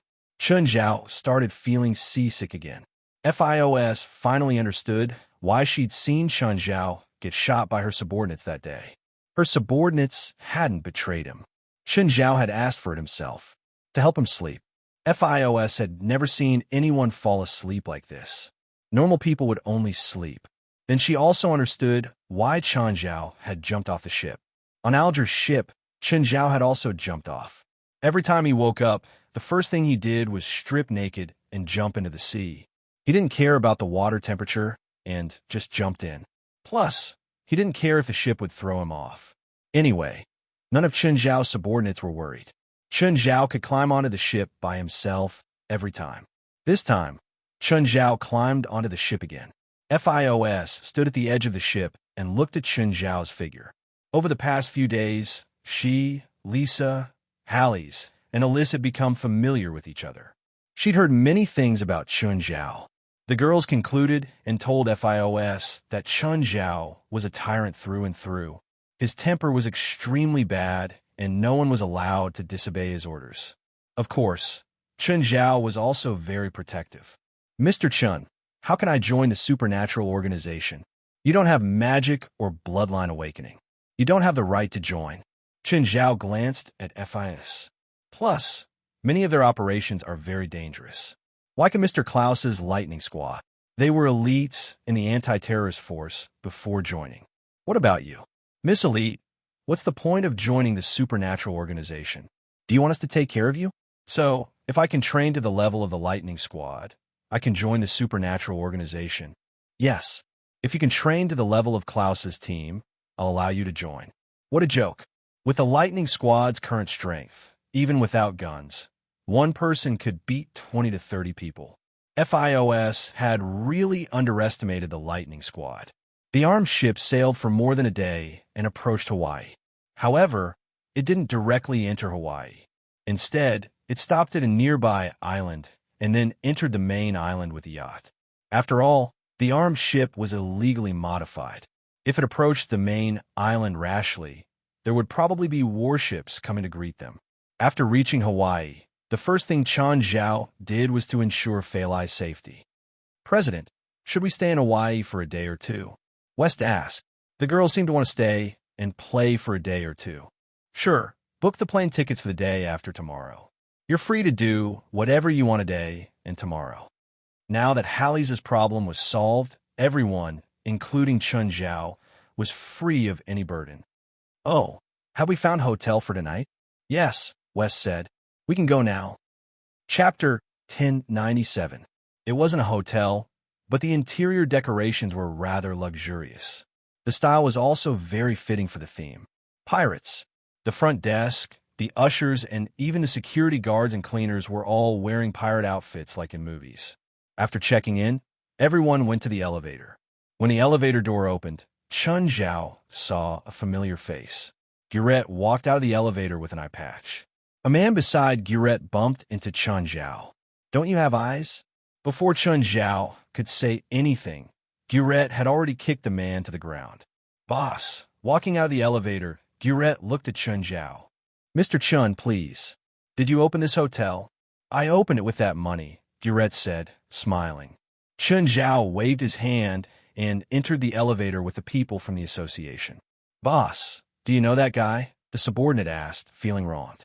Gurette knew that whenever his subordinate saw a woman, he couldn't help but use this method to provoke the man beside him. Most of the time, this method wouldn't get him a woman's favor, but he still liked it. He felt that this was how a man should be. Gurette looked at his subordinate. "Next time you want to provoke someone, you better know who you're talking to. Otherwise, you might die without knowing why. Is that Asian some big shot? A politician or a gang?" "Butcher," Gurette said indifferently. "All of us combined might not be as many as him." Hearing Gurette's words, the subordinate paled in fear. Most of the people in the hotel were members of Gurette's pirate crew. Basically, everyone had blood on their clothes. But hearing Gurette's words, the subordinate knew that he'd offended someone important. "President, do you know that woman?" "Pirates in this area," Chun Zhao said indifferently. "Is this hotel really opened by pirates? Then would they?" "No, this hotel is very clean. It should be a proper business. Plus, they wouldn't dare to do anything to us." Thinking about it, everyone felt that Chun Zhao's words made sense. What was so scary about pirates? No matter how scary they were, could they be scarier than their president? In their eyes, no one was scarier than Chun Zhao. Wes knew how to behave. He booked a luxurious suite for Chun Zhao. After showering, Chun Zhao planned to lie down and have a good rest. Over the past few days at sea, Chun Zhao hadn't had a good night's sleep. This time, he could finally have a good sleep. At this moment, there was a knock on the door. Chun Zhao opened the door bare-chested. He saw Gu Lai standing at the door. "What happened to your eyes?" Gurette pulled down his blindfold. "Nothing much. It's just to fit in with the hotel's theme." "Mr. Chun, won't you invite me in?" "Come in." Chun Zhao moved aside. Gu Lai came in with a bottle of wine. "Do you want a drink?" "No. You must have something to talk to me about. I like to talk when I'm awake." "Mr. Chun, I won't trick you." You are a pirate." "All right, I don't dare," Gu Lai said calmly. Chun Zhao kept smiling. He wouldn't believe Gurette's words. Gurette was a vicious pirate. She had done many things like murder and arson. "All right, you don't have to be so courteous. Just tell me, what do you want from me?" "Mr. Chun, do you know about the Battle of the Great Ring Trench 3 years ago?" "Battle of the Great Ring Trench? You mean war?" "No," Gurette said. "It's about the 4 tons of gold that Citibank transferred to the European branch. The transport plane crashed when it flew above the trench. The forces and pirates nearby all wanted to take the gold for themselves, so it started the battle. So the owner of the gold, Citibank, never thought about taking it back. After all, with Citibank's wealth, they can totally hire a strong armed force and take back the gold. Unless the country intervenes, no one can compete with Citibank's wealth. Of course, Citibank hired 2 cruisers from the Navy. It was also because of the addition of the 2 cruisers that the situation became more tense at that time. The battle finally broke out after the gold was salvaged by the warships. The 2 Navy warships were sunk. Chun Zhao couldn't help but look up at Gurette. Someone really dared to attack the government's Navy? The American Navy was known as the strongest in the world. Moreover, the American government had always been vengeful. If 2 cruisers were sunk, this wouldn't be over. What about the gold? Who got in the end? No one got it, Gurette said. How is that possible? It can't be that everyone died together, right? The biggest pirate group in the Pacific took the gold, Big Belly. What a weird name. Can someone really tolerate their pirate group's name? Aren't they afraid of being laughed at? They're a family pirate group, Guret said calmly. Big Belly has 400 years of history. They're the oldest pirate group. Fine. What are you trying to say? You want to fight with me for the 4 tons of gold? Big Belly has already been destroyed. Destroyed? Why? Didn't you say that they have 400 years of history? They were too confident and arrogant. They suffered from the government's revenge. After that battle, the American army found the island they were hiding on and bombed it. The entire island was almost flattened. So the gold should be in the government's hands too, right? No. Although the American army destroyed Big Belly, they didn't get the gold. On the contrary, the Navy that participated in the operation also suffered heavy losses. Why? In the face of a fleet, I'm afraid no private organization will be able to fight back, right? Big Belly has lived on Nanshi Island for generations. Just like me, they've been haunted by the curse of pirates for generations. They're also guarding the same seal, but the American bombing unlocked the seal. Nanshi Island and the surrounding waters have completely turned into hell. Countless monsters occupy that area. No one can go near that area anymore. Not interested. Chen Zhao shook his head. Why? Guret asked. She'd been very confident in convincing Chen Zhao. Moreover, Chen Zhao was the most suitable partner she could think of. Chen Zhao kept his promise. As long as she wasn't two-faced, he wouldn't take her share for himself. Plus, Chen Zhao was powerful. He was also the most capable and most likely to deal with those monsters. Chapter 1098. It's not worth it, Chen Zhao said. What was the price of 4 tons of gold? It was probably around $160 million. If Chen Zhao and Guret worked together, they'd get 2 tons of gold, which was around $80 million. If he could actually earn $80 million, Chen Zhao would go through mountains of daggers and seas of fire. But he couldn't actually earn $80 million. That was gold that couldn't see the light of day. Risvar had helped Chen Zhao deal with the gold last time. Risvar had been the one who'd helped him deal with the gold last time. But the real fee wasn't a small amount. The lowest was 30%. Such a huge cleanup would be 40% or even 50%. In other words, all the hard work he had put in had been earned by the agency. Chen Zhao would rather not have anything than do such a thankless job. So, he rejected it decisively. No. Why? Tens of millions isn't worth it, Chen Zhao said honestly. Actually, Chen Zhao didn't want to work for the agency. If it was just to earn tens of millions, Chen Zhao would be happy to do it. But he couldn't accept giving half of the money to an unrelated person. Mr. Chen, I think you're mistaken. It's not just 4 tons of gold. Not just 4 tons? Didn't you say it yourself? I'm talking about Big Belly's 400 years of treasure, Guret said, his eyes flashing. 400 years of treasure? How much is that? Conservatively speaking, no less than $500 million. Hearing this number, Chen Zhao was conflicted again. To be honest, Chen Zhao was tempted. But if he had to turn these things into money and then launder them, he'd have to earn a lot more from the agency fee. This made Chen Zhao feel very pained. In the end, Chen Zhao could only get 1/3 of the value of everything. Of course, Chen Zhao knew why the agency fee was so high. Actually, they'd taken a huge risk, but Chen Zhao still couldn't accept it. Wait, I need to make a call first. Then I can decide if I want to work with you or not.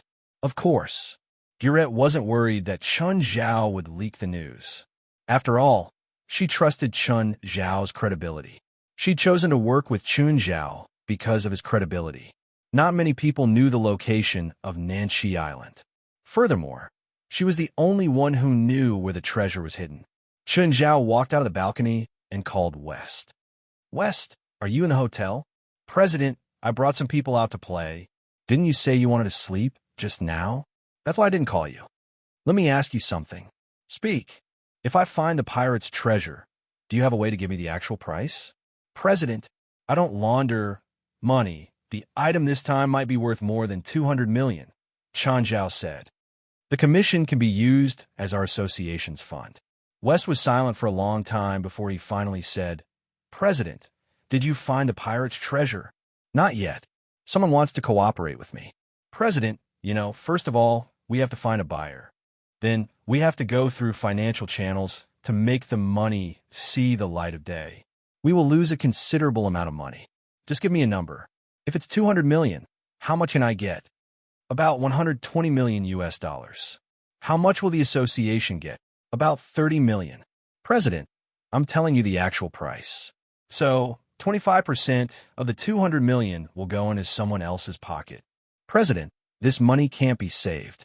I found a legal channel, but they won't work for us for no reason. Chen Zhao thought about it. West was the safest channel and also the one that offered the highest price. There couldn't be a channel that was cheaper than West.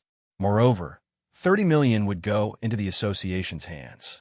Relatively speaking, it was the most valuable channel to turn illegal into legal. After hanging up, Chen Zhao walked into the living room. When do we leave? Chen Zhao asked. We can't move right now, Guret said. Why? Nanshi Island's location is very special. It's submerged in the sea for half a year. Only when the Pacific Ocean flows west and the water level drops with the island surface. We have to wait for half a year.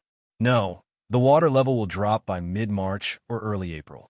We can go to the island then. Sure. Let me know then. You have my contact number, right? Yes. What do I need to prepare? Chen Zhao asked. Prepare for battle. Not only on land, but also in the water. We might face a huge test as soon as we get close to the sea. Chen Zhao was really looking forward to it. Of course, he wasn't looking forward to the battle. He was looking forward to the rewards.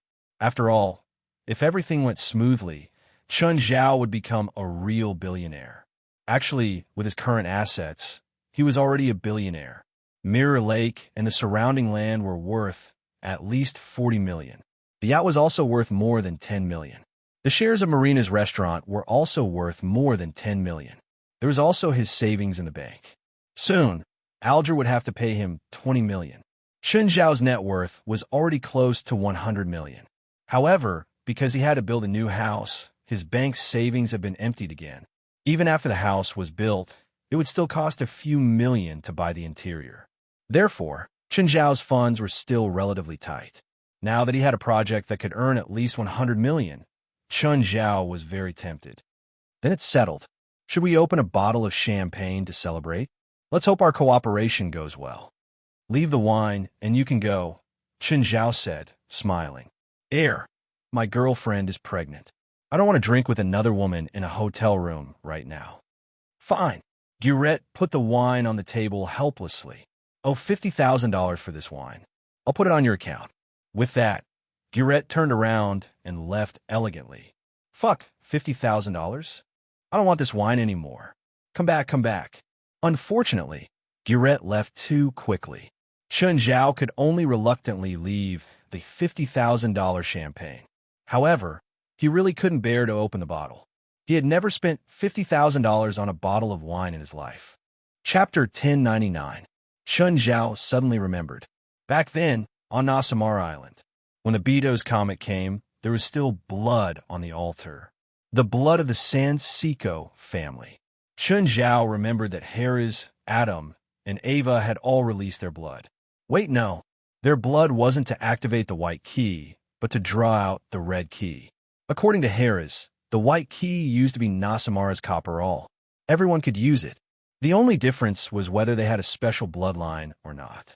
So, only the Sansiko family could use it. Because everyone could use it, the Sansiko family wanted to create a key that only the family could use.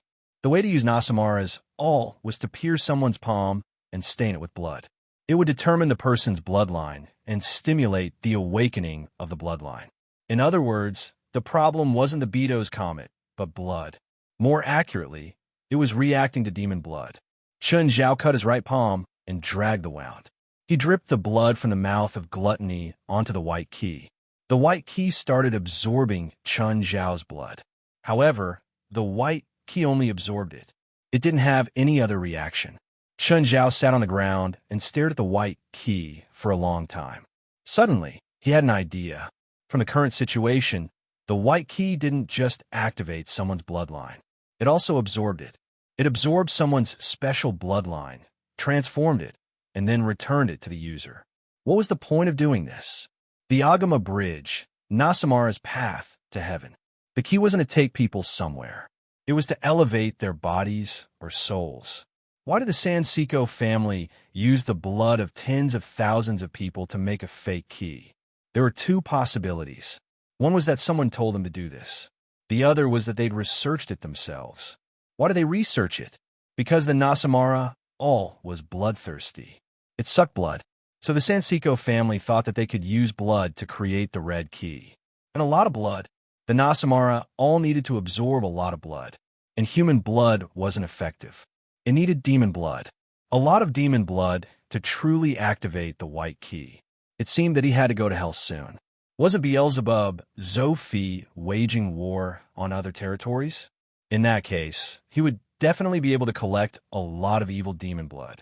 He could use this opportunity to verify his conjecture. Chen Zhao walked out of room 01. The people from the association were more diligent today. Henry was directing the work of the captives. He was now the manager of the association. Although he was not an official member, he was still an official. President, can you give me the deep abyss demon you caught last time? Harad asked, approaching Chen Zhao. Sure, but you have to tell me what you want to do with the fiend abyssal demons. I want to use it to make my corpse demon. You can turn abyss demons into corpse demons. Chen Zhao asked in surprise. After all, Chen Zhao could also use the dark serum to control the demons, just like how he could control the two mothers. But this way, he would need to use up a large amount of dark serum, which wasn't worth it. Thus, Chen Zhao wasn't interested in the demon's corpse. Chen Zhao preferred monsters that weren't very big, but were very powerful. For example, the mother's body had extraordinary combat power. Of course, Chen Zhao's control could only use the speed and strength of the monster's body. He couldn't use other abilities. Harad shook her head. I don't have enough power to control it yet, but I want to take it slow. I'll deal with the corpse demon first, and then control it when I'm strong enough. Okay, put the demon's corpse in the basement. After all, it's too eye-catching. Just then, Chen Zhao's phone rang. Hey, Steven, how come you're free to call me today? Chen, where's Wang He? The crew is going to start work in a few days. I need him to report. I'll tell him to go today. Oh, and you said last time that you're going to introduce me to the crew. Okay, I'll bring him over. I'll give you the address. Call me when you get there. Gaia. Chen Zhao turned around and called into the building. Gaia poked her head out from the rooftop. What? Where's Wang He? You and him have to report to the crew today. Oh, he's in my gym. Gaia jumped down from the rooftop. The 4-story height posed no threat to her. Gaia couldn't fall from a height of a few hundred meters without getting hurt. However, it shouldn't be difficult for her to fall within 30 meters. Chen Zhao and Gaia went to the gym together. Hey, Wang He's over there. Chen Zhao looked over and saw Wang He practicing his punches against a sandbag. It had to be said that in just over a month, Wang He seemed to have been reborn. His sweatshirt was completely soaked and his skin was darker. Wang He probably wouldn't be able to be a little fresh meat anymore after returning to China. However, he already had a good foundation, so he looked even more manly now. It seemed that he did have a tough and resolute temperament. Wang He, Chen Zhao called out. Wang He turned his head and looked at him. Mr. Chen, why are you here? Steven's crew is going to start filming in a few days. You have to report to the crew. Come with us. Oh, okay. I'll clean up. Wang He had really changed. In the past, he would need at least an hour to put on makeup. Now, he only needed 10 minutes to wash up and change. Then he would change into a celebrity's suit, cap, and sunglasses. This was overseas, and not many people knew Wang He. However, ever since Wang He was chosen as the male lead in Steven's new movie, Wang He's news in China never stopped. Many entertainment media outlets sent reporters to Los Angeles to look for him. In the car, Chen Zhao would occasionally observe Wang He from the corner of his eyes. Compared to his previous flamboyance, Wang He was more reserved now. More accurately, he was more mature now. Gaia is also the martial arts director. If you have anything you don't understand during filming, you can ask her. Ms. Gaia, please take care of me in the future. Wang He wouldn't run away anymore. At the beginning of training, Wang He had been thinking about how to avoid training almost every day. However, ever since he was severely punished by Gaia, Wang He knew that he couldn't escape. Soon, the crew arrived.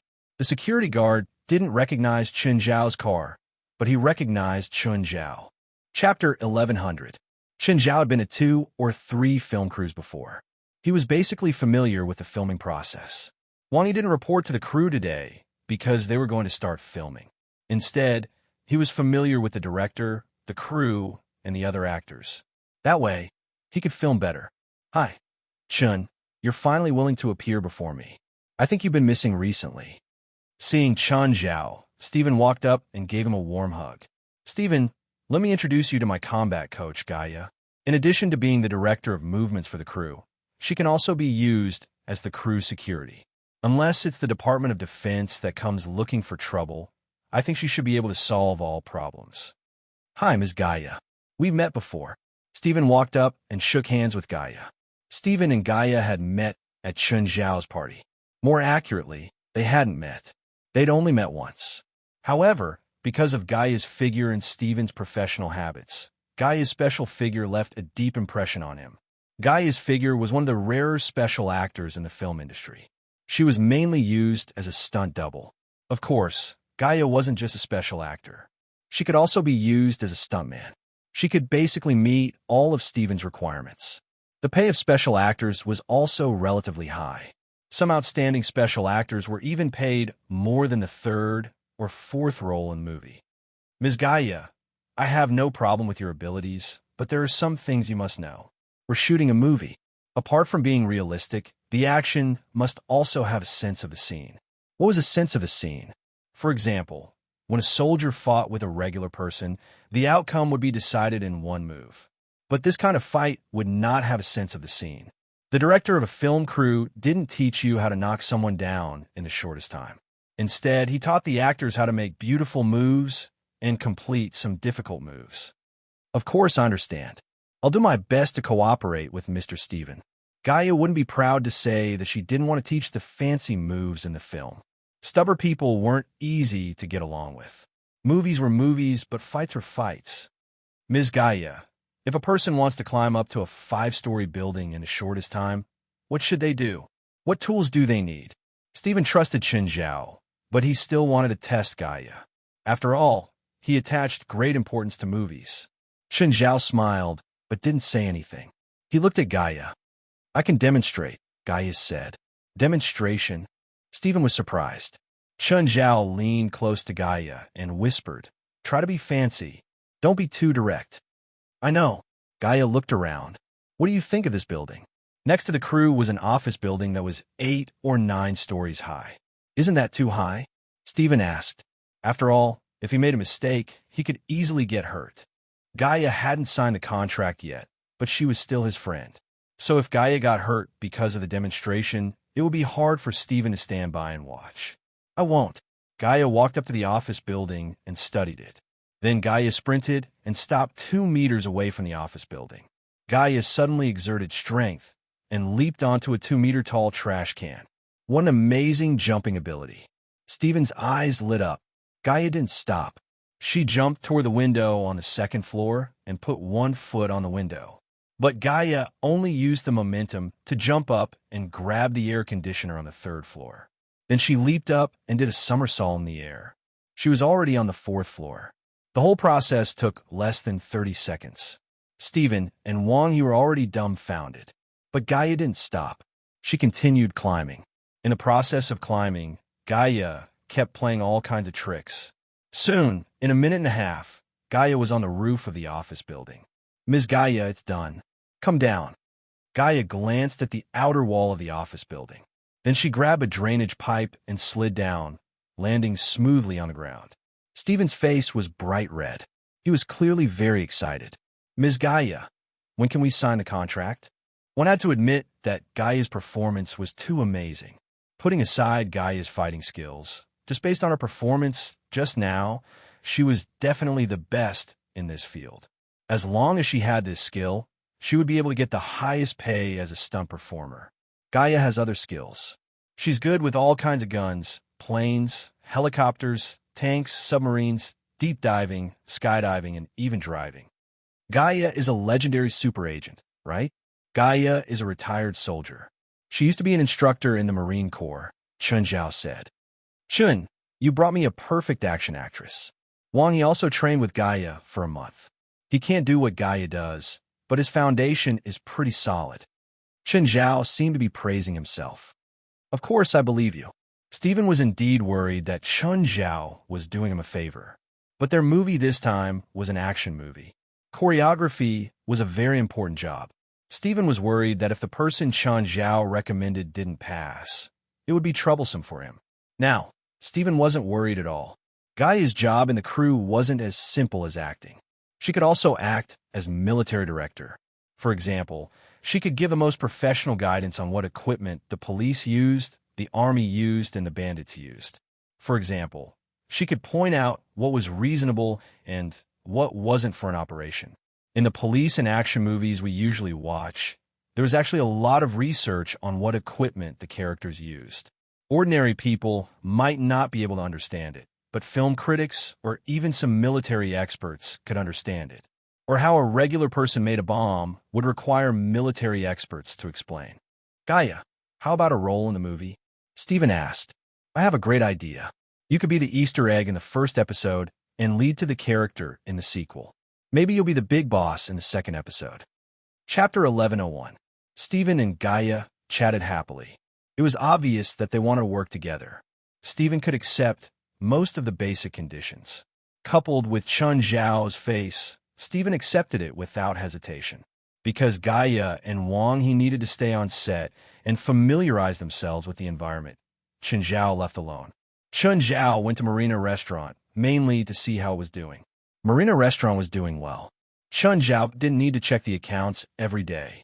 It made about $300,000 to $400,000 of profit every month. Chen Zhao only needed to go to the restaurant once a month. The accountant would also send him the bills every month. Marina Restaurant was a very high-quality business. Without Amira's help, Chen Zhao wouldn't have been able to buy 60% of Marina Restaurant shares. Of course, as Chen Zhao's partner, Nafa Twain didn't lose money.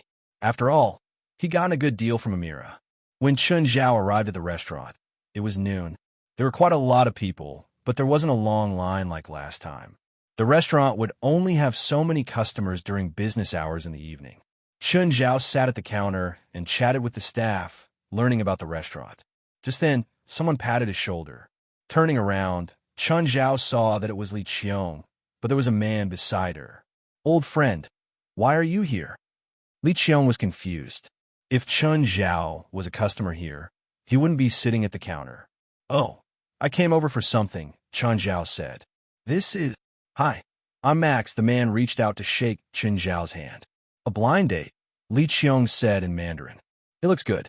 I wish you success. Thank you, but I won't chat with you anymore. Li Qiong knew her limits.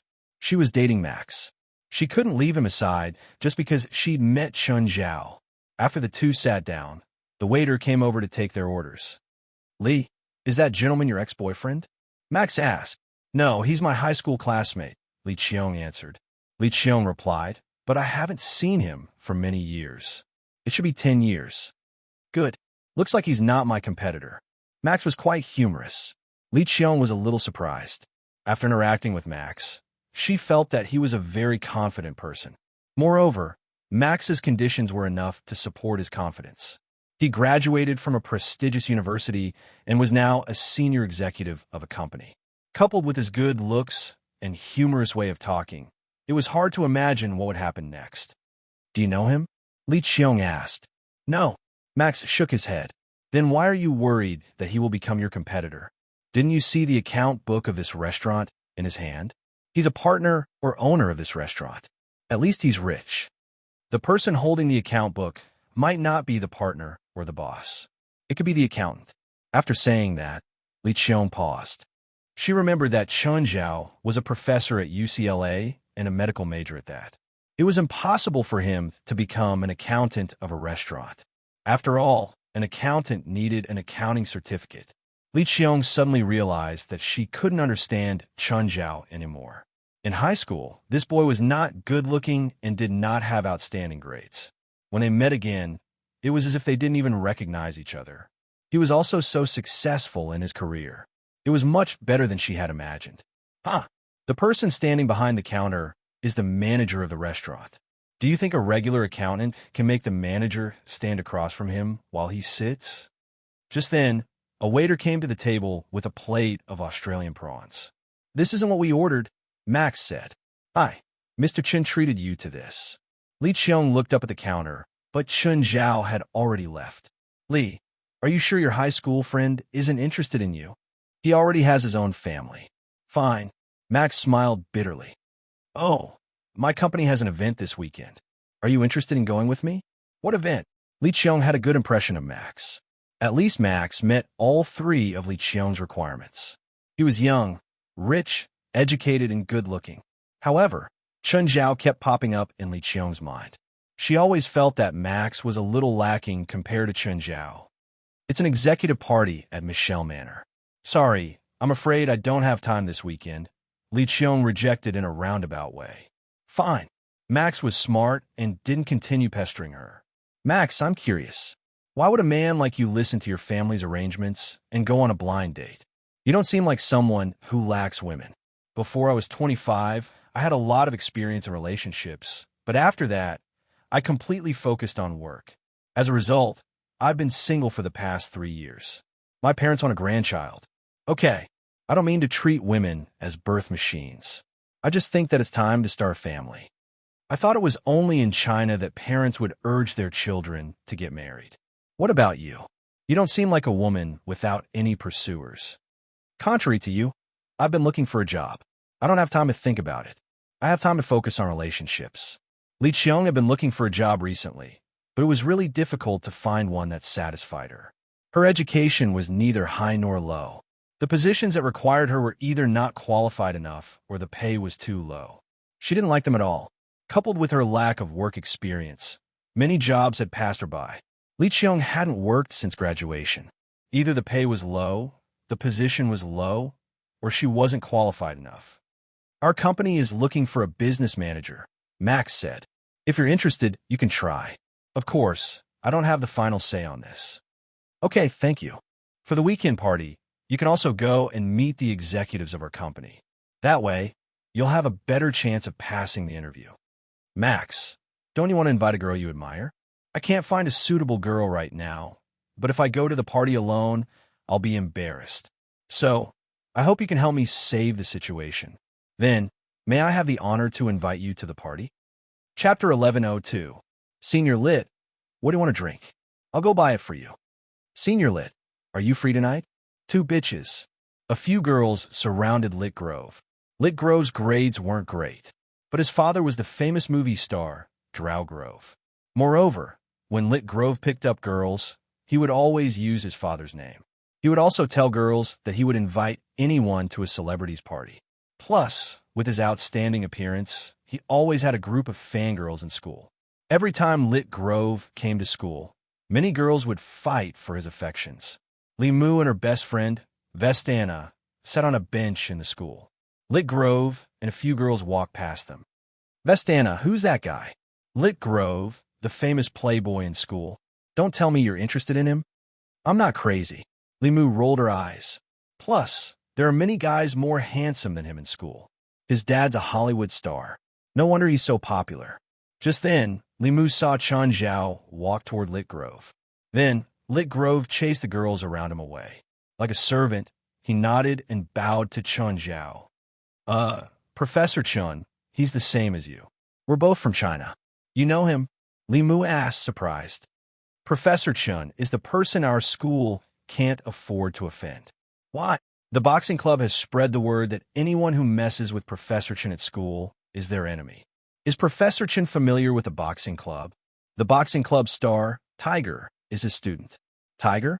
That Tiger who won last year's WBA championship belt?" "Yes, that's him."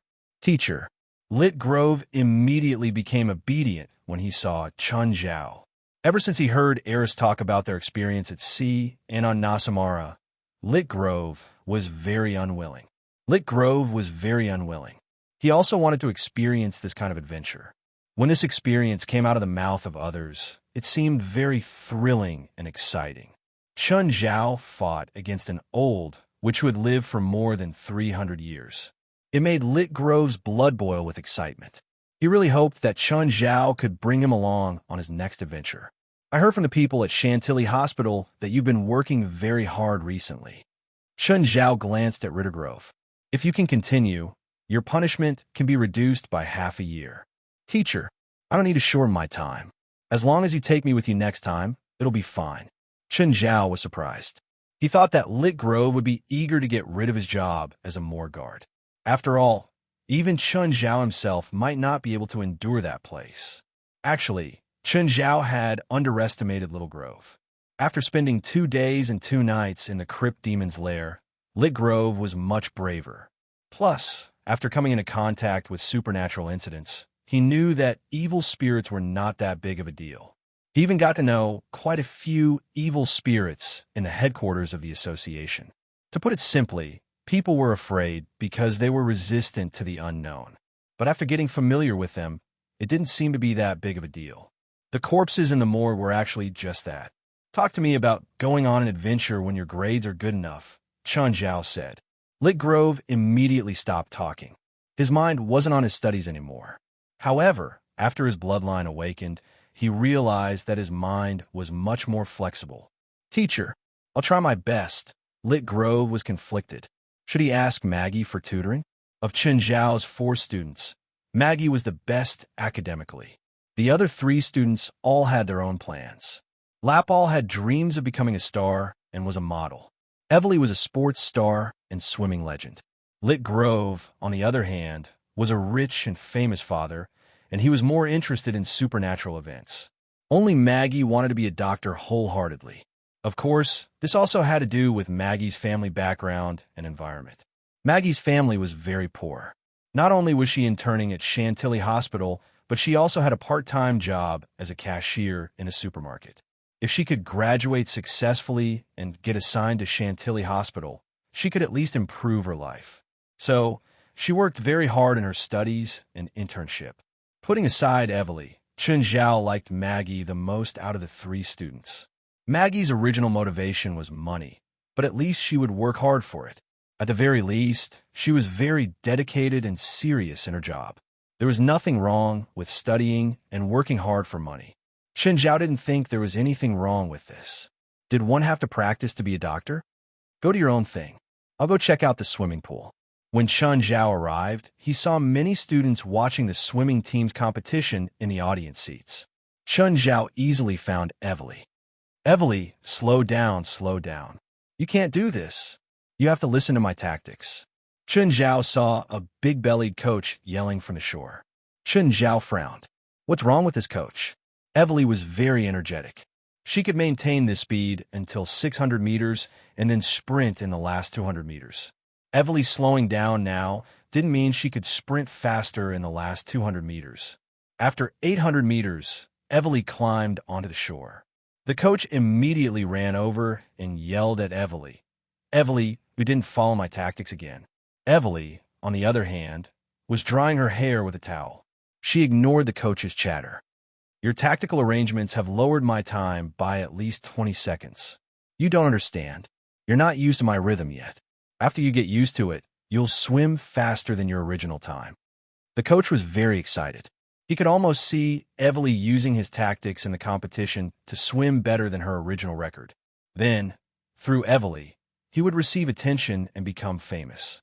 He felt that he had completely grasped Evely's data.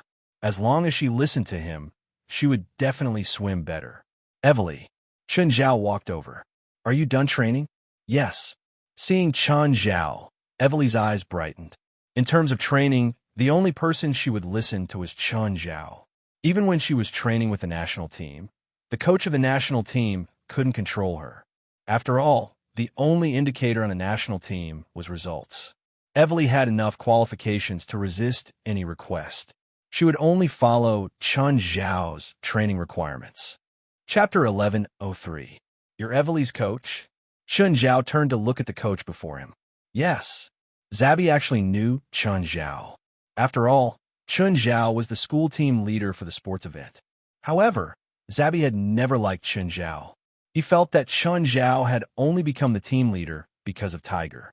Of course, he hadn't planned on having a conflict with Chun Zhao.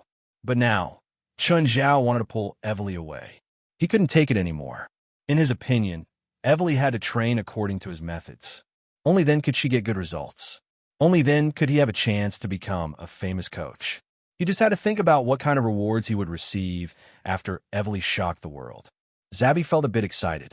Evely was also the best stepping stone for his chance to become famous. Your training method isn't good, Chun Zhao said matter-of-factly. How can you say that my training method isn't good? I'm a professional coach. I have a swimming coach certificate.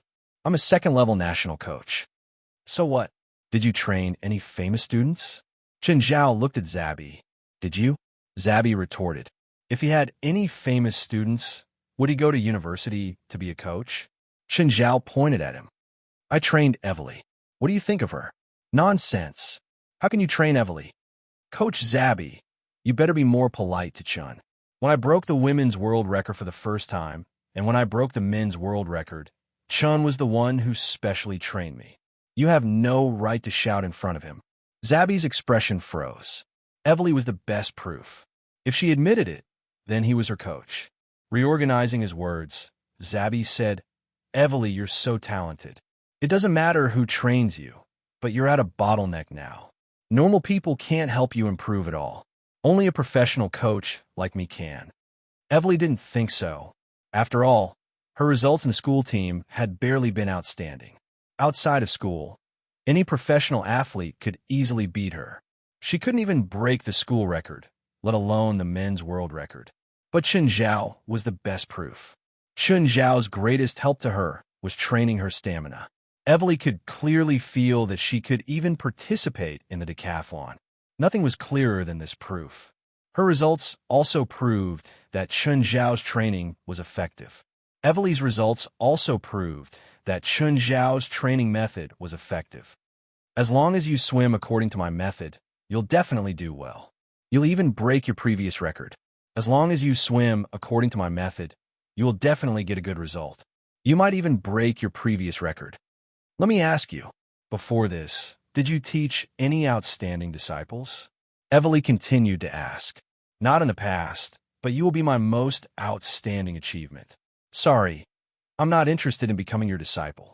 Also, I'll apply to the school to reject your training later. If the school doesn't agree, then I'll refuse to participate in the competition. Chun or Zhao or Chun. You can Chun. Zhao him. You Chun. Zhao can do Zhao can zes Chun Zhao he at a Chun. At. Zhao zi, come on Zhao yi. Zhao the Zhao. If Evely didn't participate, the school would be in big trouble. After all, the school had received sponsorship fees. And why would the merchants give sponsorship fees? Because of Evely. If it was a normal competition, the school would have to spend at least a few $1 million to sponsor the competition. Evely's sponsorships could reach tens of millions of dollars. After all, Evely's audience was too big. She was even more popular than the sports event itself. But now, only a few $100,000 could be used to sponsor the games. What could be more worthwhile than this? Because of that, the school would never allow Evely to withdraw from the competition. Zabby had no right to speak in front of Evely. Chun Zhao glanced at Zabby. He asked for it. Zabby's face was red, and he glared at Evely with anger. Let's go for a walk, he said. Okay, let me change my clothes. Evely quickly changed her clothes. Ignoring Zabby's hateful and angry gaze, he followed Chun Zhao and left. I remember that the previous coach was Mr. Kunk. Where's Mr. Kunk? Chun Zhao asked, confused. The previous coach wasn't very talented, but Chun Zhao had a good impression of him. At least he wouldn't randomly change the students' swimming habits. Before Chun Zhao took over Evely's training, Kunk had always been the school's swimming coach. Mr. Kunk became famous because of me. Then he received an invitation from the French national team to be their coach. Chun Zhao really didn't expect Kunk to be the coach of the French team. What do you think? Are you angry that Mr. Kunk took the fruits of your training? No, I have a good impression of Mr. Kunk. Chun Zhao's way of doing things was that he wouldn't care about people he liked. If he didn't like someone, he would torture them to death. When Chun Zhao wanted to train Evely, Kunk had been very accommodating. He didn't make things difficult for Evely or Chun Zhao. Chun, I'll swim for 7 minutes first. Everyone was ambitious. At first, Evely only wanted to win the championship in last year's sports event. Who knew that she would swim a world record? Of course, the world record back then didn't count. After all, the sports event wasn't an international competition. However, Evely had entered the national team because of that.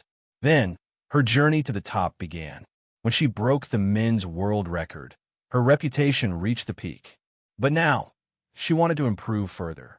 But her current result was already very scary.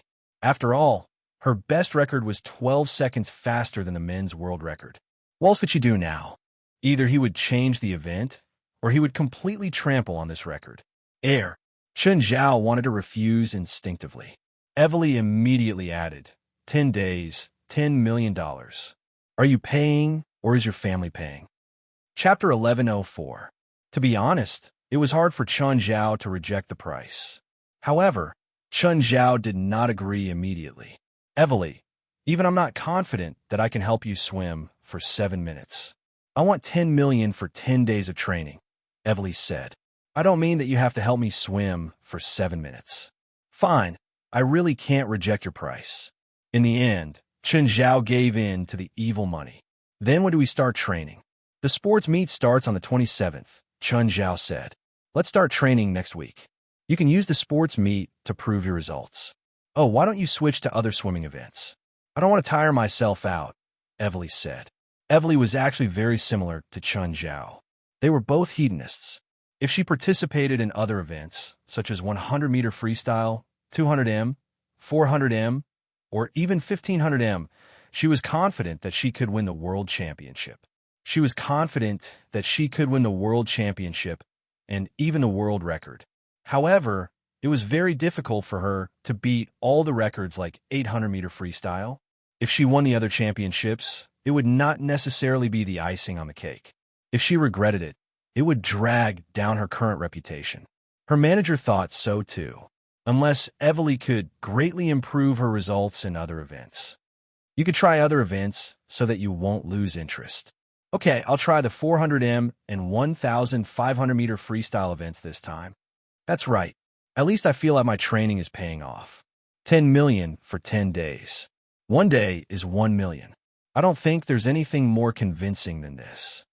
I still hope that you can prove the results of my training with your results. Oh, there's a party this weekend. Come with me. I want to sleep at home, Chen Zhao said honestly. Please, Evely said. I need someone to help me block some disturbances. What kind of party? It's an executive party for my endorsement company. Why would you accept a party like that? You should at least have a student party. I can't help it. The price they offered is too high. It's so high that even I can't refuse it. Although their party is an executive party, it's actually a negotiation between their company's boss and their business partners. I'm actually there to support their company and the appearance fee of $1 million. Do I have any reason to refuse? Chen Zhao couldn't help but click his tongue. Was it really that easy for top athletes to earn money? He was actually paid $1 million to attend a party. It was even faster than the speed at which he earned money. Why don't you find a bodyguard to go with you? He can be your male companion. Don't you think that teachers should protect their students? Just this once? Just this once, I promise you. All right, give me the address. As my partner, you should at least pick me up with a car. My cargo truck. Are you sure you want me to pick you up? Didn't you drive a sports car before? Although it's my girlfriend's car, it's definitely the worst thing I've ever bought. Ever since my girlfriend got pregnant, we've never driven that car again. It's not as comfortable as the minivan. The pursuit of a sports car was perfection in appearance and extreme power. Although they had been constantly improving the interior experience, there was only so much space, and it was still unable to truly allow the driver to experience true comfort. Forget it. Come and pick me up. You could drive a car from my house. I don't want to go to the party in a small truck. Can I refuse? You've already promised me. If I knew this would happen, I would have refused you directly. When Chen Zhao returned home, he saw that Zhirlin was playing with a skull. Stunned, Chen Zhao looked up at Fei Lai. Fei Lai, why did you buy a toy like that for Zhirlin? Chen Zhao asked, surprised. That's a real skull. It's your mail. I opened it. When Zhirlin saw it, she snatched it and played with it herself. If I forcefully took it away, she'd cry.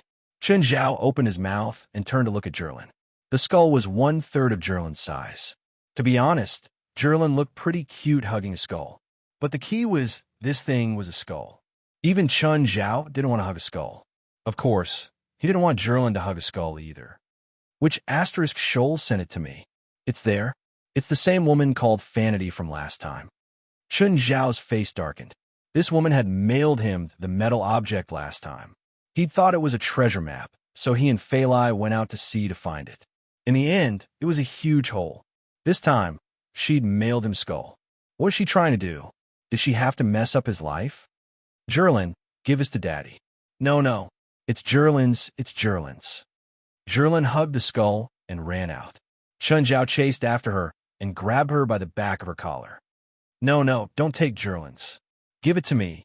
Chun Zhao snatched it by force. He didn't know if it was dangerous. Chun Zhao really didn't feel safe letting Jerlin hug it. Daddy, give it to me. Jerlin burst into tears. Chun Zhao handed Jerlin to Fei Lai.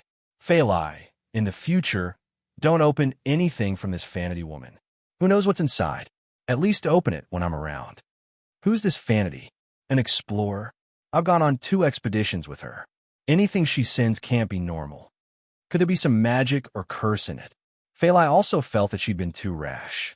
She hadn't thought about it at first, because Chun Zhao would open packages for her before. She'd often open packages for him too. The two of them had never hidden anything from each other. Hearing Chun Zhao say this, especially with a skull in the package, Fei Lai instantly felt that she'd been too rash. No, Vanity doesn't know magic, but she only interacts with and studies ancient civilizations and ruins. Sometimes, she'll encounter supernatural creatures. She might not even know what she's sending. So we should be careful. If you're curious, call me. Okay, Chun, I was wrong. No, you weren't wrong. Chapter 1105. Chun Zhao tossed the skull in his hand. Fei Lai, on the other hand, was expressionless and fearless. Every time the skull was tossed, little Jerlin would reach out and try to catch it. That was how their family was. They didn't show any signs of resistance towards this kind of thing. Fei Lai knew that this was what Chun Zhao usually came into contact with. Chun Zhao had seen even scarier things before. Therefore, a mere skull was no different from an everyday item at home. Chun, show me the head. He tossed the skull to Fei Lai. Fei Lai took the skull and knocked on the top of the skull. Empty. Chun Zhao couldn't help but roll his eyes. From the texture of the skull, it was probably quite old. Of course, the skull was empty. It couldn't have been chopped off just now. Chun Zhao had been tricked by Vanity last time. Now, he really had the urge to crush the skull. Destroying the item was the safest way to deal with it. However, Chun Zhao still had that curiosity in him. This curiosity made him unable to make up his mind. At the same time, he felt that he just had to be careful. He probably wouldn't fall into the same pit twice. Woof woof. Just then, Walter rushed over, grabbed the skull in his mouth, and ran out. Help! Chun Zhao and Fei Lai exchanged glances. Who shouted for help just now? It looks like that skull. Wanda, come back. Walter held the skull in his mouth and hid behind the door frame. Dogs love to bite bones, and Walter was no exception. There weren't many bones at home for it to chew. Now that it finally had one, it didn't want to give it back. However, like a child who had done something wrong, it hid behind the door frame and looked at them with one eye. Bring that thing over. This bone is for you. Chun Zhao took out an unknown bone from his spatial ring. The bone was more than a meter long and as thick as a thigh. There was still some flesh on it. The owner of this bone must have been quite large when he was alive. Chun Zhao tossed the bone before Walter. Walter immediately dropped the skull and started gnawing on the huge bone. Chun Zhao walked up and picked up the skull. He looked at its eyes. You were the one who made that sound. The skull did not respond again. Chun, let me see. I've never seen a talking skull before. Fei Lai was very interested in the skull, but no matter what she said, it wouldn't speak. Walter, since this one can't talk, it's yours. Don't. The skull spoke again. Are you finally willing to speak? Let's talk it out. Don't throw me to the dogs, the skull said. Holding the skull, Fei Lai asked curiously, Chun, what's this? Evil spirit? I don't know. Chun Zhao shook his head. That's weird. I'll ask a professional tomorrow. Who are you? Fei Lai asked. Lady, hello, I'm Undead Hanks. Undead Hanks? Won't you die? As you can see, even if all that's left of me is a skull, I'm still alive. Then what are you now? Technically speaking, I'm still human because my soul is perfectly preserved, Undead Hanks said. What if I throw you into a fire? If I burn you to ashes, will you still be alive? Other than dogs, no other method can kill me. My head can't be destroyed. Really? Let me try. I was once thrown into magma and crushed by machines, but I recovered. Why? Chen Zhao asked curiously. I was once cursed by immortality and then received the Holy Spirit's blessing. The curse and blessing canceled each other out. So I became what I am now. Then why did you say dogs can kill you? Because my pet dog and I were once stranded on a deserted island. To survive, I ate my dog. From then on, my pet dog turned into an evil spirit and kept pestering me. What about now? It's sealed, so dogs are the only creatures that can kill me. It should be the evil spirit of your pet dog, right? Other dogs can kill you too? I don't know, but I'm already traumatized by dogs. Okay, let's not talk about that for now. Tell me why Fanity sent you to me as a package. I don't know either. Before this, I was always in deep sleep. Walter, go get little 3 and the others. Woof, woof, Walter barked loudly. A while later, Cerberus came out of the forest. Ever since Chun Zhao's land had expanded, Cerberus didn't want to return to the basement anymore. It had enough space to move around, and there weren't many people in this area. Even if someone came, Cerberus would avoid them. When Cerberus appeared at the door, Undead Hank's teeth chattered in fear. Wait, what are you doing? Chun Zhao tossed the skull in the air. Cerberus kept drooling before Chun Zhao. I want to know the truth. Okay. I don't know who Fanity is, but the person who sent me the package told me to bring an Asian to Treasure Island. Treasure Island? Chun Zhao and Fei Lai exchanged glances. Then Chun Zhao asked, what Treasure Island? The legendary place where the Pirate King's treasure is buried. Legendary? Is that even a legend to you? I've been to Treasure Island, but I died on Treasure Island. As for whether the Pirate King's treasure is really buried on Treasure Island, I don't know either. Aren't you immortal? I mean, I became like this. I was originally like you. I'm a living person. Who are you? The person who sent you to me and told you to bring me to Treasure Island? This made Chun Zhao easily think of Fanity's package last time, which had lured him into the pit. Would he fall for such an obvious trap again? Where's Treasure Island? I don't know the exact location. Are you messing with me? No, I'm serious. I can only find the right direction with the sea breeze. Also, did Fanity tell you to bring me a message? Sir, I don't know the Fanity you mentioned, but from a name, Fanity should be a female. The person who sent me the package is male. Male? That's right. From his physical characteristics, I can be sure that he's a male. Chen Zhao fell into deep thought. The package was named Fanity, but the person who sent it was male.